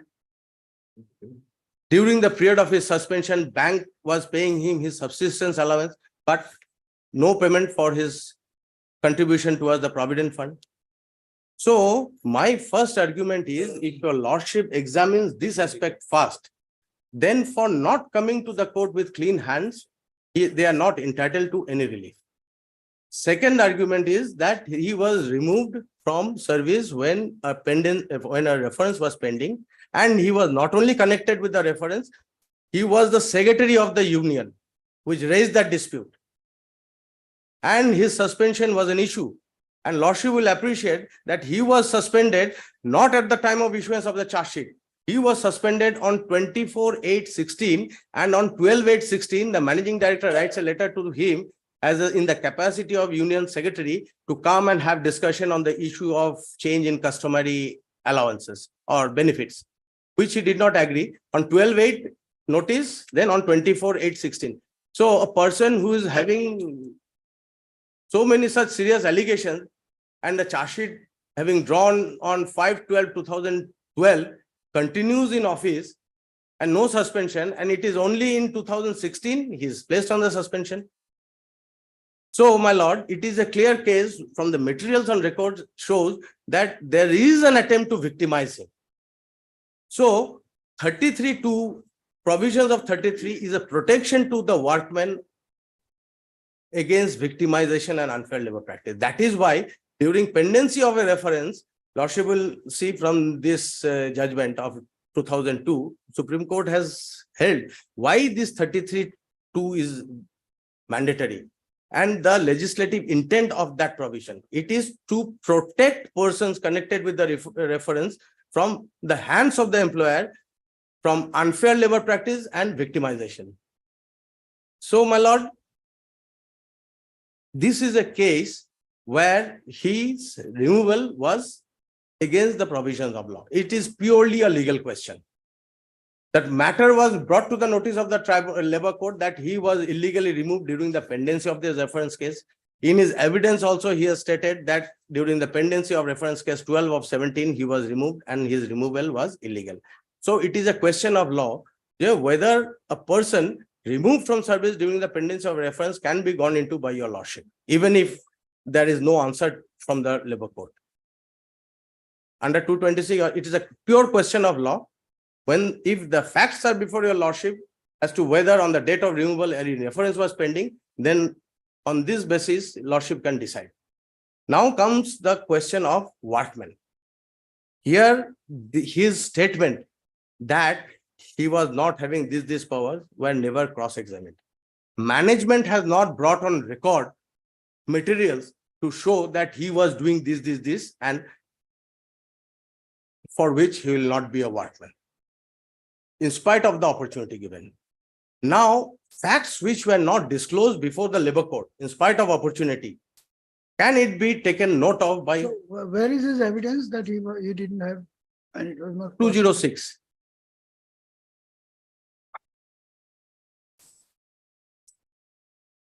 Second paragraph. He admits that he was initially a clerk. Then he was given higher promotions, but he was never. Now, paragraph 2 of his evidence in chief was not cross-examined. And no contrary materials were placed before the labor court. That I was entrusted with the clerical works of the bank. No financial, administrative and supervisory power was allowed to me by the bank management and categorized me as a staff under the provisions of the staff service rule. So, my lord, he was categorized as staff under the staff service rule.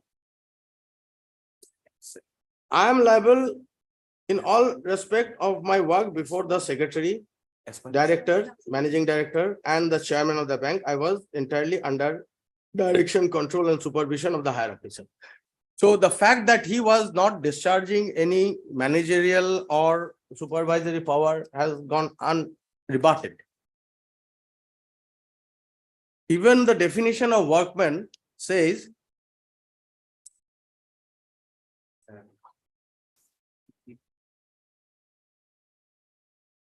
to S.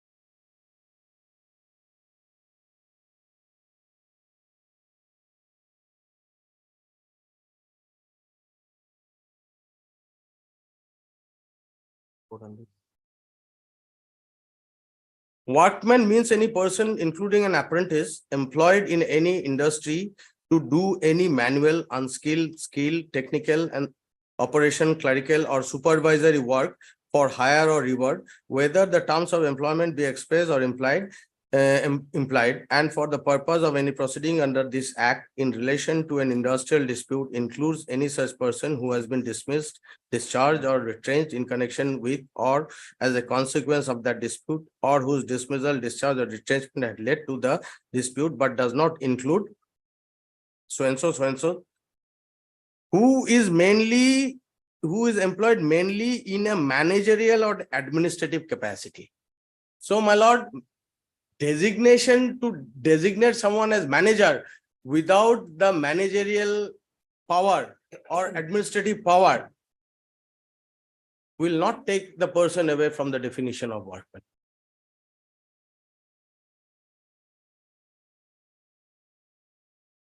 And it is not even the case of the writ petitioner before your lordship that the labor court did not have the jurisdiction. Just a statement that he was not a workman. If your lordship goes to the writ petition, the issue of jurisdiction was never raised in the writ petition. So is there any bracket of wages which will be applicable? Yes, it will be wages. Wages, it will come if I am discharging supervisory function. Then if my wages is higher than this, then I will not be a worker. So it is ultimately wage is not the determining factor. It is the nature of function. A supervisor, I am doing a supervisory role, but drawing a wage of something more than this, then I will be out from the work.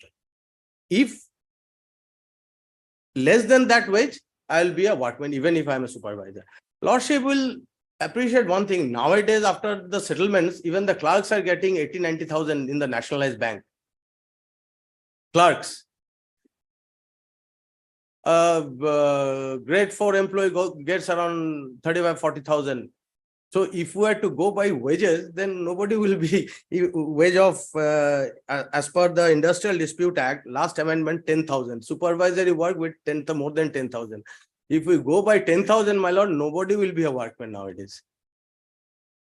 So ultimately, the question is, there has to be some There are material. thousands in Assam who are working for less than 10,000. My lord, bank, my lord, bank after the settlements from time to time. So, my lord, what I am trying to submit before your lordship is, they have taken a plea that I am not a workman. Was it not required for them to file the written statement narrating everything in details? Because under the industrial dispute rules, my lord, there is no provision for filing a preliminary thing, preliminary written statement or preliminary objection. I'll take your lordship if required. Industrial dispute rule says that once the management gets notice, then they will have to file the written statement within a stipulated time. So in that written statement, they are at liberty to raise all issues. Then, in fact, that was given, the opportunity was given by the labor court. For a moment, if your lordship goes to that order of 23/4/19, it is not, never, it is not, they have not enclosed it. They have not enclosed it. It is there in the record. Lordship will have a look. And my lord, after that 23/4/19 order, they have accepted that order and appeared before the labor court praying time to file written statement. After getting adjournment on 2-3 days, they started.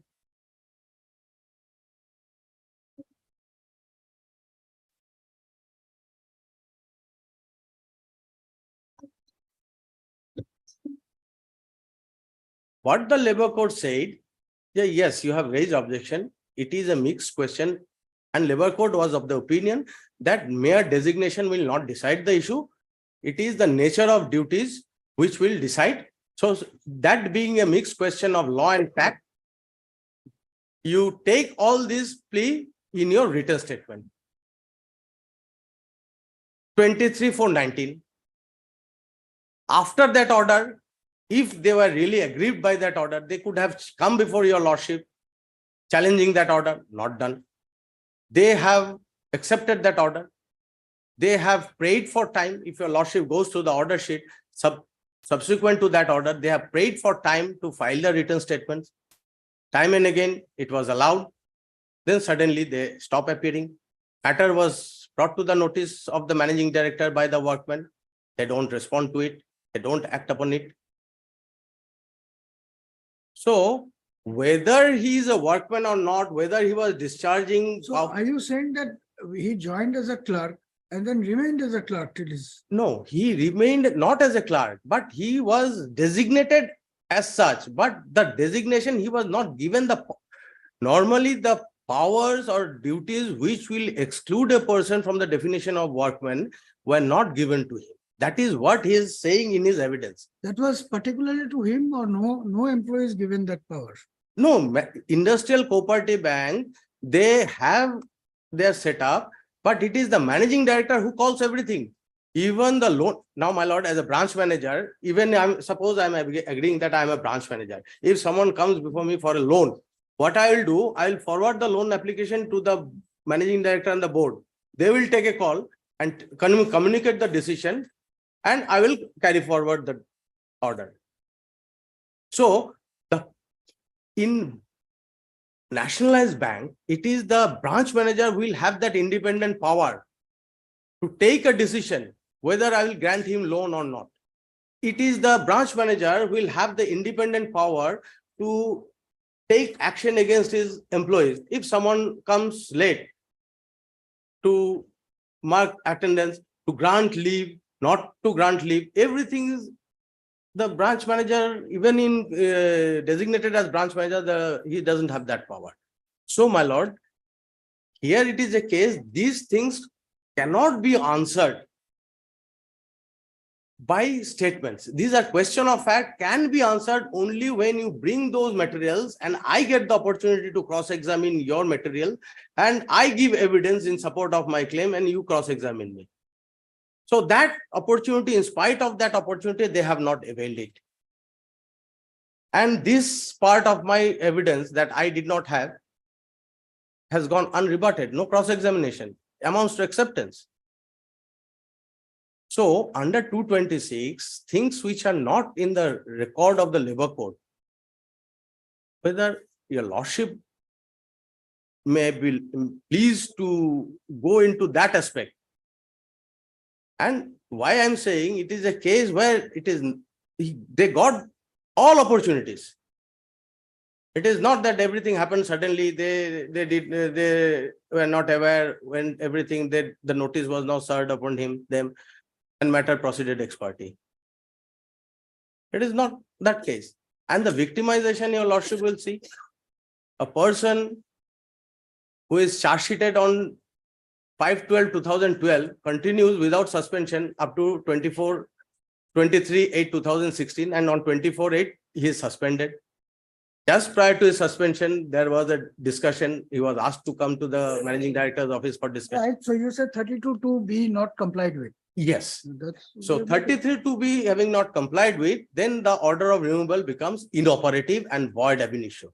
And the consequence is as if that order was never passed or that order cannot be acted upon. All right, so that will come first. Whether if the order is found to be vitiated due to non-compliance of 32(b), the rest of the questions will be academic. Yes. If it is not found, then the next issue will be whether there is ground to presume that he was a workman.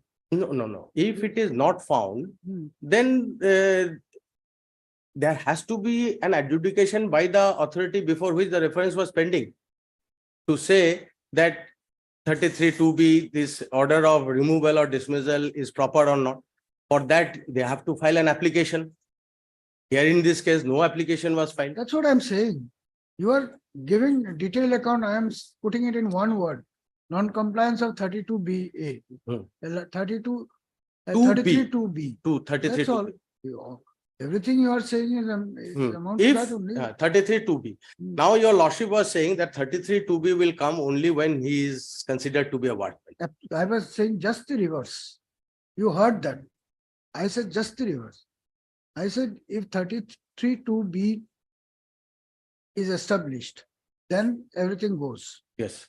If that is not established, next question will be, was he a workman under the definition of 2S to maintain a industrial dispute under 11A? Then the next question would be whether there was proper adjudication, and then the findings were not vitiated. Yes. Not appealed. This is the sequence. So anything else you want to argue on workman definition? yes. Since this definition part, that is the award is bad for lack of jurisdiction is not the pleaded case. They have made a statement that he is a workman, he is not a workman. The fact that the award is bad for not having the jurisdiction is not in the writ petition. So, my lord, if your lordship would like to have those decisions, I will place those decisions which says that the designation will not decide the field. It is the nature of duties. I would like to see those. My lord. And vis-a-vis whether there were materials before the labor court placed by the, ultimately it is the management who is urging that I am not a workman. So the responsibility and the burden of establishing the fact that I am not a workman is on the management. It is their duty to place on materials everything to oust me from the definition of workman. That was not done. On the contrary, they are relying on half part of my affidavit in evidence. For the other part, all right, so today you will conclude your argument? Those decisions I do not have. A lordship will fix a date. I will place those decisions only. When do you want it? Tell me. As per your lordship's convenience. You tell me when you want it. My lord. You can have it. Fourth, fourth, perhaps it will be difficult for your lordships. Should it be immediately after on Yes. 11th or 12th, something like that? 11th. 11th April. My lord. Achha, I would request both sides to give me a synopsis of your argument I get with the decisions that you referred to. my lord. And please mention the page numbers. My lord. Because you both have made quite weighty arguments. which I'll have to deal with. 9 to 10. And Mr. Kaushik, My lord. let me indicate the sequence. My lord. First will be 32. First sequence I've got it, my 33(2)(b). lord. I have an response to it. He succeeds in 33(2)(b), you are out. My lord. If he doesn't succeed, then next will be workman. My lord. There, if you succeed, he is out. If both of you fail in your respective counts, then we'll go on to the merit of the award. My lord. And that part also, my lord. Not placing the correct facts. Yes, these are Because- these are on relief. These judgments are on relief. Yes. The courts have time and again held that if you are not approaching the court bona fide when with clean hand, then we'll not grant you relief, even if you make out a case. Relief is another thing. Jurisdiction is another thing. A court, a order or a award without jurisdiction cannot be sustained on the ground that he has not come with Right. clean hands. These are two different matters. In fact, in the writ petition, I have gone through the writ petition, there is no ground as such to contend that the court did not have the jurisdiction. Just a paragraph in paragraph 4 that he was doing this. Please mention in your written Right. argument. Make it short, but just mention the page numbers. You want to say something? So I just wanted to say that there is a difference. I was feeling the argument from what I heard. There will be a difference between the court of first instance and the court of second. instance. Which is what my friend was arguing about. Had it been a court of first instance, then his argument that he's in a management cadre or something may have been a more may have been a heavier kind of an argument. But in this case, since the labor court. Trouble yourself with the verdict. You tell the court what is the stand of respondent numbers 1 to 4. We are supporting the judgment, Your Lordship. So therefore, we are supporting. In that sense, my single argument, I would be adopting the argument of my learned friend here. You are supporting him. Supporting, Your Lordship. Otherwise, we have not filed. We have received the paravis comment, but nothing as such. Just one line paravis comment. Nothing as such has been given, Your Lordship, in terms of anything new or revelatory, Your Lordship. All right, then we'll close it on 11th April. Malad, can it be after Bihu, Malad? Because from 9 to 13, I'm going for a medical. Yes. Choose a date, then tell me a date. Any date, Malad, immediately after reopening?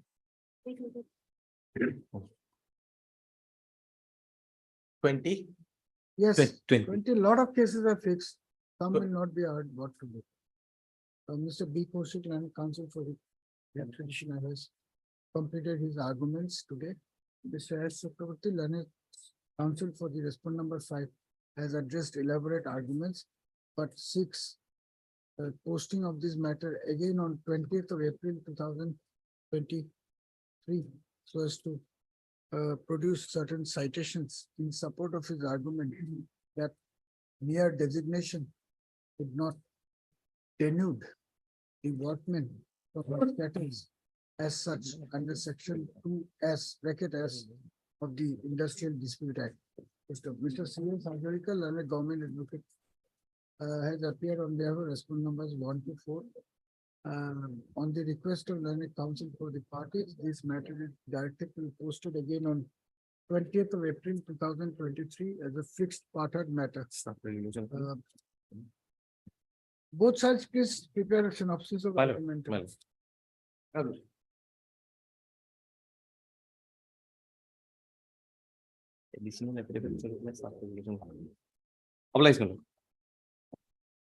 You have to deal with that argument. 33 to. Yes, Malad. I can directly indicate from the record itself, Malad, that is not applicable. And purposefully, one paragraph of the reference where the decision was taken has not been read, Malad. I'll indicate on. Oblige, Malad.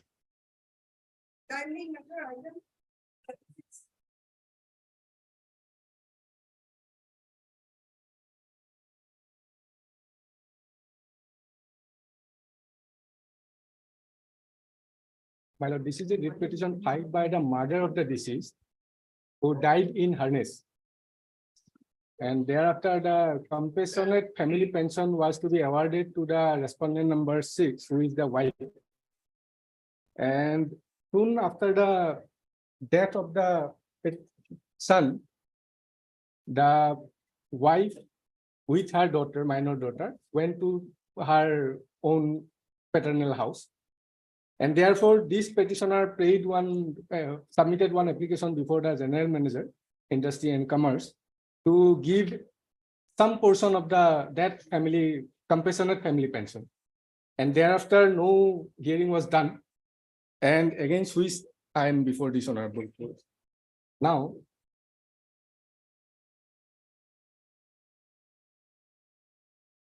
if you see the notification dated 20th of August 2015, it is an amendment where father and mother are included in the pension.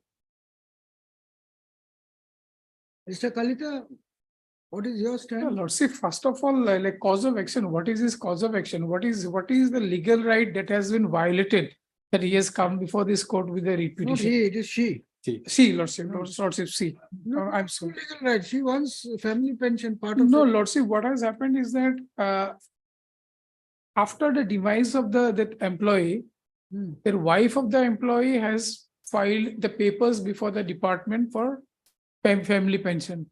On the same date or like couple of days later, that mother has filed an application saying that this should not be paid. Now thing is that like this mother has concealed certain facts. So this mother is not dependent on the demised son. Because we have filed an affidavit specifically in this issue. Lordship will find, Lordship, if you're, I'll trouble Lordship will take my affidavit here, Lordship. My affidavit filed on 28th February 2023. Yes. So first, Lordship will find the what she has written, the annexure 1 at page 56 in Lordship of my affidavit. This is a Lordship translated version. I'll read out the vernacular, Lordship. It will be more clear, Lordship. Yes. It is at page 57.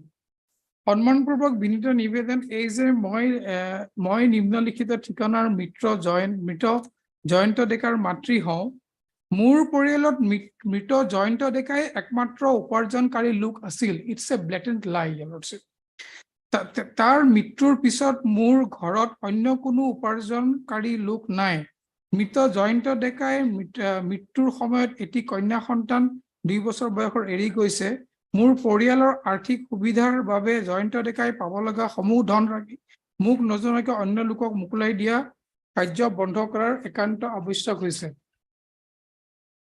In response to this, Lordship, this lady, I mean, the wife of the deceased, she has filed an application before the general manager, wherein, Lordship, the details has been given. So who is supporting the petitioner? Lordship, Who is in the petitioner's house, Lordship, petitioner's husband is alive. He is a pensioner. He has 2 sons. One son or 3 sons he has. petitioner's husband is a pensioner? Pensioner. Where have you mentioned it? We have mentioned it in the paragraph, Lordship will find. Paragraph 5, page 51, here, Lordship. Paragraph 5. 5. May I read it, Lordship? That in view of the aforesaid representation dated so and so received by the officer of General Manager Udalguri, the General Manager requested Rina Terangpi, the respondent number 8, to submit a reply to the aforesaid representative so and so. The aforesaid representative replied by a letter dated Nil so and so, wherein she had mentioned that her husband was working with DICC and expired, leaving behind her and her 1.5 years old daughter. She further stated that the family of the petitioner, namely Sumitra Deka, there is Bipul Deka, who is a contractor, and his wife works in a LP school. That Bijoy Deka, who works in IIT. Another son, Sri Hemanta Deka, works as a civil engineer. Father, mother gets a pension. So this has been stated before the Father, mother means? Father, mother means, but that's translation part, Lordship, that's written in Assamese. So it's what I got the instruction is that like that father of the deceased was an employee and like he gets a pension. No, Lordship, this You have not filed any rejoinder? not he hasn't filed. He has anything. filed recently, my lord. No, not recently. It's filed. No, you are pressing for disposal of this matter today. No, my lord. It was, I am appearing for test number 8 and 9. 8 is the wife of the deceased employee. Who is I getting the filed- pension now? Who is getting the pension? No one Nobody is appearing, getting, so, Lordship, I mean- because of pendency of this case, Lordship. That is why I mentioned the matter to be listed, Lordship. No, As when per- mother as cannot per- get, she has got others supporting. The child has to survive. The Lordship, wife and the Lordship, child has to survive. Lordship. well, there is no doubt about And it. as per But- rule also, Lordship, only one will get the family pension. And the wife of the deceased employee is in the first The category. pension rule is not amended, Lordship. Only this compassionate family scheme has been brought in on that too, Lordship. On if the person gets the Take pension, your seat. I'm dismissing this petition. Lordship. Lordship, that rule is in Roman 3. Let's see, 143, Roman 3, Lordship. Only one, 133? Roman 3. What of? 143 rule. Roman 3, only one person is. All right. The deceased person was An employee junior assistant. And Yes, Lordship, the DICC Udalguri. all right, take down. Heard Mr. So-and-so for learning counsel for the petitioner.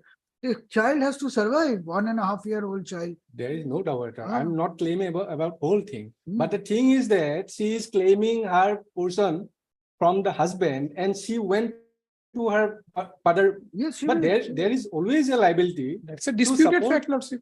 Well, there is another thing, as per the Adoption and Maintenance Act also, the mother is dependent. Civil court. Go to civil court. We are not getting into all these things. This is very sad that the lady has approached the court. Obviously, it is not on her own. Somebody has advised. The son has expired. The little child has to survive. There is no doubt about She it. wants We are to share out- actually, a couple of months ago, I offered Miss Council to send a matter to the mediation center also to settle the between. Nothing. We'll put But- it in everything today. Completely misconceived petition. Heard But Mr. what about the duty of the daughter-in-law also? That is also to be looked into, obviously. Daughter-in-law's only duty is towards the child now.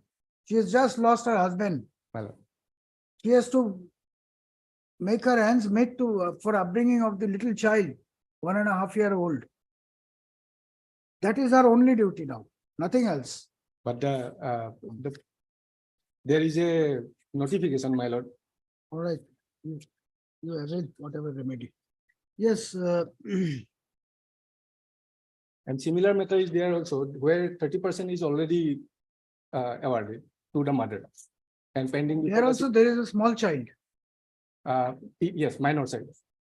No, it's Then not I'll small, refer the but matter minor. to larger bench. I don't agree with Lordship, I'm not aware of this, Well, Lordship. there is This petition, Lordship, that scheme will come into operation only when the pension is paid and father-in-law and mother-in-law is not looked after. That situation hasn't arisen as yet, Lordship. Well, in that case, The pension the hasn't scheme may been be paid, looked. so- The scheme may be looked into, my lord. What is the condition?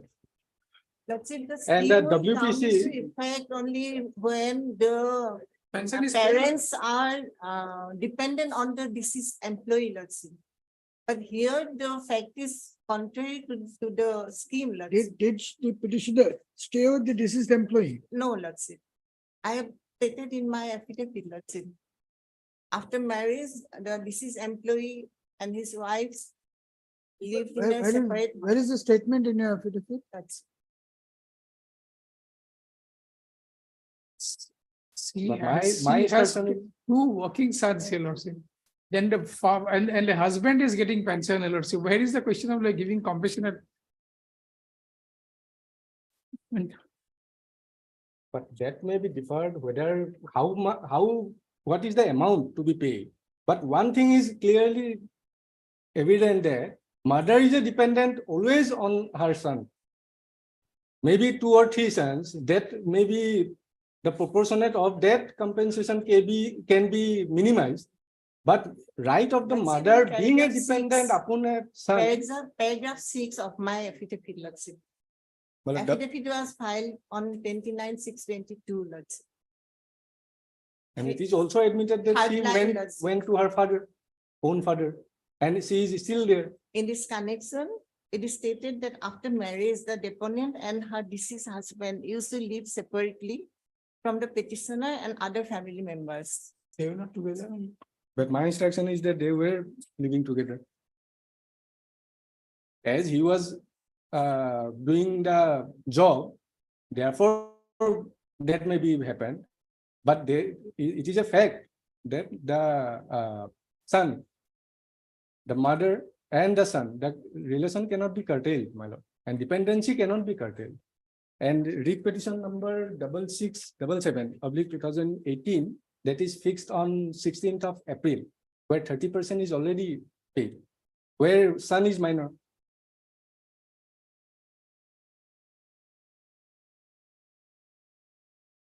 Maintenance and guardianship, that also says. All right. I heard Mr. So-and-so and counsel for the petitioner, also heard Mr. Ekalita, understanding counsel, Industrial Department, Assam, appearing for the respondent numbers. Respond number 1, 2, and 3 errors. 1, 2, and 3, Mr. P. Nayak, understanding counsel, Finance I'm Department. appearing Assam. for 4. appearing for respondent number 4, Mr. B Chakravarti for respondent number 5, and Mr. C.S. Hazarika for respondent number 6, full stop. Miss A, A. Devi, A, Learned yes, Counsel is number 8 appeared and for 9. respondent numbers 8 and 9, full stop. Take down. It appears from the materials on record that the husband, the late husband of the respondent number 8, that is Jayanta Deka, while serving as a junior assistant in the establishment of general manager, district industries and commerce center, Udalguri at BTR, died in harness, leaving behind his wife, that is the respondent number 8, and a minor daughter, that is the respondent number 9. Full stop. At the time of the death of the deceased, the age of the minor daughter was about 1.5 years. 1.5 years, full stop. As per the scheme, as per the scheme floated by the government of Assam, since the deceased employee had died in harness, leaving behind dependents, the respondent numbers, that is the respondent numbers 8 and 9, they would be entitled to compassionate family pension. Full stop. The present writ petition has been filed by the mother of the deceased employee seeking a writ of mandamus from this court to pay a part of the family pension to her. Full stop.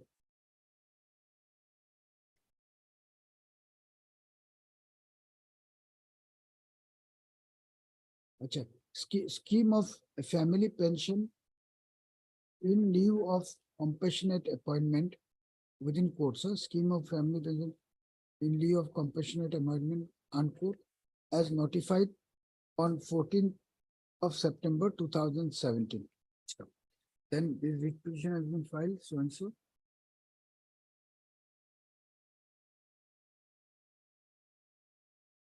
Seeking a writ of mandamus, directing the respondents to apportion 1/3 of the pension amount and the other financial benefits accruing to the to late Jayanta Deka to her. Full stop. Full stop.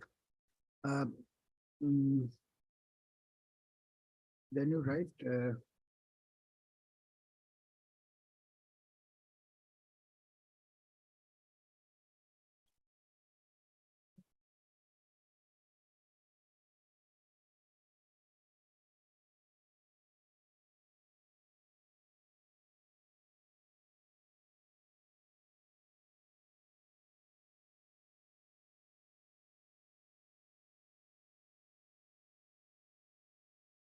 you are Mr. D.K. Nath, is it? Mr. D.K. Nath, learned counsel for the petitioner, submits that although submits that after the death of Jayanta Deka, the respondent number 8 has started living with her parents along with respondent number 9. Instead of contending that as the mother of the deceased, even she is entitled to a part of the family pension, and that the respondent number 8 to that extent would have some duty towards her. The present writ petition has been filed. The respondent numbers 8 and 9 have filed a joint affidavit opposing the prayer made in the writ petition. The statements made in para 6 of the counter affidavit filed by the respondent number 8 and 9 would be relevant and therefore is reproduced here in below. From the above affidavit, it is apparent that, then you write. The respondent numbers 1, 2, and 3 have also filed an affidavit making a similar assertion. Full stop. It appears from the affidavits filed by the respondent number 1, 2, and 3, as well as respondent numbers 8 and 9, that the Read petitioner not only has two sons who are earning, but even her husband is drawing pension. Full stop. Moreover, the read petitioner was never dependent on her deceased son, Jayanta Deka. Full stop. On the other hand, the respondent number 8, having suffered the premature death of her husband, is undoubtedly under a difficult situation and would also have the responsibility of upbringing her minor daughter, who is at a very tender age. Full stop. Therefore, by employing equitable consideration, this court is of the unhesitant opinion that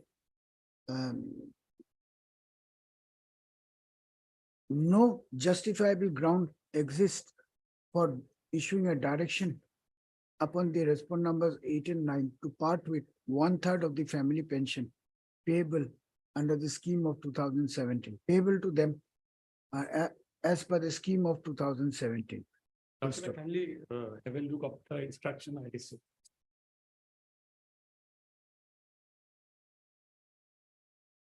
This is your instruction. Yes.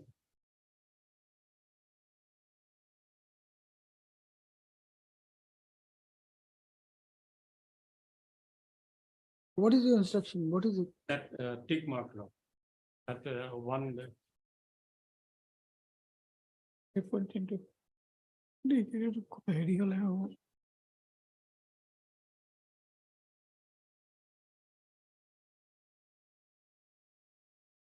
according to you, 1/3 should be given to the mother. I'm not saying 1/3, Lordship. Kindly say 510, last page. Last page.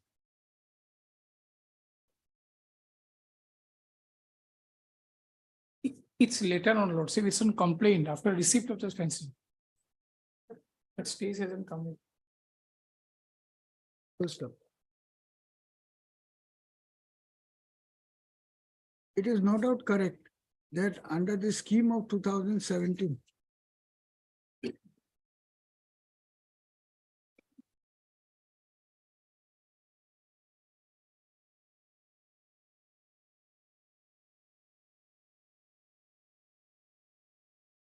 an eligible member of the family, including mother or or father, may also be entitled to a part of the family pension. However, the said aspect of the matter can be looked into if a complaint is received after the disbursement of the family pension. Full stop. Moreover, the facts and circumstances of each case has to be ascertained before the authorities can come to a conclusion as to whether it is a fit case where a part of the family pension should be diverted to be paid to the other members of the family, other eligible members of the family. Full stop. At this stage, the aforesaid situation has not arisen in the eye of law. Full stop. Under the circumstances, I do not find any justifiable ground to entertain this big petition. The same is according to clause. The petitioner is left at liberty to avail appropriate legal remedy as and when the cause of action arises. Oblige. What else?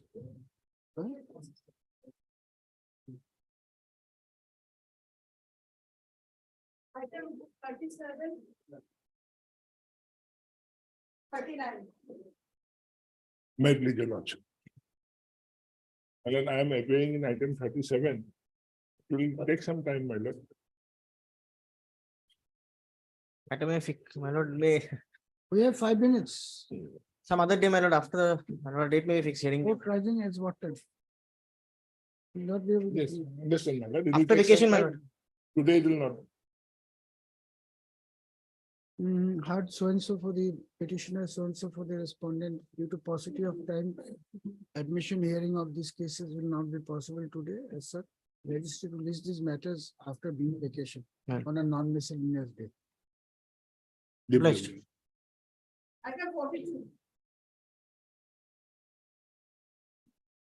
Now appears to the petitioner on call, matter stands adjourned for 4 weeks. For hearing. For hearing. Item 52.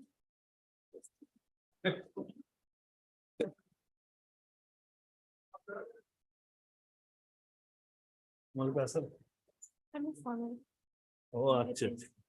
My lord, in this case, my lord, the petitioners, my lord here, my lord, one has already been retired from the service. And are in the verge of retirement on 1st April 2023, my lord. Now their case is in a nutshell is this, because if not time does not permit, my lord. That is on the basis of extreme urgency, my lord, that I am placing, otherwise, my lord, matter, if it, lordship may kindly fix it on Thursday, my request. That Thursday. This is also the compulsory retirement, will take some time, Lordship. After Bihu. Lordship.